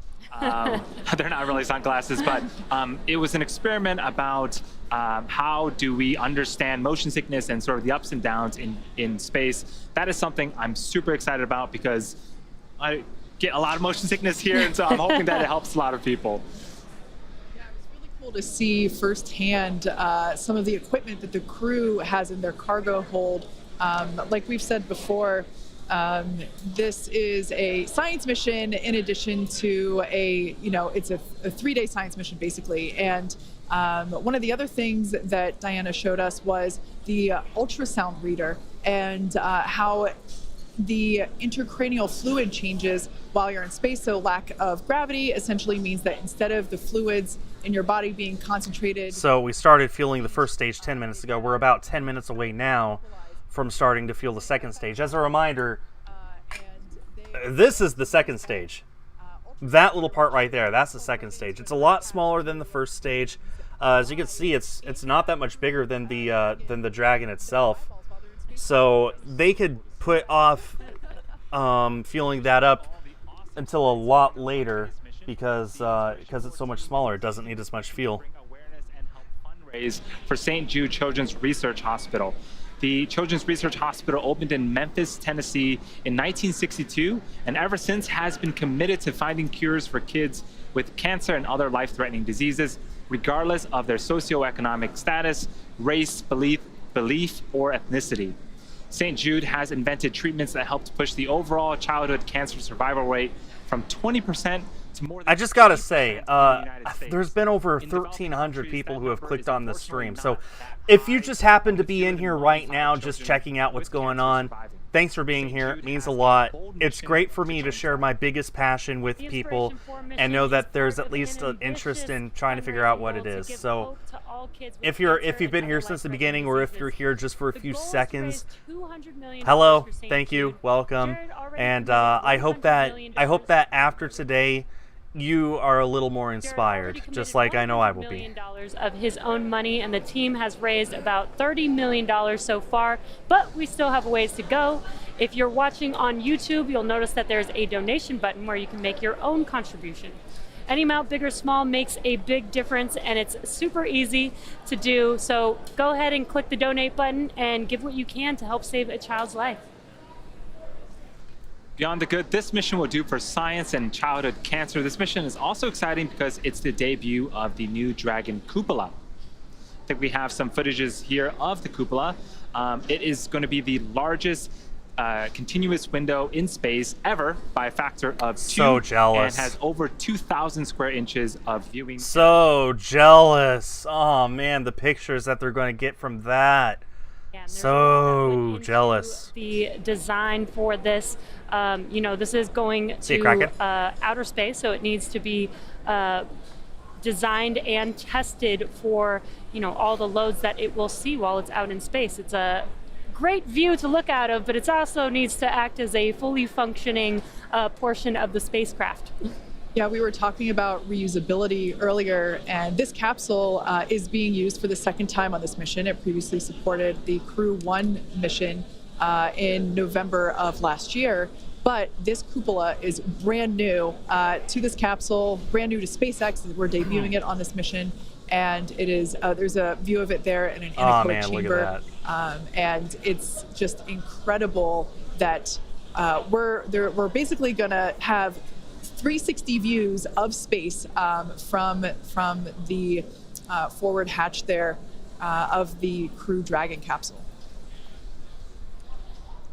And this is an animation showing how its position in Crew Dragon is a little different. So Crew Dragon used to dock autonomously, or does dock autonomously to the International Space Station, that port there being underneath the nose cone, and that was removed, and for this mission is now replaced by the cupola, as we just saw. So super cool new piece of hardware that I'm so stoked to see launch here. As we await T0 in about 23 minutes, the ground operations teams are doing. There we go. That's the steam I was talking about. You can see pretty much as high as the steam goes, that's how filled up the first stage is now. Looks like it's more than half. It's like it's 2/3. Wow. Really filling up fast. They're going to start filling up the second stage here in about 5 minutes. At about 50 seconds into flight, Falcon 9's engines will throttle. But yeah, you see what I mean? You could totally tell exactly how filled up the first stage is just by the position of the steam. Max Q. And it's worth noting that once we hit Max Q, the vehicle will be going supersonic. Once we are through the period of maximum dynamic pressure, we can throttle up our Merlin engines again. From here, we are about 2.5 minutes into flight, and we have a series of 3 events that happen in rapid succession. First is MECO, or main engine cutoff. This is where all 9 Merlin engines shut off in preparation for stage separation. Stage separation is where the first stage detaches from the second stage, with the first stage making its way back to Earth for landing, as the second stage continues on its journey with the third event, which is SES-1, or Second Engine Start 1, and that is where the Merlin vacuum engine on the second stage lights up and propels the second stage along with our Inspiration4 crew to orbit. As Stage 2 heads towards its targeted drop-off orbit, Stage 1 will execute 2 burns in order to make its way back to Earth. The first is the entry burn, which is where 3 of those 9 Merlin 1D engines will reignite and then shut down, and that'll help slow the stage down in preparation for entry back into the Earth's atmosphere. While the first stage is heading back to Earth, the second stage will cut off its 1 Merlin engine that was ignited right after stage separation. Once this happens, we will wait for confirmation of a good orbital insertion. About 90 seconds after Dragon gets into orbit, means half an hour from now they'll be in orbit. The landing burn, a single engine burn, will bring the vehicle speed down rapidly in order to land on the drone ship about 9.5 minutes into the mission. While Falcon 9 first stage is landing, Dragon is preparing to separate from the second stage.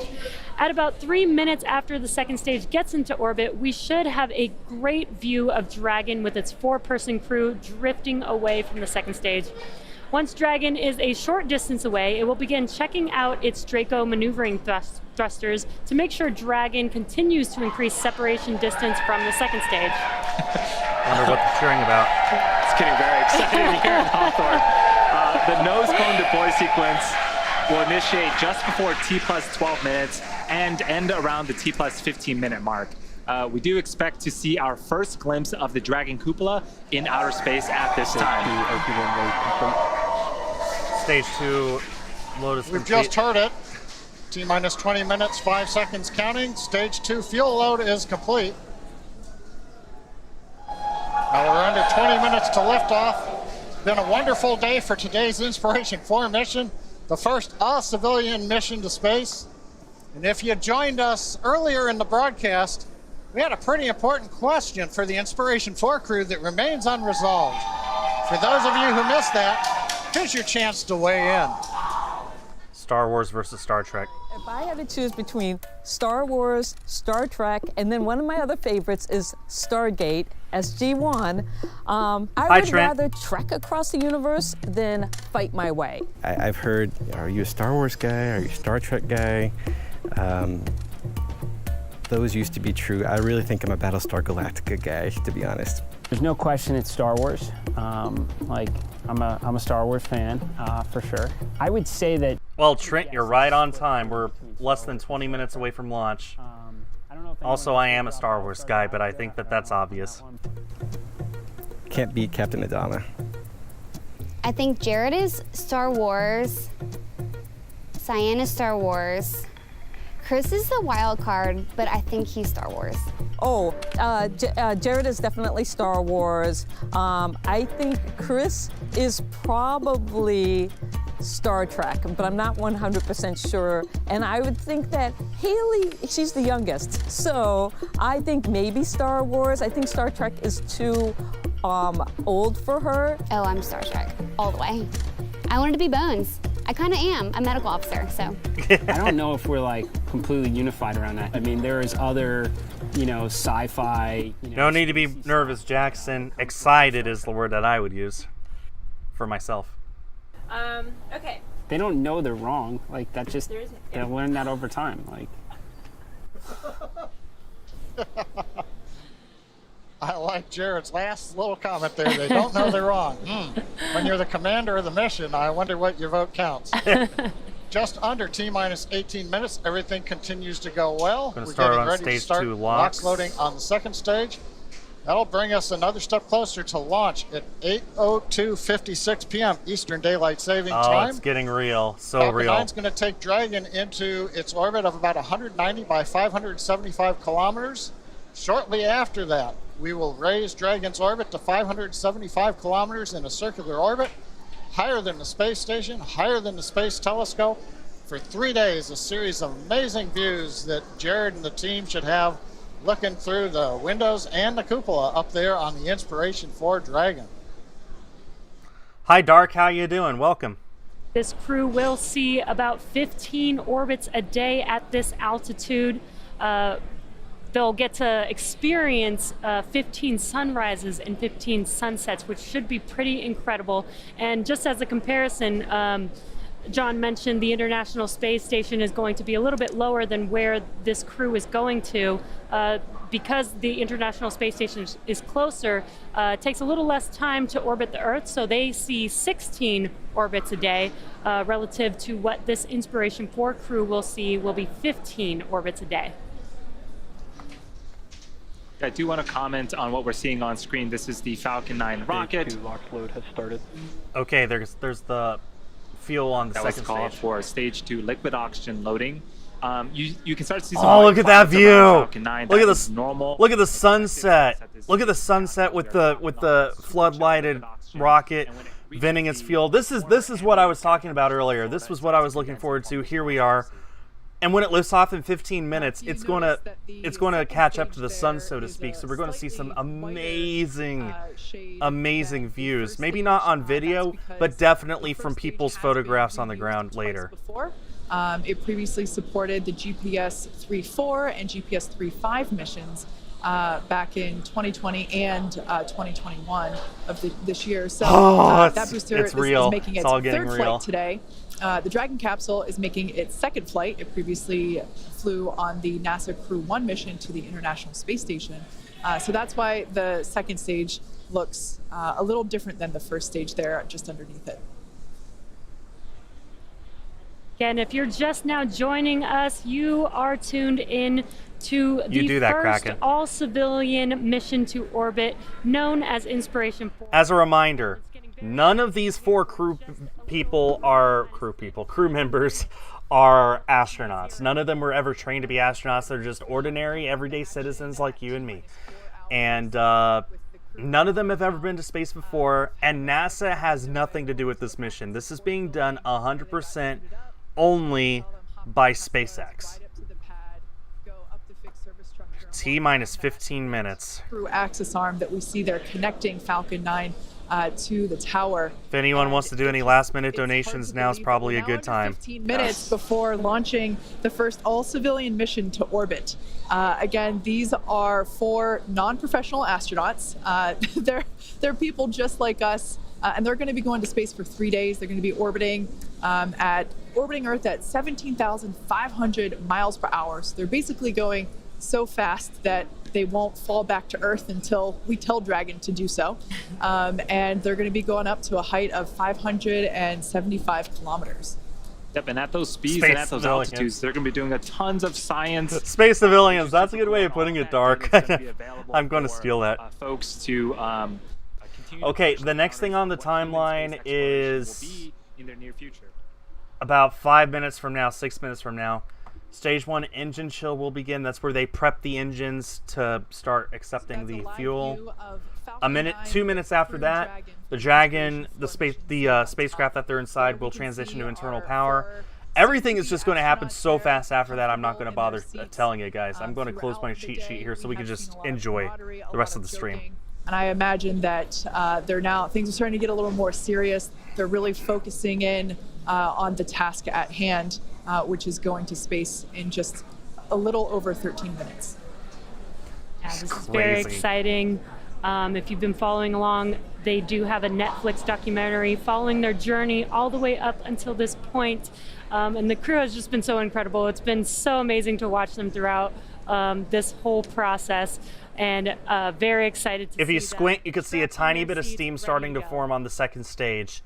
The big white cylinder near the top.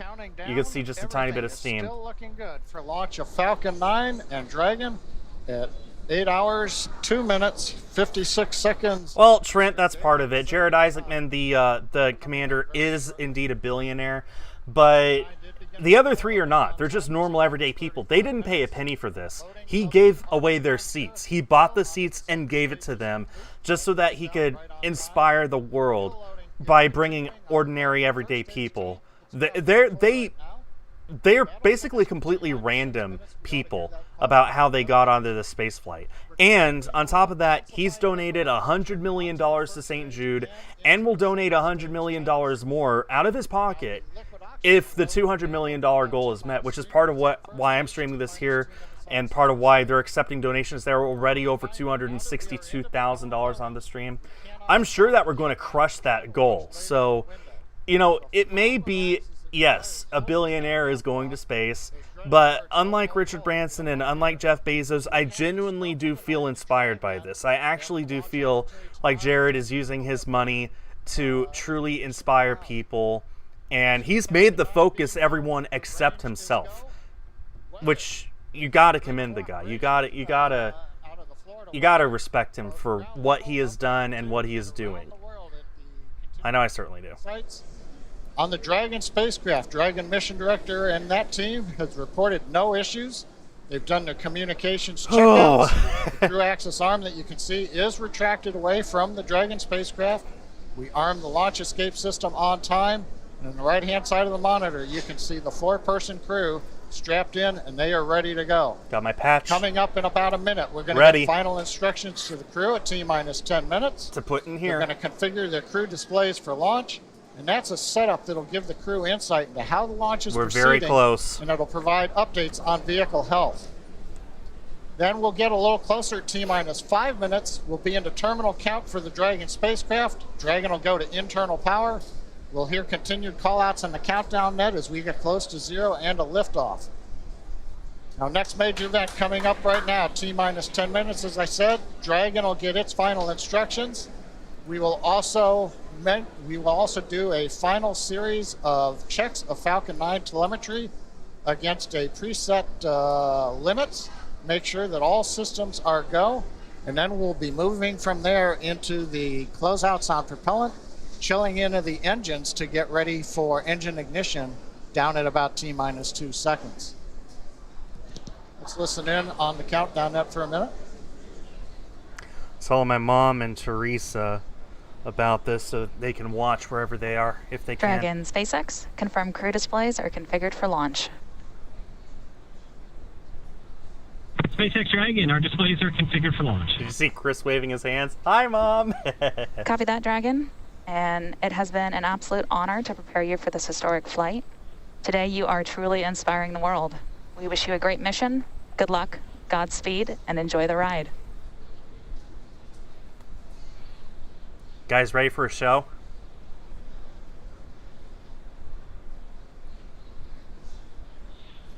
You guys ready for a really exciting show? I know I am. So, Kate, it looks like we passed through another event, the T-minus 10 minute call up to the crew to reconfigure. That final message from the ground team. You can see the milestones showing up there at the bottom now. Next up is engine chill, then strong back retract. Basically, the stuff is happening in such a predetermined way now that we're going to actually be hitting these milestones there at the bottom of the screen. And we're going to be hitting them really quickly against each other. So good luck, Inspiration4. Godspeed. Have a fun trip. We can see some excitement there on the right-hand side of your screen as the crew. I think they're really starting to realize that they're going to space in under 10 minutes. Now, the next major event that we have coming up will occur at T-minus 7 minutes. You'll hear the call out for engine chill. Engine chill is simply, as the name says, we chill down some of the hardware in the engine. We're actually going to flow a little bit of the super chilled, densified liquid oxygen through the turbo pumps and allow just the last bit of dusk, just the tiniest bit of the sun left in the background. Oh man, just what a beautiful view! What a beautiful picture! I can't wait to see the photographs. I'm jealous of every single person who's going to see this in person. I wish I was there now, but hey, because I wasn't, we raised $180 for St. Jude, and the stream's not over yet. We could raise more. So this is where I was meant to be. And I'm glad that you guys are here sharing this moment with me. If you're just joining us, this is the first all-civilian mission to orbit, and they are going to space in 7.5 minutes. They will be ascending to an altitude of 575 kilometers above Earth and orbiting Earth at that altitude for 3 days. We don't have a landing date or landing time yet. I'm sure that it's... There's that crew there on your screen. I'm sure that in it's the far fluid. left seat is Chris Zembrowski. Next to him, Dr. Cyan Proctor, the pilot. Next to her to the right, Commander Jared Isaacman. And to the right of Jared... This is America's first all-rookie crew to go to orbit since the final Skylab mission in 1974. Haley Arsenault, the lady on the right, the far right, she will be the youngest American to go to space, the youngest woman to go to space, the first person to go into space with a prosthetic. Dr. Cyan Proctor will be the first black woman to pilot a spacecraft. She'll be only the fourth black woman to go into space ever. So much to make you inspired right here, and I can't wait. The transport erector, or strongback, is currently still clamped onto the second stage right next to the vehicle. We'll see that retract starting about 4.5 minutes before launch, when the arms open up, and then the strongback will recline away a couple of degrees. What we're getting ready for RP1 load complete right now is that call out. We're right on time. The fuel load, the RP1 kerosene, refined petroleum 1, rocket propellant 1 grade, is loaded onto the first stage. So that leaves us with just liquid oxygen loading. We just got a $15 donation from Trent. Thank you so much. Says hype for launch. Gotta donate to charity as well. Thank you so much, Trent, for your generous donation. We're up to $195. donated to St. Jude Children's Hospital today. Holy cow. Thank you, everyone, for your support. Let's get some hype in the chat for that donation. So we sit here and continue to watch the vehicle get ready for launch. These puffs of white clouds, as John said, completely normal. In fact, we will be seeing more of those once LOX load completes and those lines are closed off to the vehicle. Coming up in just about 10 seconds, we should be hearing the call that Dragon has been transitioned to its terminal count configuration.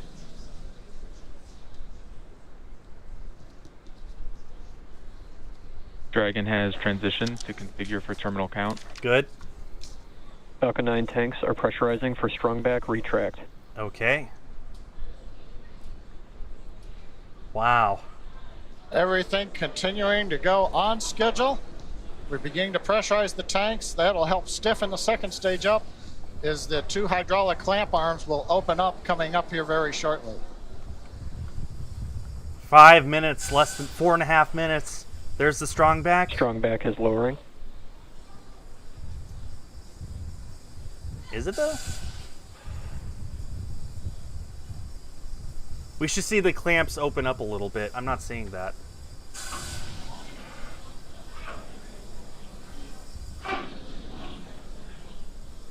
As you can see on the timeline there, There they go. at the bottom of your screen, the strong back retraction is the next major event. Then it's going to move like a few In fact, feet away, the not last very far. physical event or modification to the pad prior to liftoff.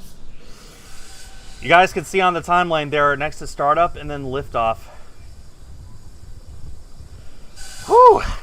Falcon 9 is nearly fully loaded with almost 100 Oh man, with 1 how million pounds of liquid excited can they kerosene and be? liquid Do you oxygen. think they've got it? That liquid Okay, it's oxygen is moving. what we see venting there. It's moving. Those white clouds. All We right, got there on 4 your screen, people. You can see that the strong back is 4 non-astronauts are about to go into one of the highest orbits ever. The degrees you see here. They're all so Then excited. at T0, Look at when them. the Falcon 9 sends the liftoff command Smiles to the ground all to release around. it, hydraulics will bring that strong back the rest of the way to about a 45-degree position. Got my Count patch liftoff. ready. LOX load complete. We've got the call out right on time. First stage liquid oxygen loading is complete. Shutting down the ground pumps. We're down to just loading second stage liquid oxygen. Almost there. Under 3 minutes until the launch of Inspiration4. Almost there. It's going to be a pain trying to juggle my volume and the stream audio, so I apologize if one of us overwhelms the other, but Dragon is now running on its own we'll get this. power. It is no longer connected to the power systems of Pad 39A. As you just heard, the crowd is super excited here at SpaceX headquarters in Hawthorne, California. All right. We are now under 2.5 minutes until the launch of the Inspiration4 crew. I have no words. I'll just let them talk. Man, they got to be so excited right now. That crew there can be seen on the right-hand I side just of saw your Chris screen, take a deep breath. buckled in and ready to go. I see Haley looking at Jared's display. She all smiles are all smiles. T-minus 2 minutes. It's a little windy. Oh. Stage 2 LOX load complete. Is that? And there's the call that stage 2 LOX load is Dragon complete. is an auto idle. That's okay. That's not Falcon is now rain. fully It's just condensation. loaded with all of its propellants. Closeout will begin shortly. Florida's Expect humid, loud yo. venting. Okay. Announcement to let the crew know that as we vent off various lines on the launch pad, we'll hear some loud noises. Let the crew know that's planned. We're also right now draining the liquid oxygen out of the transporter erector, draining the lines, getting ready for launch. Waiting for the startup call at T-minus 1 minute. They're less than 100 seconds away. Oh man, this is going to be beautiful. Dragons in startup. FPS is on. Let's go. No holds, no technical difficulties. It all comes down to this in the last minute. Okay, let's go. Go for launch. Go for launch. Go for launch. Inspiration4 is go for launch. Punch it, SpaceX. Yes! I don't know if you heard Jared there. Commander calling down. 30 seconds. Punch it, SpaceX. Punch it, SpaceX. Yeah. 30 seconds, 25 seconds. Oh, man. Let's go. Let's rocket into history, baby. Let's go! T-minus 15 seconds. 10, 9, 7, 6, 5, 4, 3, 2, 1. Mission liftoff! Go Falcon. Godspeed Copy, 1 Alpha. Vehicle is pitching downrange. Woo! Lift off of Inspiration4 into history.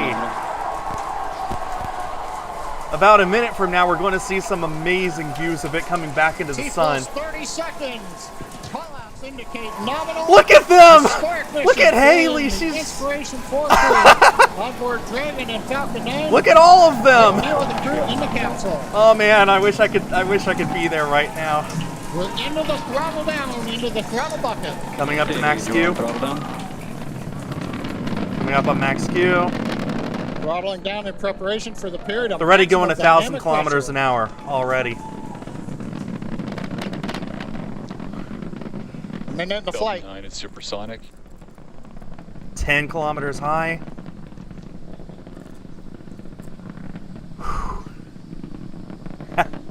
Max Stage 1, throttle up. We're Okay. through the period of maximum dynamic pressure. No We problems. throttled back up, and 1 Bravo, the call out from space. That's one of the abort sequences. That is a nominal call. Everything continues to be good. They're going up the East Coast right now. They're flying essentially towards New York City. So the entire Looks like a East Coast smooth can ride see for this the right now. crew. The entire East Coast can see this. It's back in the sun. Look, that's the sun reflecting off of it right now. The light that you see on it. Oh man, beautiful. It's got about another 45 seconds left of the first stage. The call out. MVAC-D is chilling. We're beginning to get the turbo pump ready on the second stage engine for ignition. Oh man. Through 3G's acceleration. It's back in the sun. Continues to Look look at that. Oh, look at that. See all the color? That's the sun reflecting off the rocket exhaust. Another 20 seconds or so until Miko. They're halfway to space. All engines are throttling down for G limiting. They're halfway to space. 4G, so we're holding it there for the crew. Let's go. Major event coming up. Hold will it be main correct engine skull. There we cutoff, go. Followed by stage separation, looking at the second stage engine nozzle, and then ignition of the second stage. Very soon. And Miko. Miko's good. Stage separation confirmed. Stage sep and ignition. Any minute now. Yes! Look at those views. All right, 100 kilometers, they're in space. There we heard the call, and you can see on your screen there on the right-hand side that the second stage has ignited. That's the MVAC engine. They're in space. I'm sure the crew felt another First stage is kick in the turning around to G's land. there as it ignited. Second stage nominal. Officially, the Look at the sun Inspiration4 reflecting crew off the are second now on their way stage. to space. First stage booster there on the left-hand side of your screen. Oh, is making man. its way back down to Earth. The grid fins have popped out to assist with the steering. Yeah, they have cameras They'll be everywhere, making a Trent. landing attempt on our drone ship. Just read the instructions, which is parked out and holding position in the Atlantic Ocean. Okay, second stage picking up So we speed. have a couple of views on Acquisition screen. signal, Bermuda. Nominal. As Kate mentioned, left-hand side is a view Look at from the top of the sun! first stage looking down. That has already separated from the second stage, and it's making its way back to Earth. Look at the that! velocity of the first Dragon stage SpaceX trajectory nominal. is Nominal. being tracked on the bottom left-hand side of your screen. On the right-hand side of your screen, I'm going to look is a so view of stupid our looking back second on this and be stage like, oh, Merlin I'm so vacuum cringe. But I'm just engine. so excited. On the This is opposite end of that engine. all of this is my genuine reaction. I'm not making anything up. I hope that comes across real. Like this is all my genuine reaction. Look at them. Okay, they're currently experiencing about 2.5 Gs right now. Right-hand side of your screen. We also have They're just chit-chatting inside of their capsule as well. I'm pretty sure first stage during looking first good. stage ascent, I saw Dr. Cyan Proctor. I'm pretty sure I saw Dr. Cyan Proctor give us 2 thumbs up. I'm sure she enjoyed this ride that she's been waiting for her entire life. Absolutely. One notable thing too is we're getting some twilight views. The sun just set in Florida, but we're high enough. The whole reason they launched at this time. The light around the horizon is also reflecting off of very high altitude objects, such as. Can you imagine the crew right now looking out the window at this view? This is the first thing they see from space. Hear that call out, trajectory nominal from the guidance engineer. Also notice we're really up there now. Oh man, they're all so happy. Signal, New Hampshire. Just before that view switched, we saw some teammate fist bumps going on there inside of the cabin. They're all so happy, man. I'm happy for they look them. like they're having a fun ride there. And their journey isn't over. I'm going to put my patch inside of the display right now. The second stage. Yes, next milestone for this mission is actually going to be happening on the first stage. It's going to be performing a re-entry burn that's going to be coming up around the T plus 7 minute and 30-second mark. That burn is used to slow down the first stage before it re-enters the denser parts of the atmosphere. A few minutes later, it will execute a landing burn and make an attempt to land on our drone ship that's currently parked in the Atlantic Ocean. Dragon SpaceX, trajectory nominal. Trajectory nominal, always good. Dragon copies. Man, how excited must you be right now? Sorry. I'm just going to say, so far, everything looking great for the Inspiration4 crew. Hearing that everything is proceeding nominally there with the second stage, which is what you see on the right-hand side. Look at that view from inside the first stage. Wow. They don't usually show that. I was just going to say that MVAC engine we just heard now is looking nominal. Here we go, guys. My plaque. Currently in space, Inspiration4. This will be proudly displayed in the center of my room for the next 3 days. The first stage performs its first burn. And on your left-hand side, looking at the first stage, you may see those white puffs. Those are the nitrogen puffs helping to steer and guide the vehicle. Basically, Dragon SpaceX, trajectory nominal. Basically, is the attitude control for the vehicle as it makes its way back down to Earth. There's the crew on the right-hand side of your screen. I think I see some more thumbs up there. Dr. Proctor is clearly excited that she's finally in space. Again, this mission will be orbiting Earth for 3 days, and they will be at an altitude of 575 kilometers, which, if I remember correctly, John you said that that is the distance from Los Angeles to the Golden Gate Bridge. There you go. They're going to get there a lot faster. Stage 2, FTS is saved. Right now. Okay.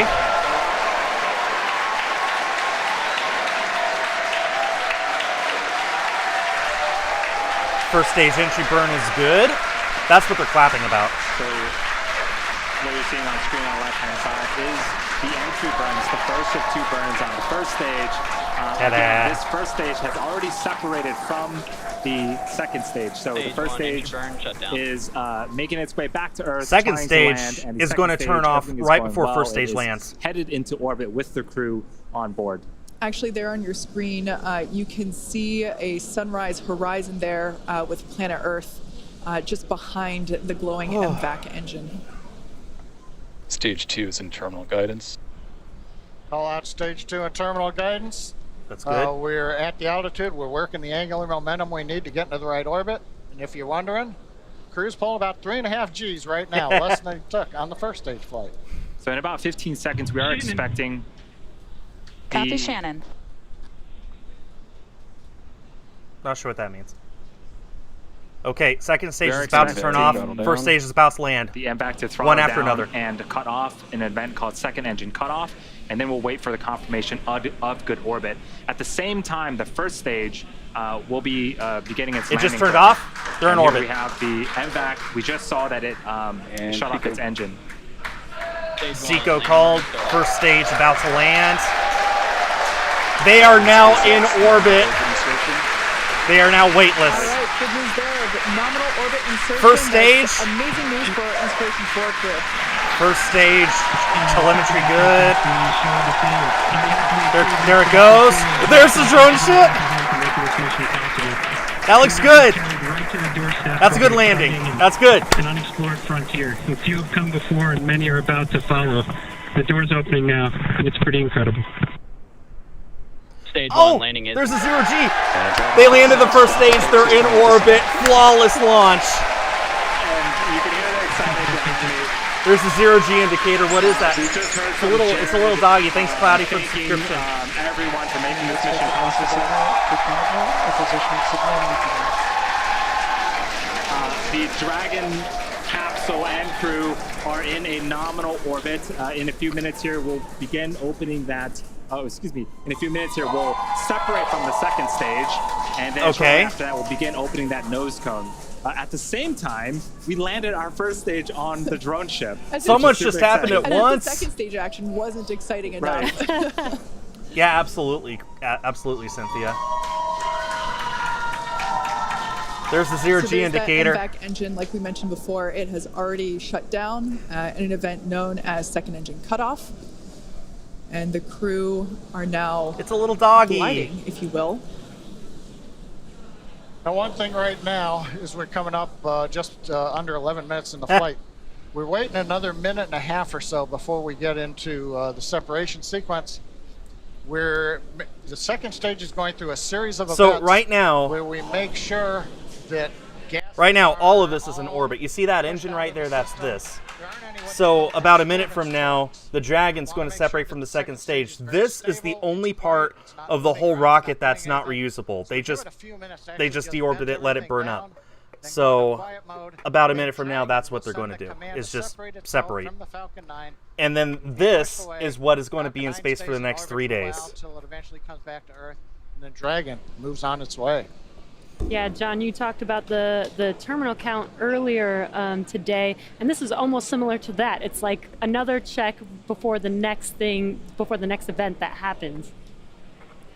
The beauty of the countdown. Okay, we're about 30 seconds away from separation of Dragon from the second stage. The view on the left-hand side of the screen is a view of the unpressurized section of Dragon. So it's the sort of back end, the trunk section of the Dragon. So when we do see separation, we'll see that kind of push away from the second stage and make its way into orbit.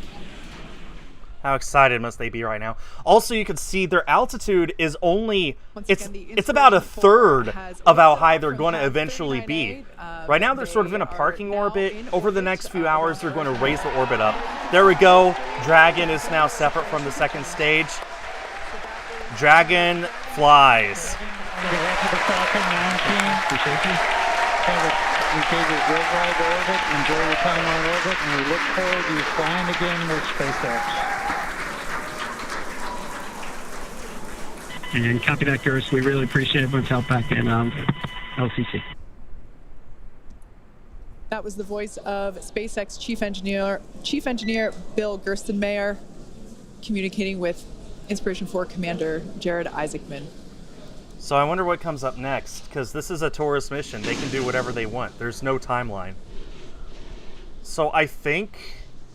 So Dragon has separated away from the second stage. I think next is hatch opening. That we have on the left-hand side of your where they pop open the cupola. Expected the loss next of signal Bermuda and New Hampshire.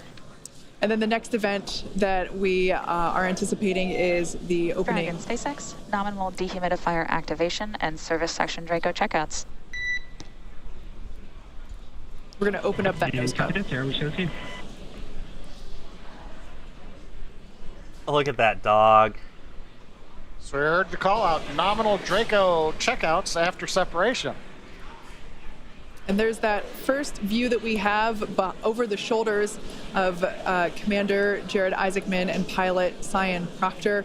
Dr. Cyan Proctor is on the right-hand side, and Jared is on the left-hand side. And this is their dashboard for the next 3 days. These touch screens provide them all of the telemetry and data and information about the systems on board Dragon. That there's the zero-G indicator just floating down there. We can see it's on a leash. Zero-G indicator floating around. It's a little doggy, and I it think. looks like it is a little golden retriever. Oh, like the golden retriever assistance dogs at St. Jude Yeah. Children's Hospital. That Okay. is apropos. Beautiful. Oh, I love it. 5th crew member on board with the Inspiration4 crew. Wow. So in a few seconds here, we are expecting the nose cone to open up, and hopefully we'll be able to see the first views of the Dragon cupola in space. Please. Oh, they can open their visors now. There Okay. we can see that they have just opened up their visors.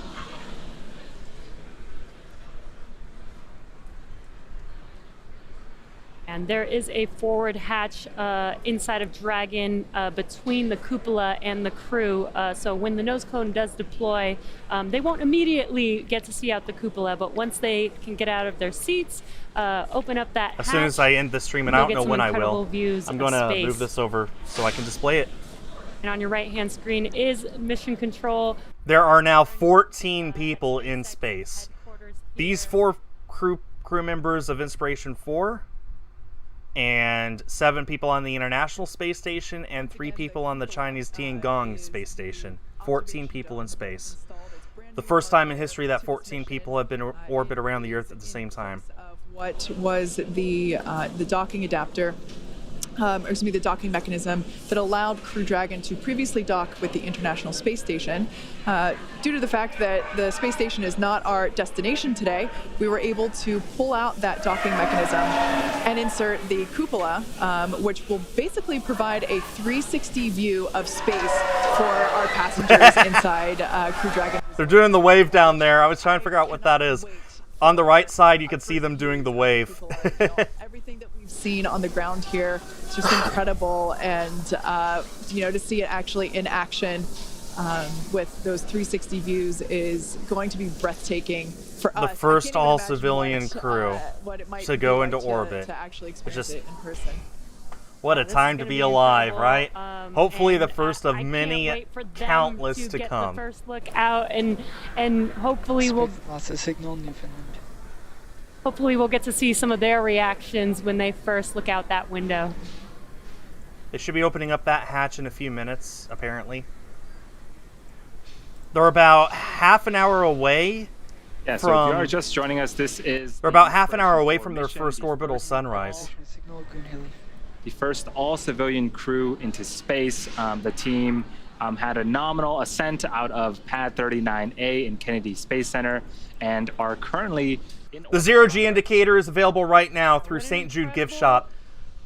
Oh man, if you guys want to buy that zero-G indicator, every penny goes to St. Jude. This is the exact same one that Haley has in space with her right now. If you guys want one, I just linked it in the chat. There's a lot of history working with our partners NASA to get us to this point. A lot of efforts with reusability and reflying vehicles, which we've seen on this mission particularly. We've reflown the booster 3 times. Dragon we flew for a second time here. First flew on Crew 1 last year. And now Jared, Cyan, Chris, and Haley are out in space. Yeah, it's pretty incredible.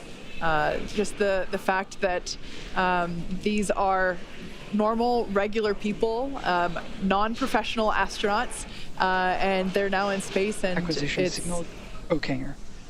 and it's just wonderful to know that the access to space has opened up. I believe in the note that Jared relayed back to ground. He said that the door is wide open and the view is spectacular. Of course, they can't quite see out through the dome just yet, as we mentioned before. But metaphorically, it must be an incredible feeling. What an inspiration! Just everything about this is just inspirational. Super jealous of Haley and her window seat right now. Right. She can just turn to her left and see And Chris everything. also has a Chris window also has seat. one, yeah. Speaking of window seats, we are approaching the coast of Ireland. We're 249 kilometers up, so we're heading from the 200 kilometers where we injected to 575. Then we'll begin circularizing the orbit. But more importantly, we got into contact with the ground station in England, and they confirmed the nose cone is open. Nose cone open. Amazing. So another major event. The hooks that hold it down have opened up, and then the nose cone deploys itself up on its actuator. So that exposes the cupola, and we're going to see if we might get any kind of view here before we sign off. Yeah, and as you mentioned, we aren't going to the International Space Station. We're actually just going out into space, into orbit. So they will be doing. And please give us some of those views. Before I end the stream, I want to at least see the cupola camera. I at least want to see that. I could catch up on anything else later, or just watch it on my own free time. But I at least want us to see that. So honestly, I think I'm coming close to the end of my stream. So if anyone wants to get in some last-minute donations to St. Jude's, now's the time to do it. Just use the link in the description. We're not going to be able to get views of the nose cone opening and of that cupola. So unfortunately, we won't be able to bring that to you live at the moment. However, we will be providing that footage once it becomes available. And the four of us are super excited to see what our 4 Inspiration4 astronauts are going to be seeing over the next 3 days. So at this point, Jared, Haley, Chris, and Cyan are now officially in orbit. Over the next 45 minutes, they'll reach their cruising orbit and spend the next 3 days orbiting planet Earth. We'll be checking in periodically with the crew to see how they're enjoying their first trip to orbit and to check in on those 360 views of space. If you are curious and want to know where Dragon is at orbiting the Earth, keep tabs on the mission with the Follow Dragon tracker on SpaceX.com. Yeah, and stay on top of any potential live events that we might be able to have with the crew while they're out in orbit by following us on social. And finally for today, the thank yous. Kennedy Space Center, the Eastern Range for the support getting us through the countdown, the FAA for launch approval, and of course the Inspiration4 crew for their confidence in SpaceX, getting them into space today. And finally, thank you to everyone who is logged in to watch our webcast and donated to the St. Jude Children's Hospital. They raised $300,000. We wish you a good day. And I guess that's where they're going to end it. So that's where I'm going to end it. You guys can totally just, keep track of this mission on your own if you want to see those pictures. I'm sure you're going to see it all over the internet over the next few days, over the rest of the year. I wouldn't be surprised if this gets a huge feature at the end of the year on Time magazine, stuff like that. So, thanks everyone for sharing this launch with me. This has been so inspiring. I'm so glad I got to share it with you guys. I'm going to remember this for the whole rest of my life, where I was and that I got to share it with you. So, of course, we almost doubled our $100 goal for St. Jude Children's Research Hospital. And we actually raised $195 for St. Jude. That's just incredible. Thank you all so much. If you're interested in space flights, I'll be covering the Crew 3 launch, which will be happening on Halloween. So only a month and a half from now. For all my regular viewers, I'm going to try and play some Dynamax Adventures next Monday. Other than that, don't really have anything else coming up. So anyway, thanks everyone for watching, especially thanks to the very generous donations, getting some money into charity, just really all for a good cause. I know I've been inspired by this mission. Maybe I'll be able to go into space someday, but until then, at least we have things like this that can inspire me, that can inspire the whole world. So, don't really have anything else to say. Godspeed, Inspiration4. Enjoy your time in space. Bye.